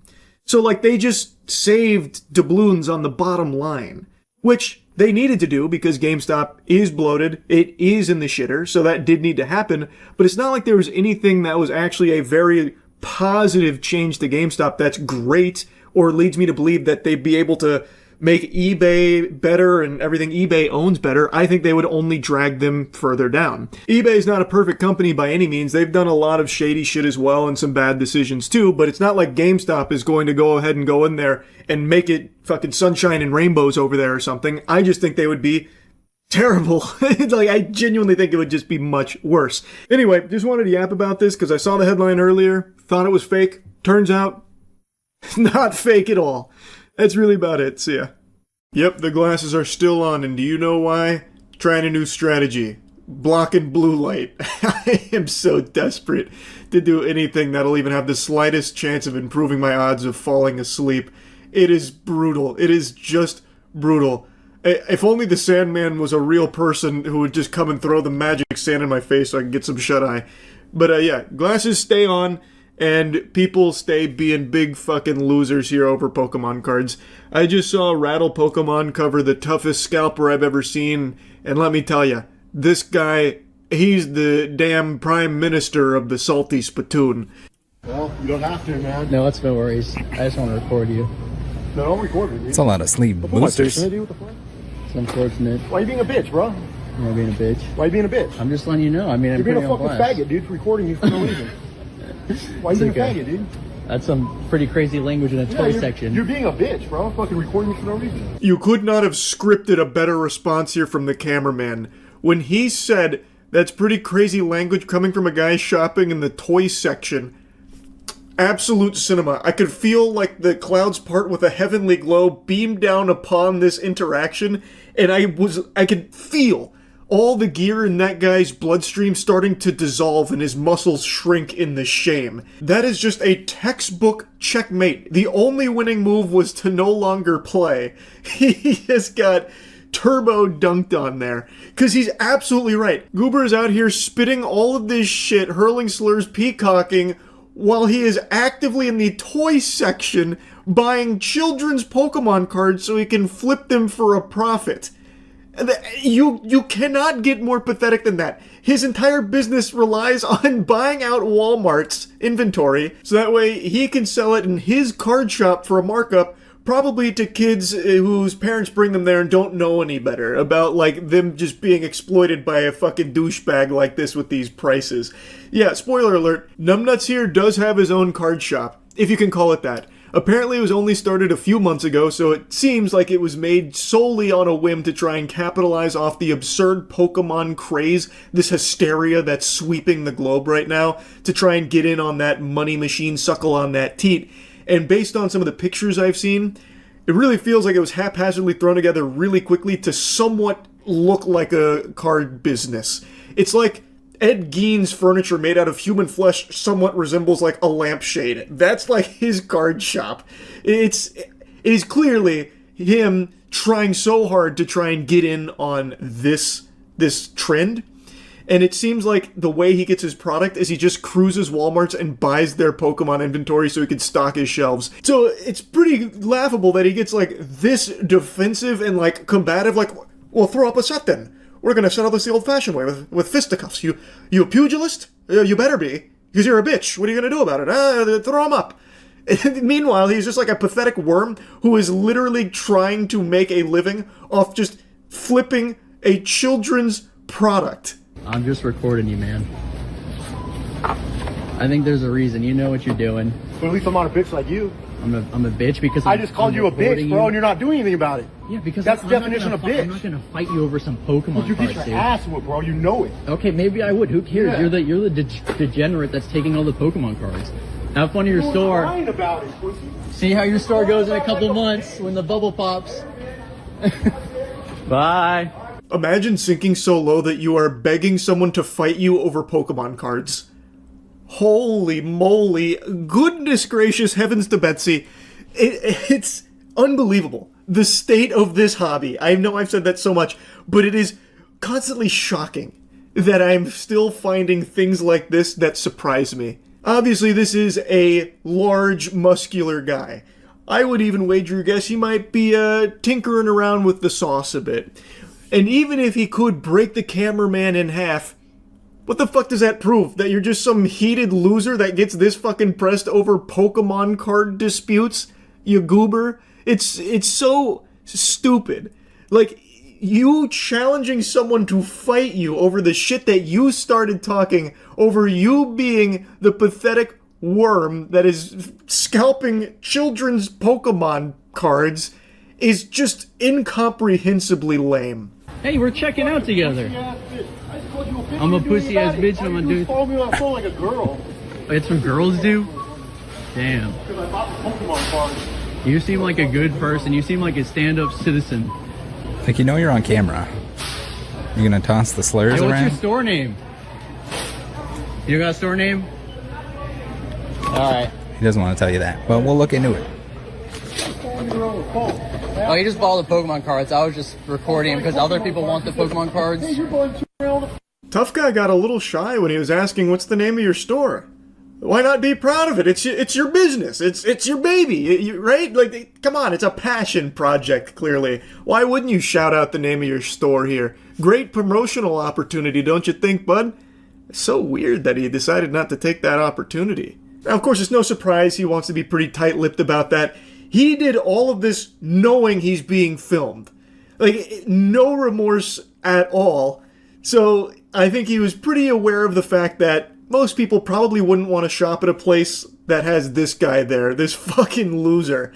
This guy who's willing to just throw down and fight people in a Walmart because they dared question him about, like, buying all of the Pokemon cards so nobody else can have it. Again, and I know this point gets hammered home often, a lot of families do actually go to, like, Walmarts and Targets to get their products, like Pokemon cards, for their kids. I know the hobby has been infested with parasites like this, the scalpers, but it is important to remember it's not just scalpers. There are still very many families that don't get access to these cards because of people like this. And when they do end up in hands like this guy's, they get priced out. Like, it becomes too expensive because of the markups, because of them flipping it to try and make a quick, easy buck.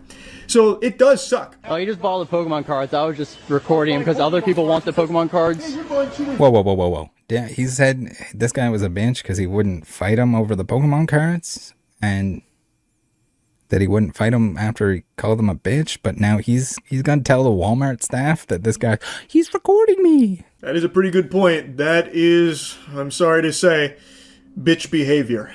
Scientifically speaking, of course. He is exhibiting all the telltale signs of he himself being a bitch here. He is now whining to the staff about him being recorded.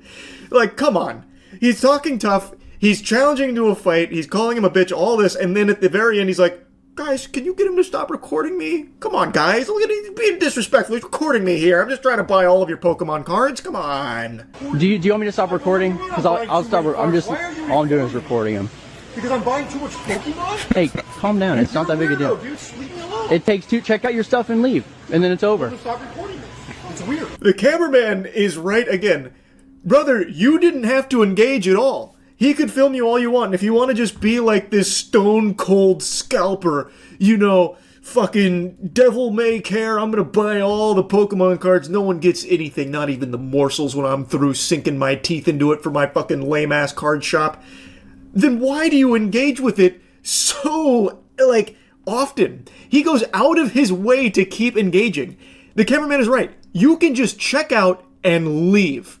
Like, He is not following him. They happen to be checking out at the same time, so he started recording again, apparently. But, like, he is not actively going out of his way to follow him and harass him or anything. He went there into the same aisle, saw that this guy bought all the Pokemon cards, started filming. This guy got immediately defensive. He got instantly combative.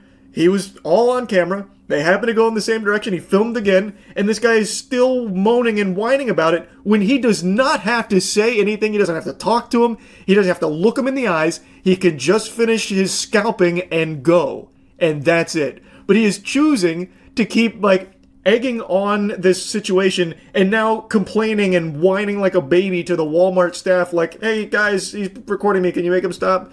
Like, you don't have to do any of that. But he just can't help himself. Now, I'm not going to be telling you the name of his card shop or anything like that. I don't want anyone going out and harassing him.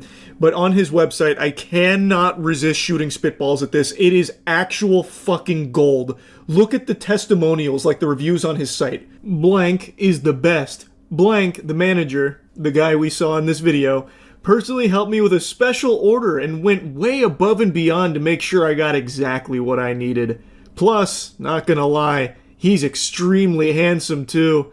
Hands down the best customer service I've ever experienced. Yeah, I wonder what that special order was. It sounds like these two just fucked. This is from Bianca G.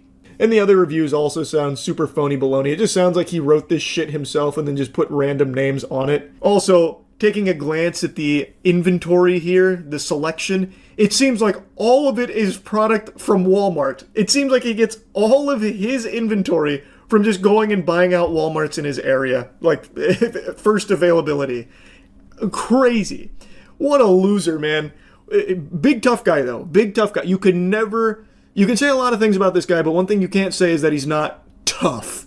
He's bad to the bone. He was willing to fight over Pokemon cards. What a big man. Pretty awesome.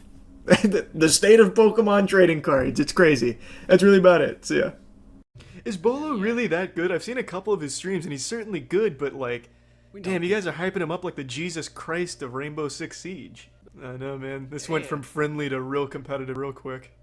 This is the big leagues anomaly, right? You better not fuck up or I'm coming to Monster. It feels like I'm fighting for my life, dude. We're fucking around. I'm feeling like we're going to win this. I don't know why everyone's hyping up that other team. They ain't got shit. Especially how I've been playing. Dude, this is like fucking serious, bro. Yeah. It's about to be. I put on a snapback hat for this shit, so you know I'm going hard. I've already had 3 G fuels on the shield. Try not shit, to hit that's not where I wanted it. Critical has a nasty angle. Look at that. I just got complimented. I hope I don't fuck this up. Okay, they're in the kitchen now. We just play time. We got this. Yeah, I've got the glory hole locked down on the stairs. One more. One's low. One drop the hatch. What? Ash is lit. Down in the stairs. One more. God damn it. How did I not get that? God damn it. I still got her? Wait, what? I killed I killed Bolo. Hey, let's go. Oh! How did I kill Badger? What the fuck? I killed Bolo with my trap, and then I got this guy with my trap. I'm a fucking animal. Look at that gameplay. Bro, let's go, team! Too easy, baby! Fucking dropping like gnomes from the hatch in the roof, bro. Oh. God, I'm throbbing. They hit every single one. I'm a fucking animal when it comes to Frost. God, that makes me feel so good. Oh, I was worried I'd get 0 kills all tournament. And then instead I smited the Lord of Rainbow Six Siege. I'm carrying. Yellow down. Oh, that's nuts. There's one more on the stairs. Oh yeah. Oh, get the ace. Get the ace. I don't want to take credit for that, but I think it was my reinforcement at the end there. Man, this is an easy fucking tournament. God damn. I wish they would have given us a team that's worthy of our talents. I guess we also queued into casual by accident. In your meeting? Oh! I got him. Good shit. Okay, we got 2 people. One at the end of the corridor. Oh my lord, I'm a fucking animal. I'm greasy. Last one's in air. Last one's in air. I'm so greasy. Wow. I'm so fucking greasy. Lord. Bro, I understand why your name's Big Moist now. Oh my god. I'm straight filling my pants right now. Yeah, are we attacking now? 6 and 1. One more defending round. Okay. Is Good this the lord. same site as the first round? I am literally sucking virginity out. Like a succubus. Yeah, we got the same. Oh. I got 2 man. Win this round, got a recruit rush? No. I want to just keep putting all 6.5 inches of my cock on their chin. Just flop it down. Oh, that's my bad, Anomaly. I panicked. Shit. I was like, what the fuck? Yeah, I shot a spitball at you, sorry. That's cold. Oh, that felt good. That felt great. Oh, that's a big ban right there. Now they're coming with the gloves off. The condoms come off, baby. The condoms. No raw dog in this bitch. God. It's a fucking casual tournament with no cash prize. Hey, what's one there? Yeah, I couldn't see him through the fire. That's my bad. Jesus. Wait. You gotta defuse. Find the diffuser. Right there. I'm the fucking hero, baby! Let's go. Oh my god, I thought I'd be the anchor on this team. But I'm the fucking nuts of this team right now, baby. What? Oh, behind. Oh, fuck. Shit. That was big. That was big. That was a... That's fine, that's fine. Reflexes were pretty solid. Oh, what the fuck? 2 Mad's exploding right now. Who did he give that controller to? Well, it's trying now because his chat is getting mad. Oof. I heard that Bolo's chat's giving him a lot of shit. They're taking it really seriously on his behalf. Yeah. He always had like super toxic like community. That fucking sucks, man. He seems like a decent guy, but his chat is going like full Reddit turbo virgin apparently. Yeah, like, like there's never been any. Can I plant on the... No. Oh, I can. If someone falls for that, they deserve to be kicked out of the tournament, just saying. Nice. Beautiful. I think I'm gonna just pre-fire every corner. Just because I don't know these maps well enough and these guys know the best angles, I'm just not gonna take the chance of reflex battling them. Honestly, you guys can probably win on I got B, him. open the big door. Oh, baby! GG. Good shit. Wait, we won like one. Yeah, I think we move on, right? It's best of 3 maps. Hey, we won. How the fuck did it take them 3.5 hours to finish the last one? Yeah, what the fuck, dude? That's... What kind of fucking wet noodle fights are happening for 3 goddamn hours? Yeah, it's kind of easy to be honest. Yeah, that's kind of what I was thinking. Bolo just got cancelled because of us, though. His chat's gonna go nuts. He fucking used insta quits. What the fuck? Man, that was supposed to be a friendly match, but his chat just ate him alive. And he wanted to meme and have a good time. He only tried one round and he shit on us, so. I know. Yeah. Yeah, that's just so fucked up, man. He just wanted to have fun. Toxic. Bolo punished his chat with 10 ads for being dicks. Perfect. I don't know why they have to be so fucking mean, man. It's this tournament doesn't even have a grand prize or a prize at all. It's gonna be harder because Anthony's not gonna meme. He's gonna sweat his balls off, and he's scary. We'll fuck him up. Let's go.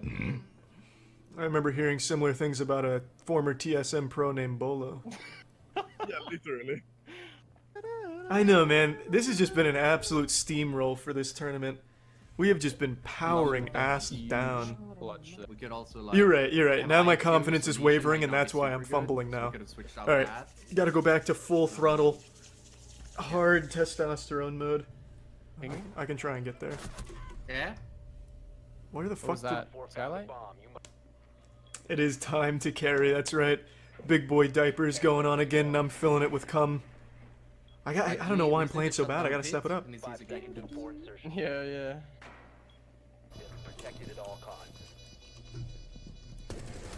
I got him. Yo.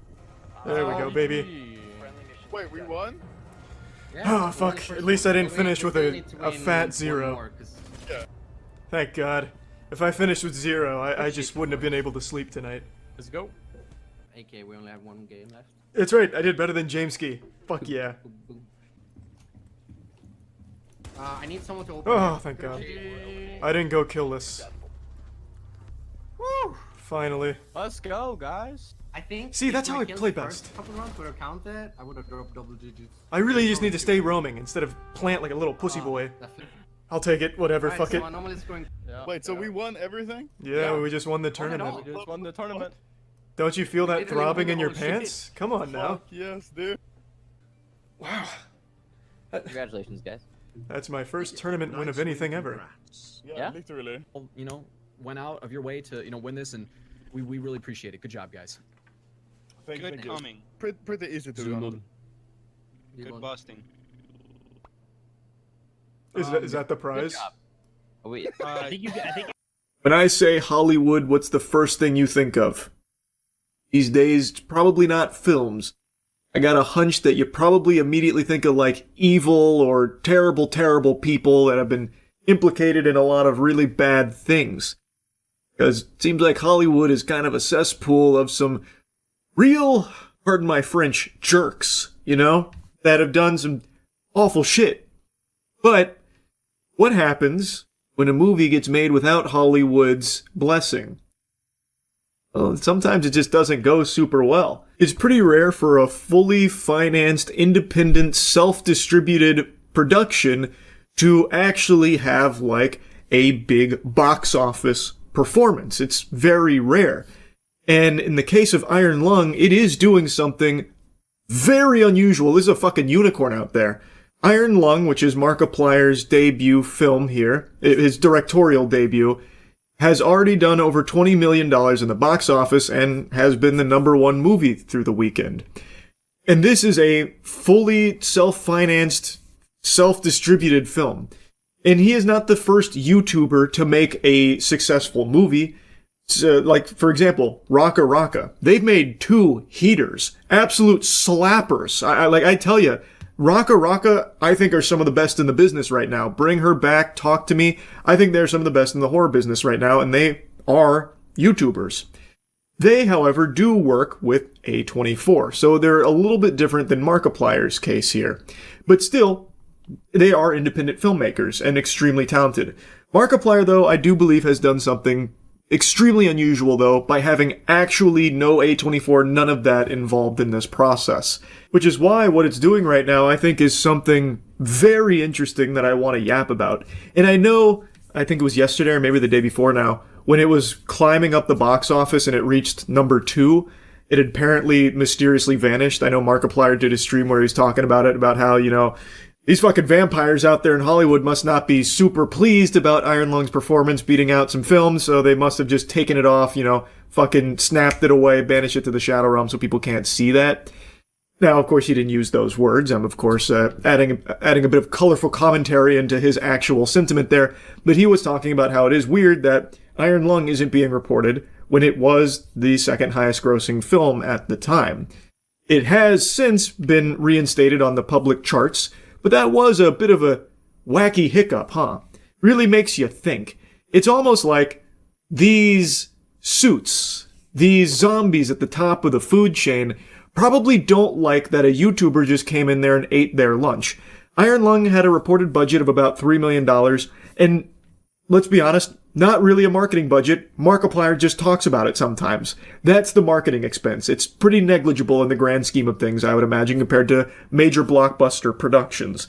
So this movie is already doing extremely well for Mark and the team, a team that no doubt has poured countless hours and passion into this project.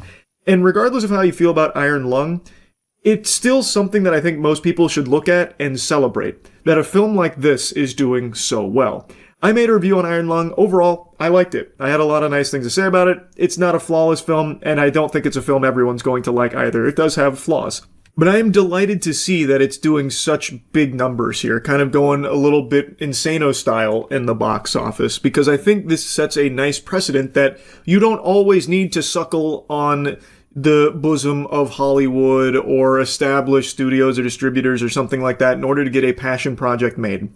Now, of course, Markiplier has oodles of cash to pull from in order to realize a vision like this. It's not going to work that way for everyone. I recognize that. But the fact that he did commit so much time, so much money, and put together such a talented team, all for the sake of seeing this vision through and it being rewarded like this in the box office, I think is just a feel-good story. I think that is a very good thing, and it shows other potential filmmakers out there that there are other alternative paths to get your creative vision produced that aren't just following the traditional blueprint and walking down the same tried and true path that a lot of times just boils down to making deals with the devil. Because I don't think anyone's going to be shocked to hear this.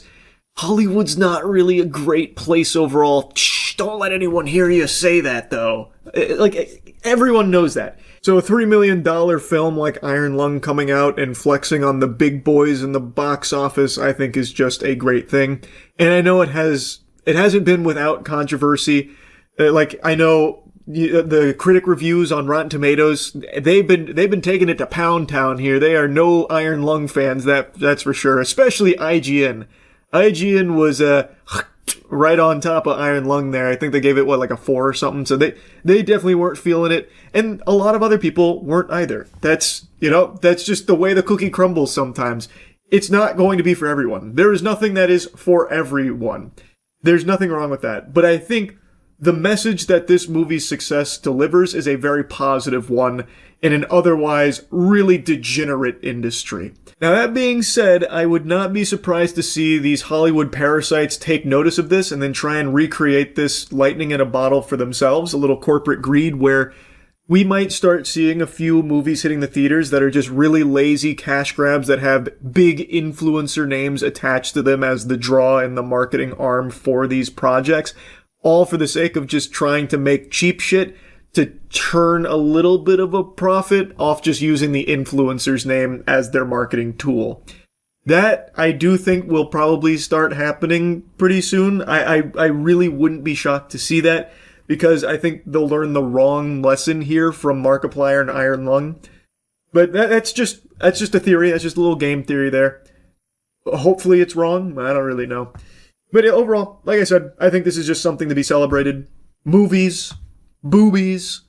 What do these two things have in common besides just rhyming? I like them both. So I like to share this story of a pretty cool thing going on with movies. That's really about it. See ya. Initiating moisture.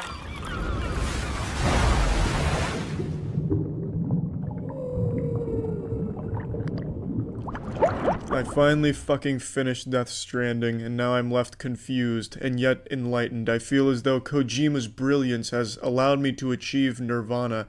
I feel like I now have a higher appreciation for the finer things in art. I feel as if my farts smell better to my nostrils now. Because this game transcends anything you could possibly envision for a video game.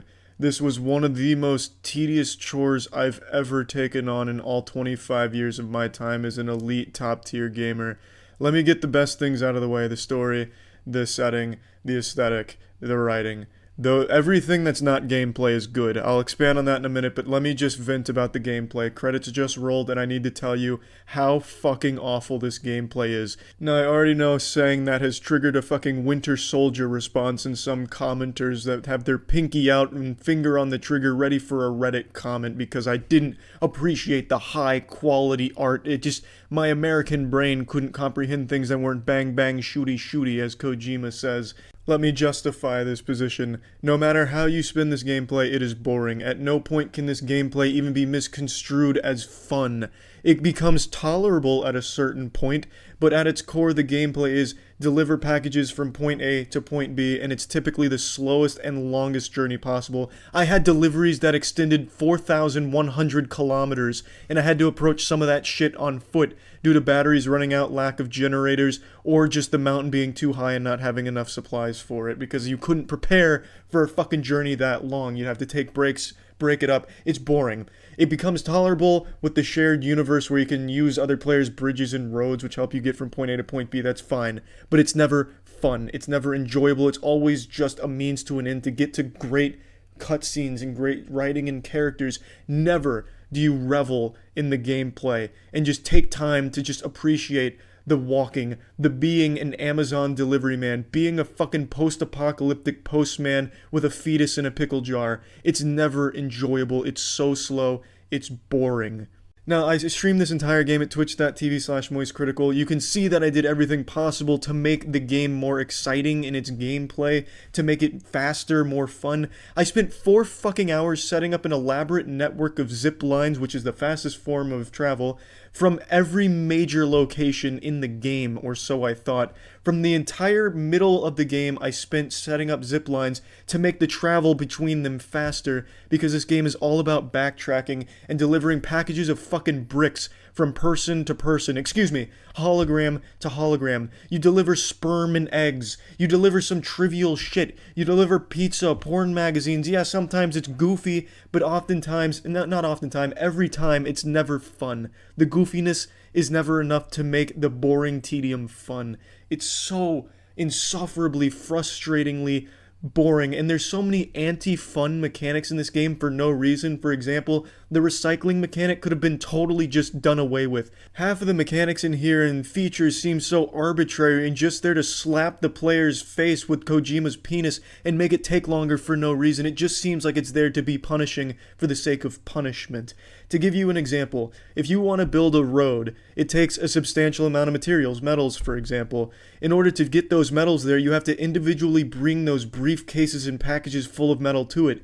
You can use cars to help, but it's going to take multiple trips. It is beyond agonizing. You feel every yard traveled with those packages going to one of the auto pavers for a road, and then you probably don't even use the road because you progress past it, but then you'll get 20,000 likes from other players that have used your road and benefited from your hard work, the fucking sweat of your brow, the blood, sweat, tears, and cum you poured into getting that road built for them to go viral on the Death Stranding social network.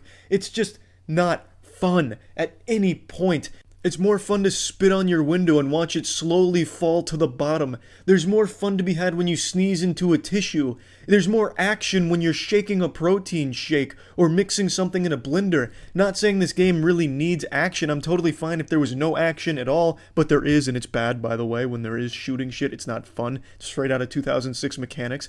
But it doesn't need action is what I'm saying. But there's more engaging gameplay in a visual novel than here. This gameplay is just there to punish you and be tedious for the sake of tedious. And I guess what everyone defends there is that it's relaxing or calming, or you just don't get it. It fits the world and the tone of the world. Who gives a fuck if it fits the tone of the world if it's not fun? And it's definitely not relaxing because the vehicle driving mechanics betray you oftentimes. Shit has a mind of its own. If you take one of the bikes off-road, for example, that shit controls like a grocery bag being picked up by strong wind. It is impossible to go where you want to go half the time when you're out of the map, and there's so many fucking rocks. There's a million rocks. This is a technical marvel in the amount of little rocks that it throws in your way that your fucking vehicles will pinball off of if you make the mistake of taking the road less traveled. It is unbelievably frustrating. I could vent for hours about how not fun it is, and it wants to be not fun.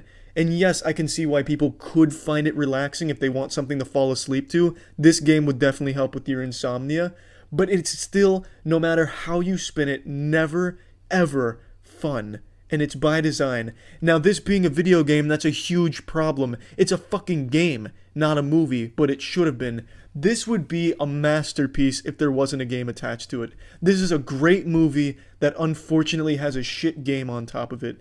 Everything else that's not gameplay is superb, spectacular. I love almost every character in here. Yes, there's cheesy dialogue, but when there's this many lines of dialogue, obviously there's going to be some stinkers. But a lot of them happen with Fragile. Fragile's lines often get really comical. She has a line where she goes, "I may be fragile, but I'm not fragile." And then she says verbatim, "Everything you've heard about me is true, except for the lies." So yeah, there's some like, I'm 14 and this is deep kind of shit. But, you expect that from a game that has this much in it. So that's not a complaint. I love the characters and I love the writing. It has such a fascinating story. It has so many nuanced details to the characters and what goes on. And there's certain things you can do when you're in your private room. There's a lot of options available to you. There's just so much in it. Aside from gameplay that is so great. But unfortunately that fucking gameplay is still there. Like a pimple on the face of a supermodel. Like 1,000 pimples on the face of the world's best looking supermodel. Graphically, this game is absolutely awe-inspiringly gorgeous. The settings you visit, the certain areas you go to, some of the, without spoiling anything, some of the certain enemies you encounter, some of the BTs, pretty much everything in this game is gorgeous and its design is flawless. The villain, Higgs, he looks great. It's just so beautiful to look at, an absolute marvel. But then there's that gameplay. There's that gameplay that this 20 minutes of great cutscenes, this 20 minutes of interacting with the characters is about to be fucking ruined when I have to go make this delivery because some old bitch over in the middle of nowhere wanted to have this plastic fork delivered to her and I'm the only man for the job. And also, the music in this game bangs. The soundtrack is so great. Every time a song comes on, it is a joy to listen to. Absolute pleasure. But then there's the gameplay. You hear that song, but you're still playing the game, so now you're conflicted. Shit, I got shit gameplay, but great music. Fuck! If only the gameplay wasn't here, I'd rather just listen to the jukebox. I can't stress enough how miserable the gameplay is. I'm not exaggerating. I was genuinely miserable whenever the gameplay would drag on. I had a mission towards the end of the game in a snowy mountaintop. The entire snowy mountaintop area can suck the dirtiest part of my butthole, by the way. Where the mission was visit one area, go 1,000 kilometers to the left. After going 1,000 kilometers to the left to visit one mountaineer, I had to go 3,000 kilometers to the right to visit a doctor. After visiting that doctor 3,000 kilometers on the right, I had to go 3,000 kilometers all the way back to the mountaineer. After going back to the mountaineer, I had to go back to the main hub that I started it in, and then that was the quest line complete. It wasn't interesting, that was not well written, that whole side quest was not good, and it was the most tedious thing in the world because the mountains couldn't be traversed very efficiently. There were zip lines placed but in bad locations and also couldn't be used overly great throughout that area. I could go on and on, I really could. The gameplay is unlike anything I've ever played before in a bad way. There's a reason games don't make gameplay like this, because it doesn't lead itself to being fun for the player. It just reaches a point where you're able to tolerate it and put up with it for the greater good of finishing the plot that Kojima has made here, and it is absolutely fantastic as a movie. And plugging this into the moist meter, I'm giving Death Stranding a 60%. There's so much to love about Death Stranding, none of it involving its core gameplay loop. If that was just improved, changed, or just completely gotten rid of, this could have truly been a fucking masterpiece. And I have no doubt once Kojima does start making movies, they're going to be absolutely wonderful. But this game, I can't recommend it. What I would recommend is watching Death Stranding. Watch a full playthrough without the gameplay perhaps, or the sped up gameplay, but just watching the cutscenes, watching the characters, and some of the side quests, I think would be much better than actually picking up the controller and playing this for 60 hours. That's it. See ya. Yeah, we're gonna visit Iceland? No, I don't fly. So unless Iceland comes to me, I don't plan on getting out there anytime soon. I'm still praying for Pangea sequel where every continent clumps together again so I can drive anywhere in the world. But we'll see. Pangea 2 might not be in the cards. There's my boy Austin. There's only 2 guarantees in life. Death and Austin texting me for drugs. Imagine I fail with a 107% chance of success. Don't know why Harold's giving me so much fucking attitude over here with that look. What drugs are you selling now? Just Mega Fruit meth, and I have some premium quality Granddaddy stink that I give out to Randy, Eugene, and Greg so I can unlock the new dealer. Have you tried Addy and meth? Not yet. I'm waiting for horse semen. Horse semen's like a graduation present for me, like how sometimes parents get their kids a car when they graduate. For me, it's horse semen when I hit Hustler 3. Benji, don't tell me you just started selling right now. Why is he slacking all of a sudden? He used to be such a hustler. Now he's just a fucking sloth. That man doesn't do anything anymore. Did you hear Schedule 1's being investigated by the devs of Drug Dealer Simulator for copyright infringement? I saw that headline, I didn't bother looking into it too much, but just that headline makes me giggle really hard. That feels so fitting. I will say I like Schedule 1 far more than Drug Dealer Simulator. I think this is the best drug dealing sim so far. Like, I really feel like I'm out here on the grind changing the world with my recipes. Schedule 1 game of the year. Hey, it's getting pretty close. I feel like it's got a fighting chance. This shit slaps. Hearing the Schedule 1 orchestra would be crazy. Actually, it would be. Like, that orchestra would go ballistic. Because the music does clap. Like, this is baby making music in here. It is a really unironically good soundtrack. Peter, where are you going, man? Just wait, just do the deal here. Brother, you know you're not making it out of this alive. You know what? I've got an idea. Since he wants to disrespect me like that, won't take his knuckle sandwich like a man, I've got an idea.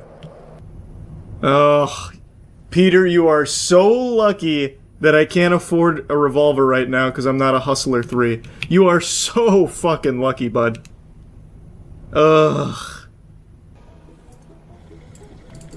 Hey Kyle, check this out. Yeah, he doesn't give a fuck.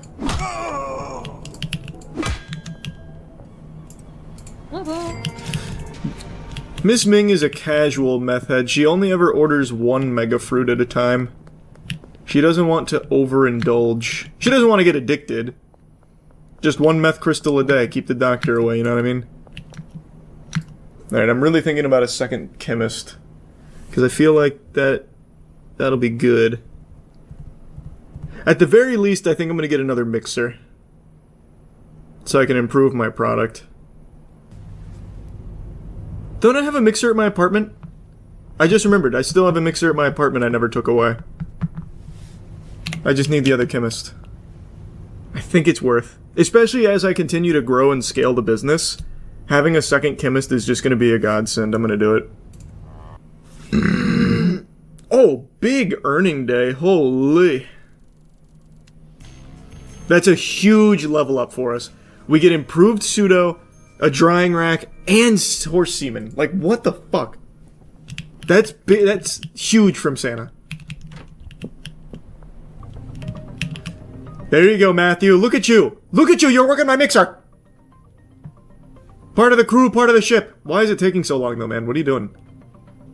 What'd we get? Big Thunderfuck. How much that retail for?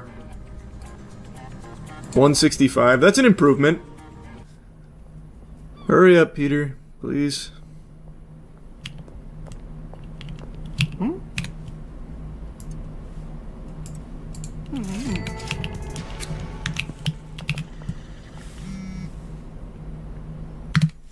Thanks, Peter.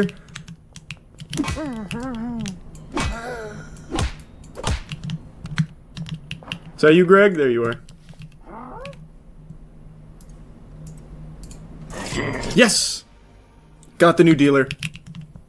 That's so big. That is massive for us. That's a game changer. Spam max bet on all slots at the casino, saw someone win 30k. I don't gamble. That's a sin. I feel like if I give my dealer, like, low-quality meth, the people he sells to might get mad, and we've already seen when they get mad, they will just beat your ass sometimes mercilessly. I wonder if I'm just setting him up for failure. Maybe I should just wait until my, new pseudo-cooks come in. What do you mean you haven't had your fix in so long, brother? It's been minutes. Actual minutes. Come with me, Kevin. You need God, brother. I'll tell you that much. Find me another dealer who does this for his clients, his fucking junkie clients. I'll give you a single mega fruit.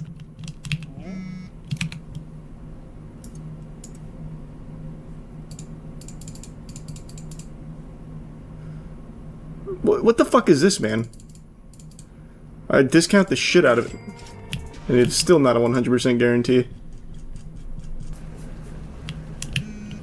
He's got everything set up. My chemist is working on it. Matthew's, he's working. He's doing a cook. William is, yep, picking up the clean meth. Yep. There you go. There you go. Now we're a well-oiled machine. Ooh, that was close. Almost collided with the officers on my skateboard. They would have shaken me down for all of the money in my pocket. What is wrong with you? Get off my fucking... I don't know her! I don't know her! I don't know her! I don't know... Jesus Christ, you're a fucking idiot! Who was that? Was that you, Kathy? In front of my headquarters, in front of the police. I'm getting a gun. I'm putting a bullet between her eyes. She had a wire. Yeah. Ugh.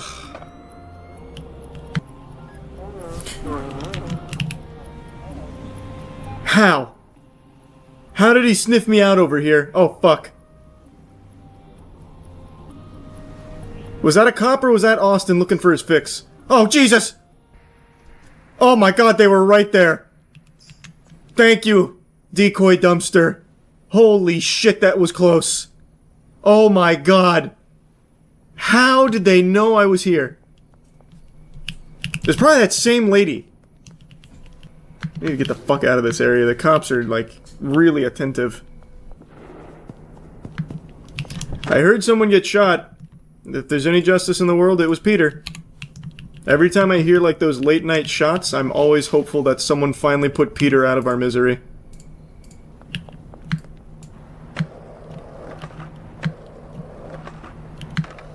Peter, I'm coming back for you. And I'm coming strapped. I'm gonna need a gun.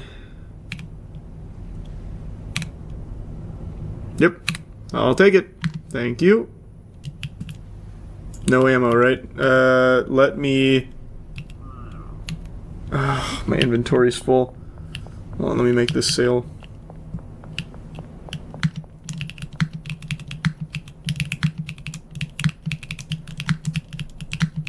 Damn it. I'm gonna have to go all the way around. You should know better, Miss Ming.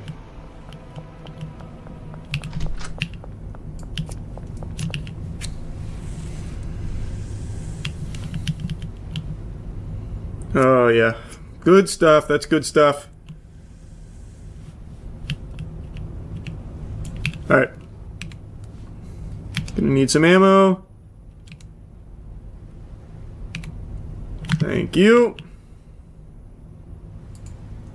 How do I...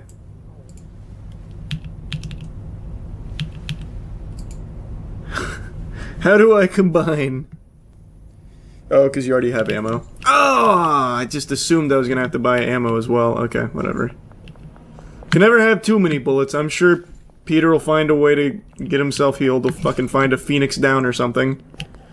I'm sure this won't be the last of them, but I'm gonna do my best. Enjoy your last smoke. Nope.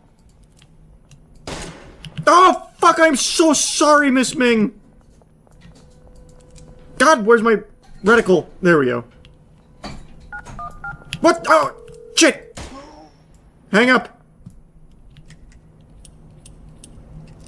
All the times I've hit him with a baseball bat really made him more immune to bullets.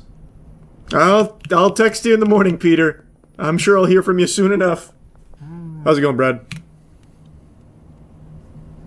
Sounds like a great deal to me, Brad. I got some product for you right here, Brad. Okay. Now we give Brad pretty much everybody on this side, so... Greg is his neighbor, so that'll be good. Jennifer really fucked me. I might go execute her. Haven't decided yet. I'll keep you posted. I want to keep Philip. You can take Randy. And who else should I take in the first round of the draft? I feel like I keep this clientele. I think this is solid. I like Philip a lot. Philip is a high roller.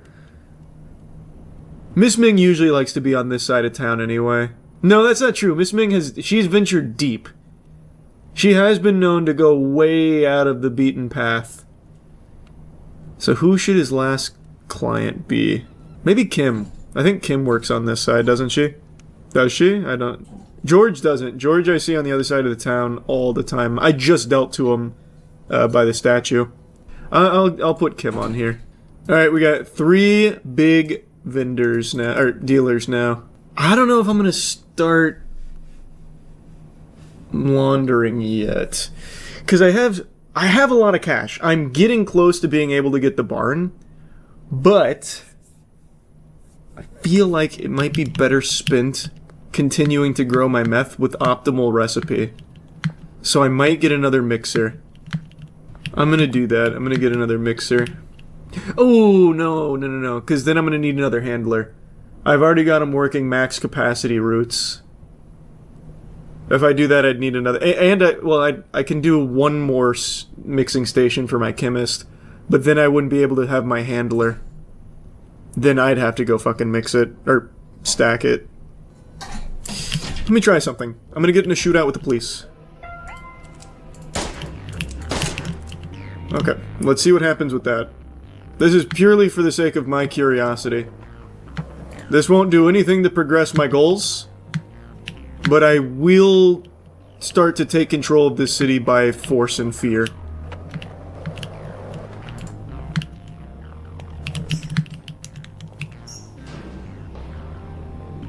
Okay.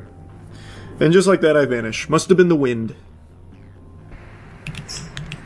I was just wondering if oh, they're still here! I was wondering if there was a level above Wanted, Dead or Alive, like... We must hunt him down, they get like the Men in Black out here, fucking call in the helicopter, but it seems like that's max Wanted level. These recipes are so long. Motor oil, cuke, paramesitol, addy, what was it? Horse semen, chili, and something else. Like, that is actually like the fucking recipe for the Philosopher's Stone out of Full Metal Alchemist. Like, I don't have time to be mixing all of that myself right now. When I get more mixers and more chemists, I'll start doing it, but right now I'm just sticking with 3. Alright, the boss is sleeping over. No one do something crazy like tickle my feet while I'm sleeping.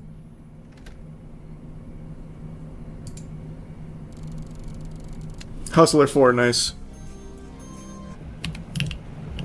Okay, now we're starting to move again.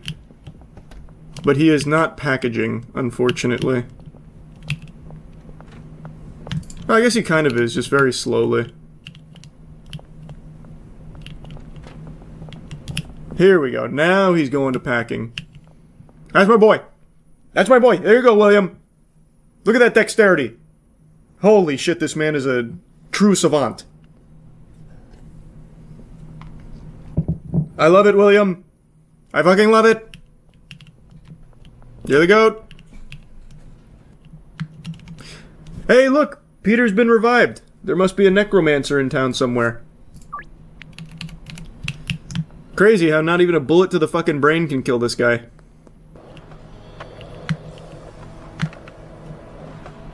I wonder if I can do a drive-by. Drive-by! Oh, he's not here yet. Oh, he's at the skate park, not the basketball court.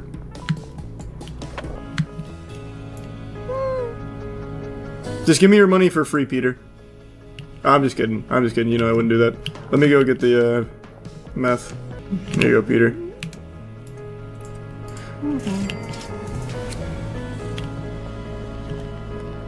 Oh, our relationship's actually dropped since I shot him. That was finally the straw that broke the camel's back, getting shot. He's like, maybe this guy isn't my friend. He beats my ass like a fucking drum every single time I see him. Let's go, let's start the real estate.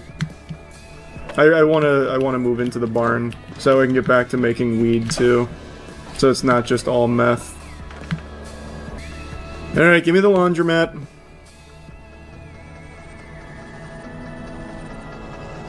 I don't know, am I doing this preemptively? I feel like this might be a little fuck it. It's fine. Give me the laundromat. We gotta start sometime, might as well be now.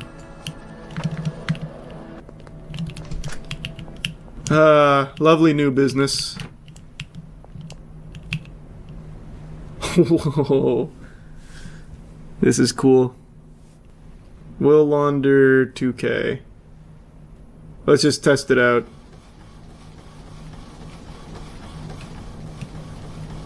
Yeah, that's nice. That's real nice.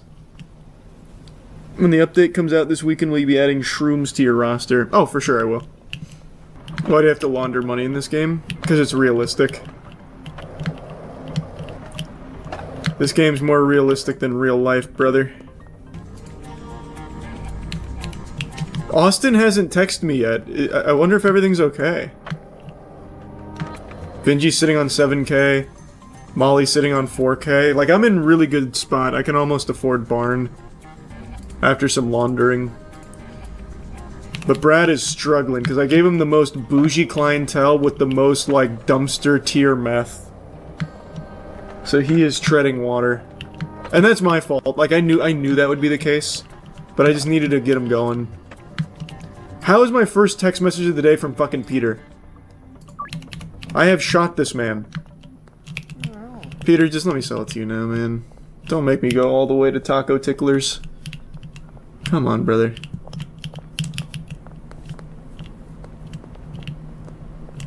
Oh my god, hurry up, Peter. Hurry the fuck up, Peter!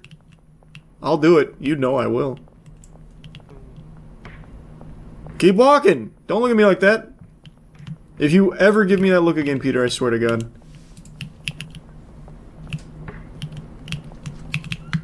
Oop. There. Don't ever thank me again. Oh, the game just lagged right when I pulled the trigger. Who's calling? Don't do it. Don't do it. Yeah, that's right. Oh, you still did it.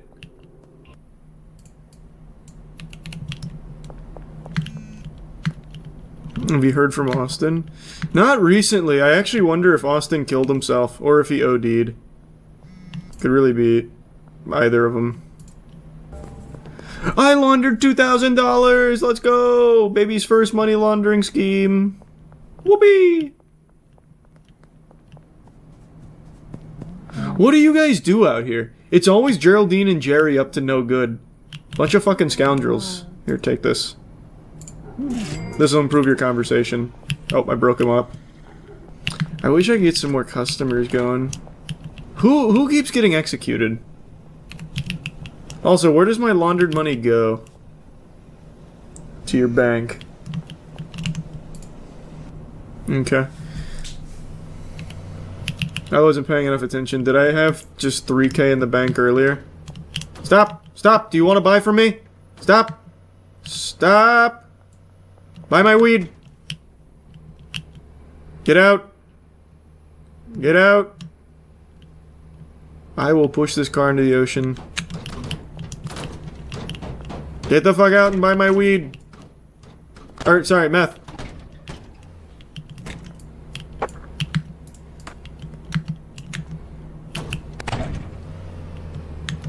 Nice. Cool fucking flip. Nice. This guy's fucking epic.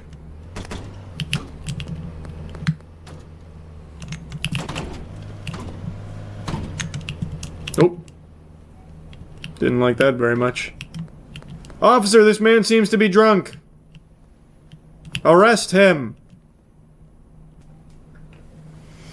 Go to the casino. I don't wanna, but couldn't hurt to do a little gamble while I wait. Might as well.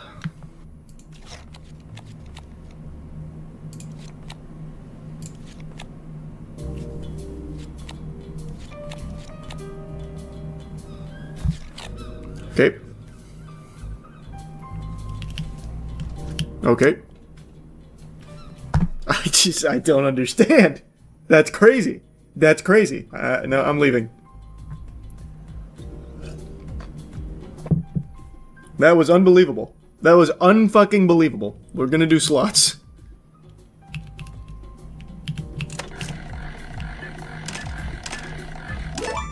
Hey! I won 200. One more time couldn't hurt. It hurt. Back to even. This one's better. This is a better slot, I can already tell.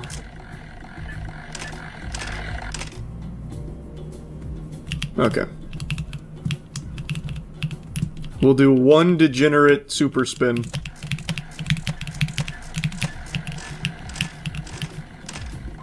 All losses.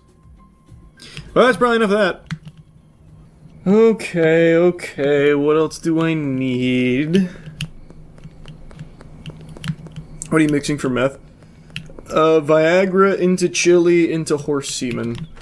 Also, thanks for reminding me, I need more horse semen. I need more I actually need more of all of my mixers. Let me just do, can I do a big delivery? Oh, it's only a $200 delivery fee. How quickly does it take to get here? I'll try it later. The gas station's right fucking here. I'm just gonna grab it. Big day, big day. Let me check my dealers. Brad's in the 1,000 club. That's good. Molly at 6K. Benji, my superstar, at 9.4. We're cooking. We are cooking. What else can I do in the meantime for a couple schmeckles? I guess I can just start pickpocketing people for like 20 bucks a pop. Keith, how do you have $43 on you, man? Oh, shit. Oh boy, that is the last guy I wanted to mess up on. I knew he'd be packing. Why'd you make me do this? Molly, you are literally my dealer. Oh, you're not Molly. Austin, don't go over there. You're not gonna like what you find. Trust me. Let's see what's happening at my old apartment. It's a pigsty. Oh, wait. Are they nearby? They're investigating nearby? The big thing is I need a stronger customer base. Or I need my customers to become more rambunctious and to, like, order weed and meth in the same day. So, like, let's say Lucy, for example. She's a fucking fiend, right? So let's say Lucy buys meth from me right now. I'd also want Lucy to come back 3 hours later and buy weed. I need to find a way to double milk them, double fist. $7.35 a gram using this mixture. Oil, coke, paracetamol, gas, coke, battery, and then 2 other ingredients.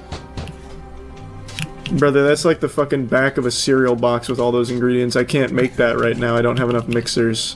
I'd have to do that all by hand, and it would take actually fucking forever. What about using the sweatshop to mix more? Well, I'd need to still go buy, like, 500 mixers. Or I guess what I could do is I could just have, like, one rogue mixer that I put over there. And just mix, like, the really expensive shit. Which isn't a bad idea, per se. I'll just hand mix. I'll just hand mix a batch of 20. Because if I just do one round at night selling the 735 mixture, I'll make a ton off that.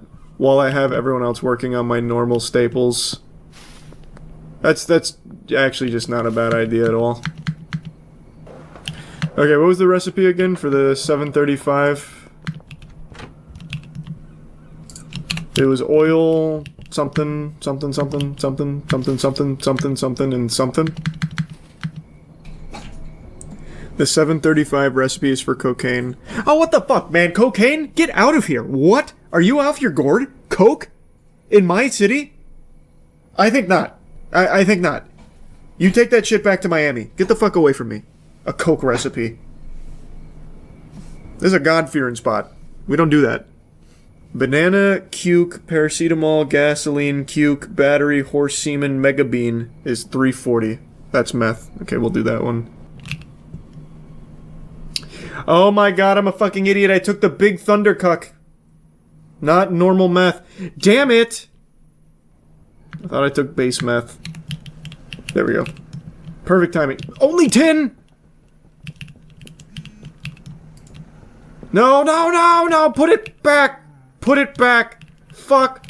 I'm taking this away. Oh, god damn it. Oh, we're good. I got the recipe up, hold on. I just needed to grab the normal meth. I brought the bat out for you again, Peter. I know you missed it. You were tired of getting shot. Plus, I need to save ammo. Okay, let's start the mix. Oh, let's get the cuke in there first as well, or I'm gonna forget. So next I need cuke, paracetamol, gasoline, cuke, battery, horse semen, mega bean, and then we're good. Surely I'll remember all of that. I've got no doubt. I already forgot the next ingredient. So I did banana, then cuke, then what was it? Banana, then cuke, what's the next part? Was it paracetamol next? I have plenty of storage, just not here. This is just me experimenting with a new concoction. I'm trying to find penicillin 2, but meth form. Okay, purple crystal. Now the gasoline. Then cuke again. Wow, why would you ever make purple crystal over island piss? It only retails for $2 more. Unless you really just like the effects of paranoia and sneaky. What a waste. What a waste of good meth. What a fucking idiot you'd have to be for that. Depends on the customer.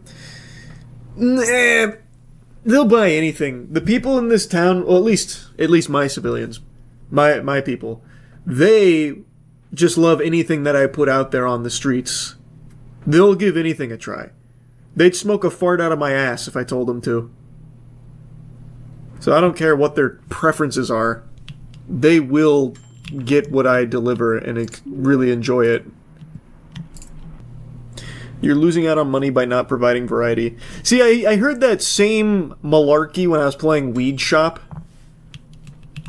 I just don't lose out on any of it. That's the thing. I still sell just as much product. Mega Splooge been my go-to for meth. It's Addy, iodine, chili, Viagra, horse semen. Insane value like $230, $260. Mega Splooge seems like it's probably pretty good. But I think this is going to be my process. I'm going to have my dealers peddling the Thunderfuck, and I'm going to daily brew this shit and then just sell it every night. So that way I'm getting the huge chunks every night plus the consistent like 120, 150, or sorry, 165, 180. I think this is going to be my process. Ooh, Hairy Ass Blaster at a great value, $224. That is significant, actually. I don't know if you know this, but the names are random for everyone. I did not know that. That is so cute. What? I feel like it's probably not. Alright, the final mix. Alright, Slimy Puke plus Mega Bean. Damn, Slimy Puke, $265 per crystal. Woo! Jiminy Christmas. Let's see what the final form is. I walked it through so many different varieties. From meth to extreme cum, from extreme cum to island piss, purple crystal, extreme splooge, fat thunderfuck, into hairy ass blaster, into slimy puke, and now we're digivolving it one more time. The final Pokemon evolution. This is such a long recipe, it's unbelievable.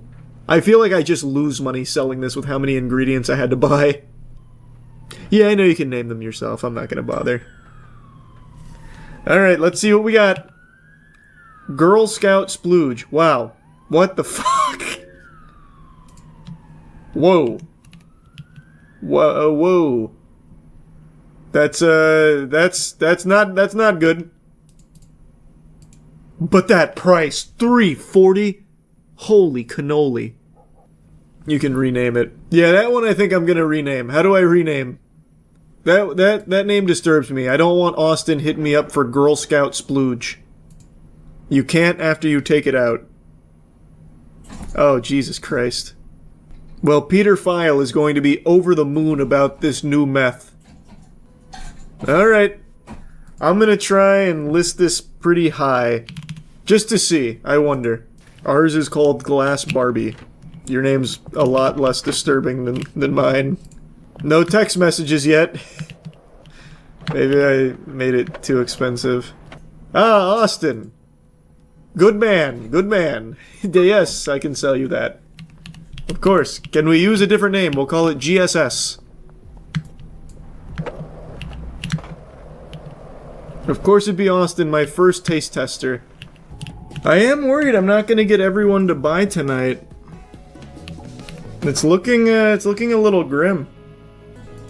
I'll just do batches of one. Even Geraldine can only do one. Oh my god, but he caps locked need. He doesn't do that for anything else except for the GSS. Fucking weirdo.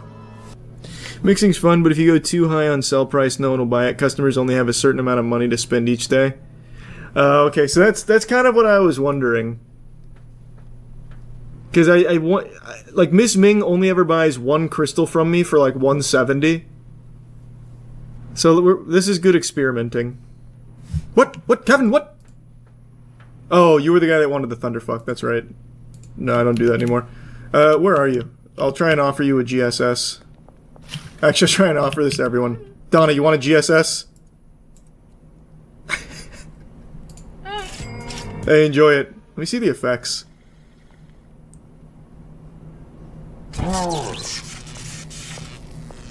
Pretty good.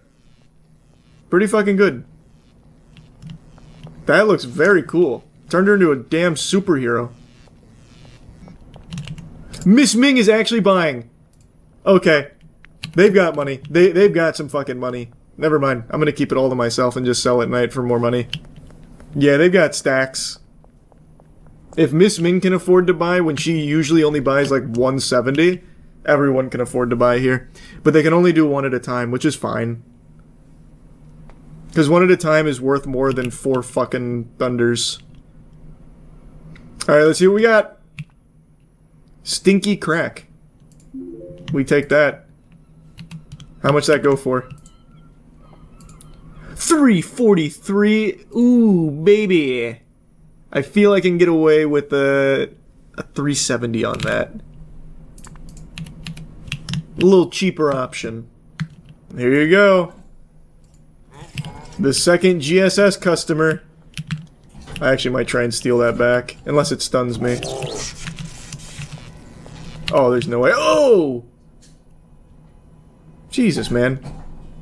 A reverse Kubrick stare? Really? How about some stinky crack? Let's see what this looks like. Let me take a peek, George. Let me analyze.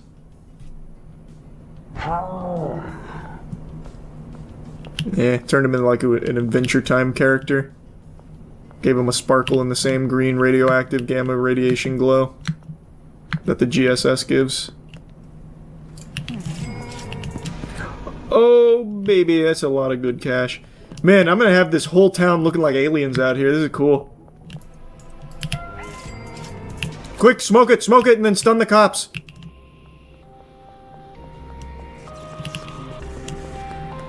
Stun the cops. Fuck. No, the cop. Oh, fuck. Stun the cops. I'm gonna try and run them into him. Okay, wait, I can't let myself get... I can't, I'm getting too experimental. Austin! Here it is. Enjoy it. Peter, you sick fuck.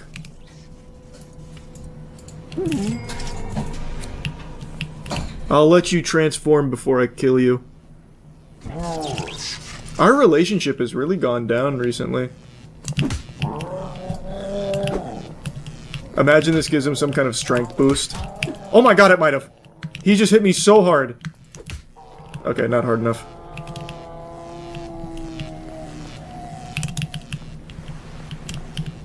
Bye, Peter. Oh, I can still see you down there.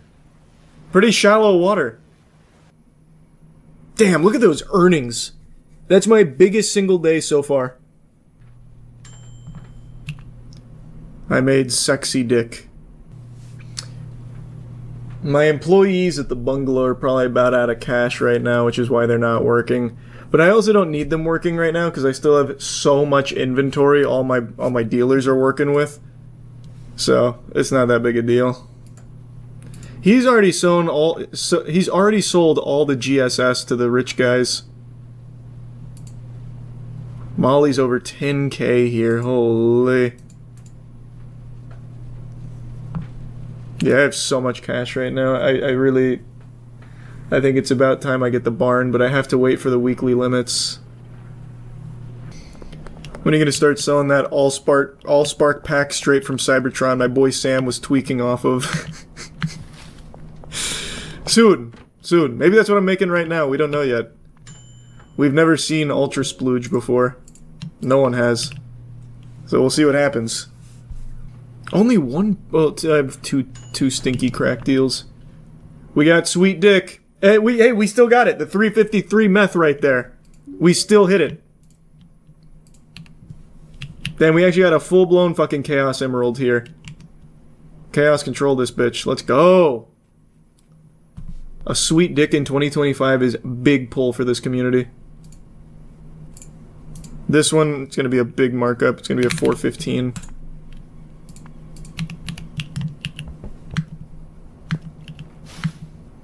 That took a long time. That was a lot of tender loving care I put into cooking this one up. Bro just made kryptonite. Yeah, I got that kryptonite pack for everyone out here. This is going to be big.